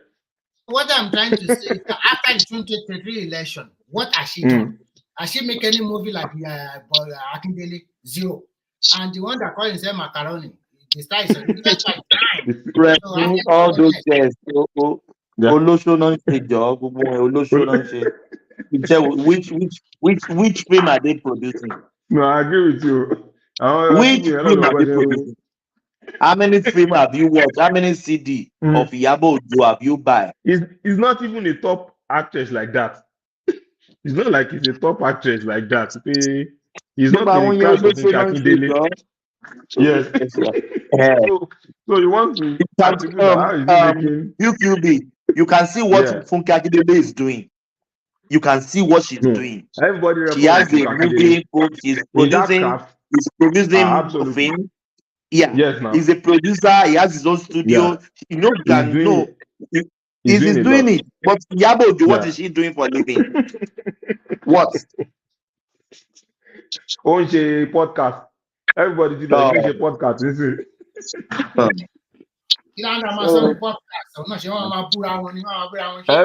Everybody did finish a podcast. It's not a shining example. Go on YouTube. Go on YouTube. God, no, those are just the UQB. Why don't you ask yourself this question? Why are the male actors? Why are they not rich like the female actors? What different the male actors are doing, the female actors are not doing? How many male actors? How many male actors? Lonile Sileki. How many feeding man? Longbe Leki. How many of them low rich? So what is the lady doing that the guys are not doing? So you know that the ladies, they have their own hustle. They are doing something. Yes, absolutely. They are doing something. Yeah. They know. They know now. So it's not anything that. But when it comes to those during that election thing, tensions were high and like I said, it's not really them, because I told you I documented the voting in my own estate. It's just a civil servant estate. Yeah. But I said it that day. I was on Dr. Damage's show. It's a civil servant estate. I was listening in the background. You was there, It was civil servant estate, but Peter Obi still won. He showed something. Yeah. It's not like Lekki that Obi won very margin. He did not win with wide margin, but he still won. At least in different two polling units that is closer to me, our own polling unit. We have two polling units in our polling station. Then one other one too. He won those areas, but not with big margin. So that shows some things. It shows some resentment too of some Yorubas, because you will see the list, the voters list that is pasted. Almost 80% of us in that estate, they are Yorubas. You will see the names. Yes, you see the names. Do you understand what I'm saying? So they are Yorubas. You can really clarify that this is populated Yoruba area. Yes. Populated Igbo area. Yes. Yeah. So you understand. So if it's all those Okota, all those places, give Peter Obi win that place. So in fact, there is all this Agbo Palace way. Alimosho local government. Tinubu lost it now. And that's what I'm saying. I mean, Alimosho. My place in Alimosho, I lost. No, I've explained. Wait, Mr. Remy. I've explained some of the factors in my discussion. I said some Yorubas too. They have a resentment against Tinubu that they don't feel like is capable enough. So some of them voted for Peter Obi. And I gave an example of my estate, which is more than 80% Yoruba. And Peter Obi still won. So how did he win? Did anybody come there to win the election for him? They means voted Yoruba. for him. So that's a fact. For him to even get that margin that he got, it means that so many Yoruba voted for him. And at least from my own estate, I can say that. So big Q after the election now, aftermath of the Yes. election, that Ekonu be Lagos, be Lagos no man. Kilo do No one be. why to all vote for someone? Why? So Why? Of course, absolutely. The situation was different for Sanwo-Olu. It was, and again, you know, there was an extension. No, You know when I think Tinubu lost Lagos, I was thinking Sanwo-Olu to lose Lagos. I was like, yeah. No. See, Mr. Remy. If they conducted the election the following week, Sanwo-Olu to only to lose the election here. You know, there was a delay of 2 weeks again before they now conducted governorship election. I think more than one. Yes, so that gives APC momentum to push this ethnic agenda very well. Very well. One announce that. One announce it is very well that same our estate, Sanwo-Olu won almost all the votes. So what happened? What happened? You don't understand. If you compare it to the previous like 2 weeks earlier. No, jáde láti South East náà fún wọn ní ìwádìí fọmọ yín nìkan ìdìbò fọmọ tiwa. Yes. So that thing came in. Yeah, that you don't understand. That thing came in. And of course, Gbadebo Sanwo-Olu he's not really like a Yoruba person, someone that cannot speak Yoruba, that cannot. So, co-integrate in one typical Yoruba Lagos area like Ekpe, Badagry, co-integrate man obìnrin dáadáa. Àwọn ibi tó integrate mọ́ níbi tí population of non-Yorubas are plenty. Alimosho, Isolo, Etiosa, all those neutral area. But àwọn ibi local area Ìkòròdú. Ó fi ń pé tí Labour bá gbé rí ọmọ Igbo gan jáde wá contest against Sanwo-Olu ó lè win o. In fact, tó bá conduct election any following weekend yẹn, anything can happen. In fact, Sanwo-Olu when he came to arise, you can see in his voice that he was shaking. He was practically àwọn MC olóòmọ lọ́sẹ̀ ìwé mẹ́kọ̀ọ́ máa ń lose. Absolutely. Absolutely.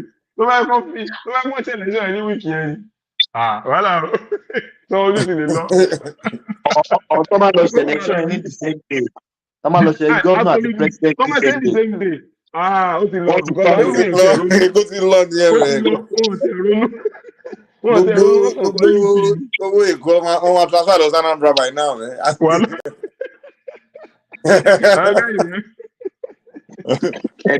you should. Àwọn ọmọ Igbo ló máa pọ̀jù ní kábínẹ̀tì ẹ̀. Àwọn Igbo ló máa pọ̀jù ní kábínẹ̀tì ẹ̀. A kàn sọ fún wa pé ADG no matter ni.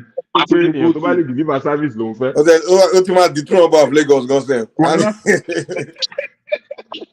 Nǹkan tó máa sọ nìyẹn. And we have to have diversity. So the Oba can come from another tribe. Àwọn Yorùbá kan tó máa support ẹ̀ nù. Ọdẹ wa support ẹ̀ ọmọ ní yes o.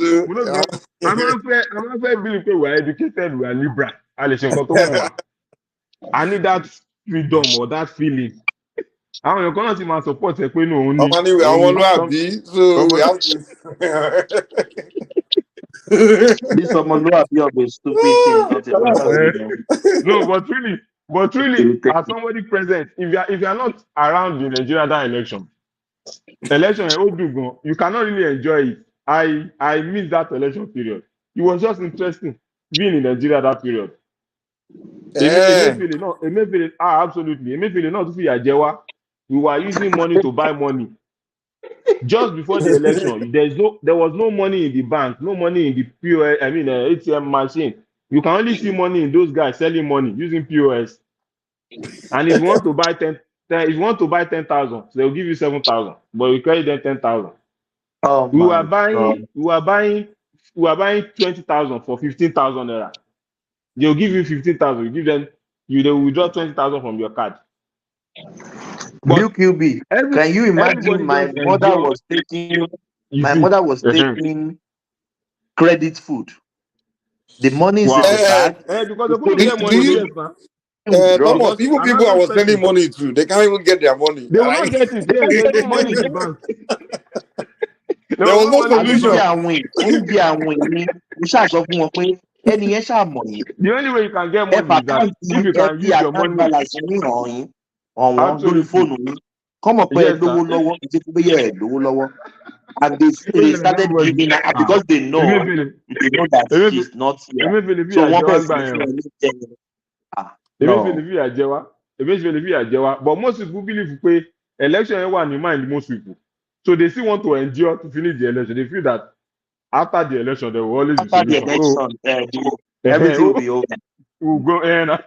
I don't feel a young so that period moved people to transit to have an online banking transfer. Because all those their applications begin to crash that period. Because most people lost online. Anywhere to buy the cash, so you have to transfer it. So most people were now forced to transfer money online, to use all those platforms during that period. Absolutely. No, it was interesting. No. I can't even pity. I can't pity Emefiele from here to there. Wow. Nah, No, the guy. I can't pity. In an attempt to prevent Tinubu from becoming president, they just use the guy without sense. Don't get breakfast here. He's eating his breakfast now. So no. It that time. Do you know what my mommy said? My mommy said, "Stop sending money. If you send it, you will not be able to see it to collect it. Imagine don't going worry. to the bank and Don't worry. bank tells you there's no money. He has one time one low. Of course. So they are just giving her food, giving her everything she wants. And when everything died down, I just transferred the money to them. No, it was not a nice period though. Initially. It was I didn't even imagine that in my lifetime in that country. Yes, man. We were not looking for dollar. We were looking for naira. We were using money to buy money. No, God will not money to buy me money. PS guys, yeah, one period. Yeah. They make a lot of money there. No. You can't even blame them as well. You don't even know where they are sourcing their money. They have to go to the bank. I observed that they source it from two places. They source it from the bank and the filling station. And they will be tipping them as well. I want mama tip. They to buy it absolutely now. They to buy it higher from filling station. Yeah. They buy it higher from filling station, and of course they will tip some of those bankers too in the bank to get some cash. They will tip the bankers. So they too feel that they are doing business. You can't really blame them that they are selling the money. I know they have to blame the yes, now. To get the money out. And that caused your problem. I agree. So, but creating command and you see that shortage to one in the whole country. Buhari ti ní dementia, Alzheimer's disease ló ní kò mọ nǹkan tó ń ṣẹlẹ̀. Ó de ti bá bàbá yẹn jàre nígbà yẹn. Wọ́n máa ti gbé lọ sọ́dọ̀ ẹ̀ ló ń sáìn kò mọ nǹkan tó ń ṣẹlẹ̀ nígbà yẹn. Kan sáìn nǹkan tó ń fi ní gbé mu.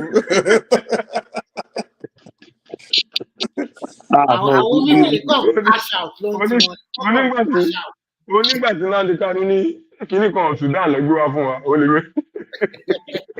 Àwọn èèyàn náà dẹ́bi bí kíní kan Sudan lóòótọ́ ni ó right now because kò ní understand nǹkan tó ń ṣẹlẹ̀ náà. Tó bá jẹ́ kíní kan Sudan kò ní understand nǹkan tó ń ṣẹlẹ̀. It's just the way it is, Jare. Buhari. Then the death of that guy, the death of that Kyari too, affected Buhari. Because when that Kyari guy was alive, the government was still coordinated in a way because the guy was acting as president. But immediately the guy died. Yes, this Kyari that COVID killed like that. Immediately the guy died, the new one couldn't able to hold things together like that. Buhari. Àwọn kaba Emefiele ló wà strong jù. Òun ló fi jẹ́ pé àwọn lọ ní hold jẹ́ pé even military, àwọn police ò lè arrest ẹ̀, AS ò lè arrest ẹ̀, àwọn military ló ń protect ẹ̀. Oh my God. They just have government in government. There was so much disunity that See, armed forces come back fellow arrest the armed forces mean protect you. So you now understand that there are some cabal that are against each other, and everything is pointing towards election. That's just the only thing that we layman understand. Wow. Wow. We would never experience Buhari time again. That country. It's not desperate. They don't even care. What? But They don't care. President, you know. And I don't care. Those guys don't care. You even if you suffer. No, yes. They don't care. An average man on the street. But what are they thinking in the north that Buhari just finished 8 years and they still trying to snatch the presidency from the south again? What is what? That's why if Obi didn't run, Atiku would have won the election. I give a slap. Atiku will won the election. Because all those votes in the southeast, they will have. Yes, absolutely. Then because the southeast are rather let Atiku win and let Tinubu win. Rufai to charge for Tinubu. Yeah, that's why I'm kind of sad that their relationship. If Rufai is a strong guy, if he's not that supporting Tinubu, it would have been difficult against those northern now. Yeah, Rufai try. All those northern governors, they try for Tinubu, man. The guy came like you said, you are shifting. But you know the personality of Rufai now. Rufai is a strong person. He's vocalist. So against 2031. So I power and kò ní wo ran bẹ́ẹ̀ now. Kó tó wá lọ sí North West padà. Àwọn kí wá ní káwọn North East máa ṣe káwọn má di president. Òun ṣe hedge. No, but it helps Tinubu by him. Àwọn Hausa ẹgbẹ́ ìlú hedge out.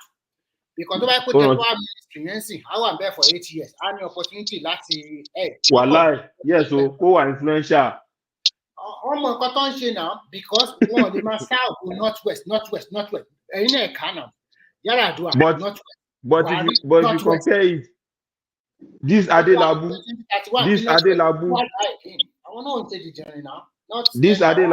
that is from Oyo State, that is the power minister, and El-Rufai, I can just imagine that El-Rufai will perform better than this guy. That is there. Perform better than him because this Adelabu, I don't even know what the guy is doing. He's just going to our party. Was he Loman Law? To our party on Cheleco all the time. You see the guy there. That's the only time I see him.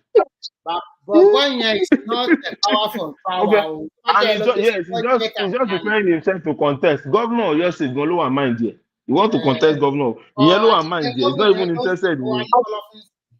Yes. He's not interested in that minister. You are supposed to use somebody that is interested, somebody like Wike, also to be in that power ministry. Not just say. No. And I need we need somebody like him to be in that power ministry that can cause some turbulence there. Power ministry can speed up for state integration. All these 3 generation transmission. But we still need somebody crazy. We need somebody crazy. I don't know. He doesn't. You can't read anything from him. He doesn't have any demo knock. Oh, yes. Or Tinubu should bring this guy in communication, or this guy in interior, the passport guy to that place. Well, I feel like interior. I gave up where my share.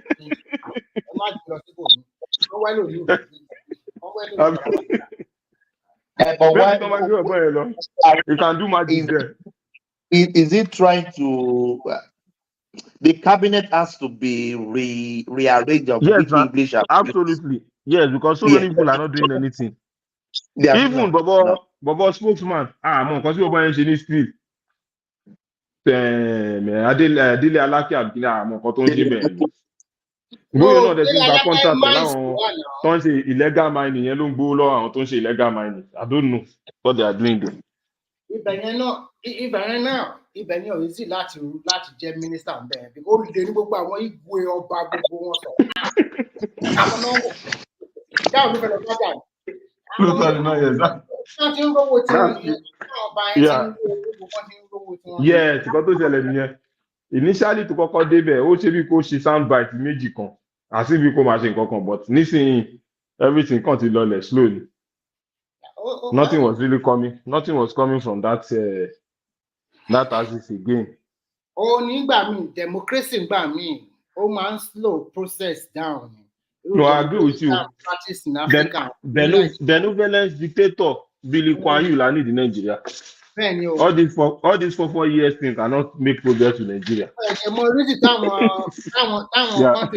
follow Western democracy. No, Western democracy. Yes, so. Because what you want to Chinese yellow page, man. That's the best. There's no election. I'm appointing on. I'm appointing. You have this thing for this area. Go and do the job. If you don't do it, if you're corrupt, yes. Not all these 4 years. 4 years election is just a waste of time. Yes, waste of time and resources. Another 4 years to my today. Àwọn activists àti gbé àwọn máa sú ẹ àwọn máa ṣe kinní kan afẹ́yìn láti ṣe máa deliberate lórí. Do you know that they would have finished constructing Port Harcourt to Maiduguri railway lines because China was ready to give us a loan. Although narrow gauge, China, but the Nigerian lawmaker kick against it. No, China wants don't allow yes, they will take over our facility. They will at the end of the day, nothing is done. At the end of the day, it's democracy. That's what democracy gives. You just be talking. Our Western yellow fit go fit you are. Even God is so called Americans, they are also complaining that their infrastructure is old now. It's old. It's old. Let's go now. Just like I was listening to one somebody earlier. America until the speed race. What you road low turn? America but it's between continue speed race now. They don't have speed rain. No, they don't. Now no say. One speed rain. They will go on bridge. You want to collapse here. Do you know that a train from the Shanghai airport to downtown in 15 minutes? Do you know the speed of that train? 500 kilometers. 500 kilometers. YouTube. Woman interesting. Woman fascinating. Like I will give you a good news this morning. If Nigeria electricity can be stable for 24 hours, you know that standard gauge rail from Lagos to Ibadan. That line itself can accommodate the new Chinese bullet train. That one that with the pencil mouth. If they bring that one to Lagos to Ibadan, you go to Lagos to Ibadan under 35 minutes.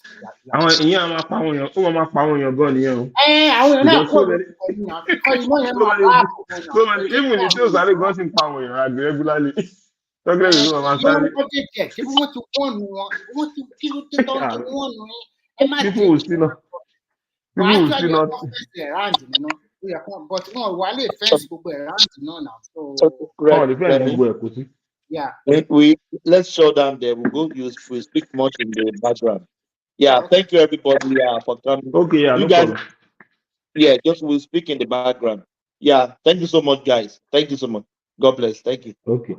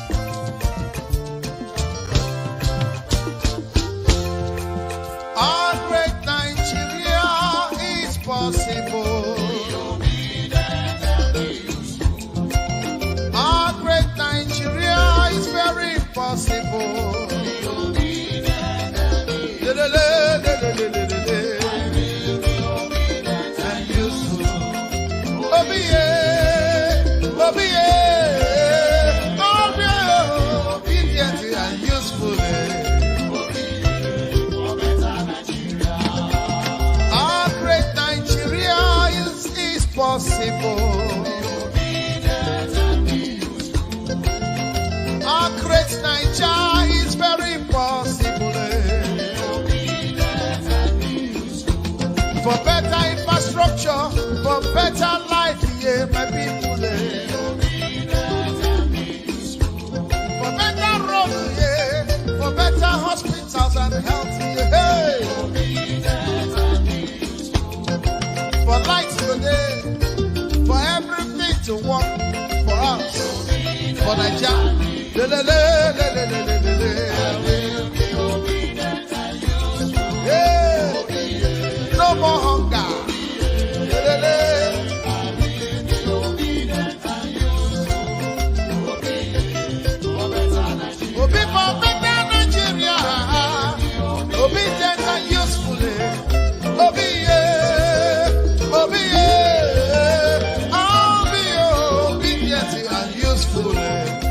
Obi, for better Nigeria. Oh yeah, Obi, get it, get it, get it.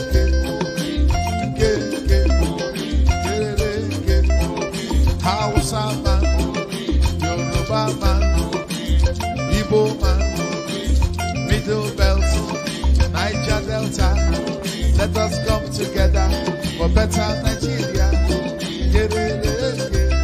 For better life, for better health, for better road. From consumption to production.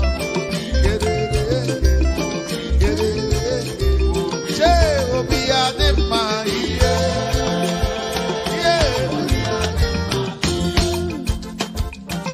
Obi Adema,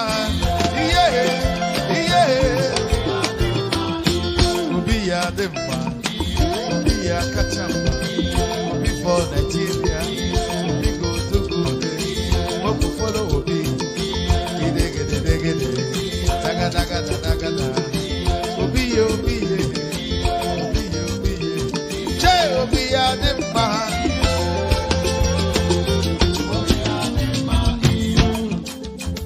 Okay now. Ewo, I beg you.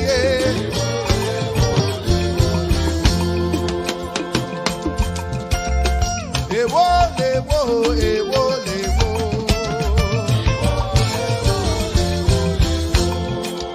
Oyibo lọ́tọ̀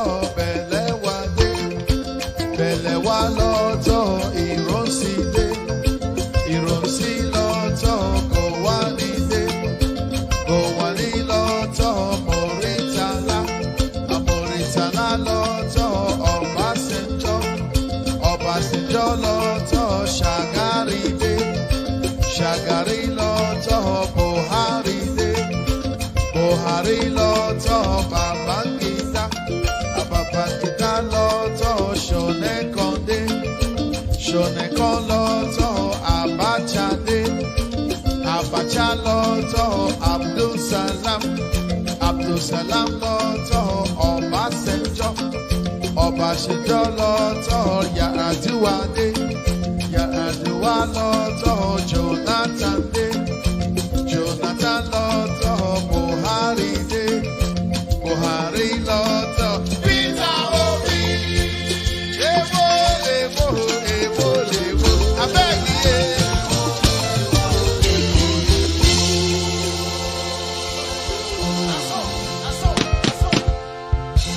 You can only see, but you can never get there.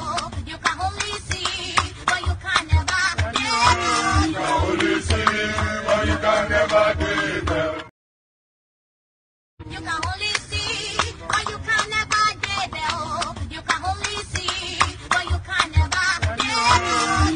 see, but you can never get there. You can only see, but you can never get there. You can only see, but you can never get there. You can only see, but you can never get there. You can only see, but you can never get there. You can only see, but you can never get there. You can only see, but you can never get there. You can only see, but you can never get there. Listen, you can only see, but you will never want them. You can only see, but you will never get them. You can only see, but you can never get them. You can only see, but you can never get them.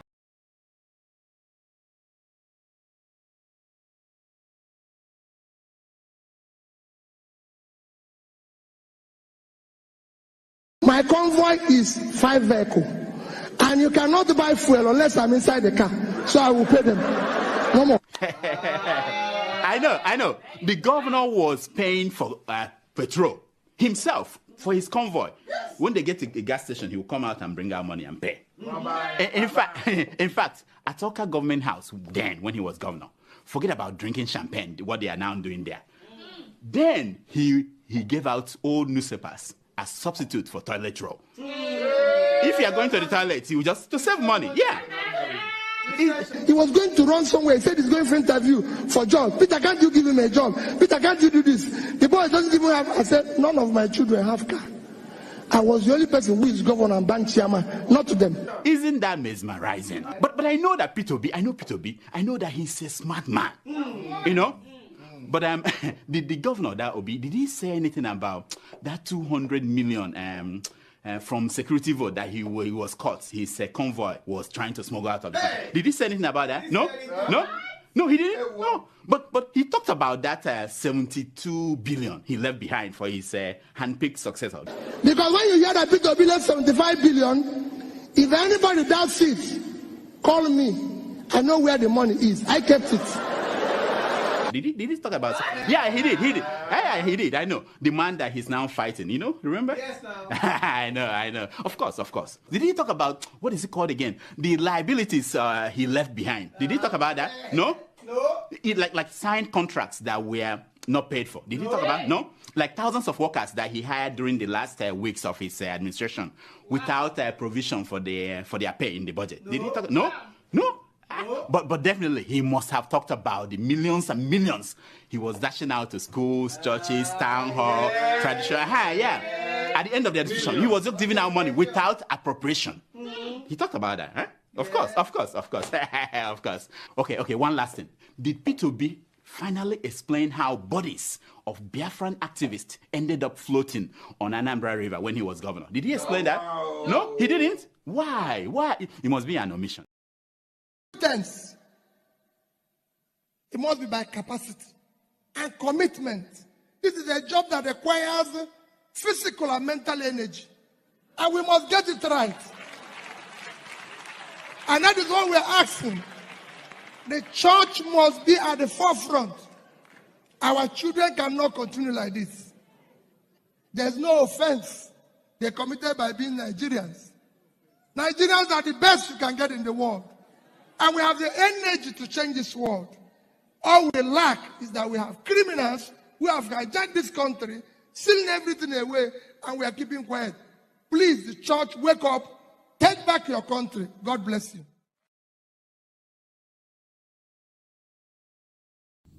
Country people, make una come here for you. Say Dino carry money, give talk. Say make you go buy gun to Piakwa. They say Dino carry money, give talk, carry gun, give talk. Say make dem go dey prepare for 2019. Ọlọ́run má jẹ́. They say me meet them for airport road. Alakiaye. My brothers, the venom of a viper cannot do anything to the back of a tortoise. I don't waka. But make I tell you now, Yaya Bello, do you know Yaya Bello máa ṣẹ̀wọ̀n lẹ́yìn ìjọba? I know Yaya Bello máa ṣẹ̀wọ̀n lẹ́yìn ìjọba. Do you know GYB máa ṣẹ̀wọ̀n lẹ́yìn ìjọba? We know GYB máa ṣẹ̀wọ̀n lẹ́yìn ìjọba. Ìwọ Yaya. You Yaya. Kí ló tún kù tí ó sọ? Kí ló tún kù tí ó sọ? Ẹ̀mí tí mo bẹ́ lórí tó ń ṣẹ̀nu wúyẹ́. Kí ló tún kù tí ó sọ? Àti ẹkún ìyá ni ó jẹ. Yẹ́yẹ́ bẹ̀rù. Àti ẹkún ìyá ni ó jẹ.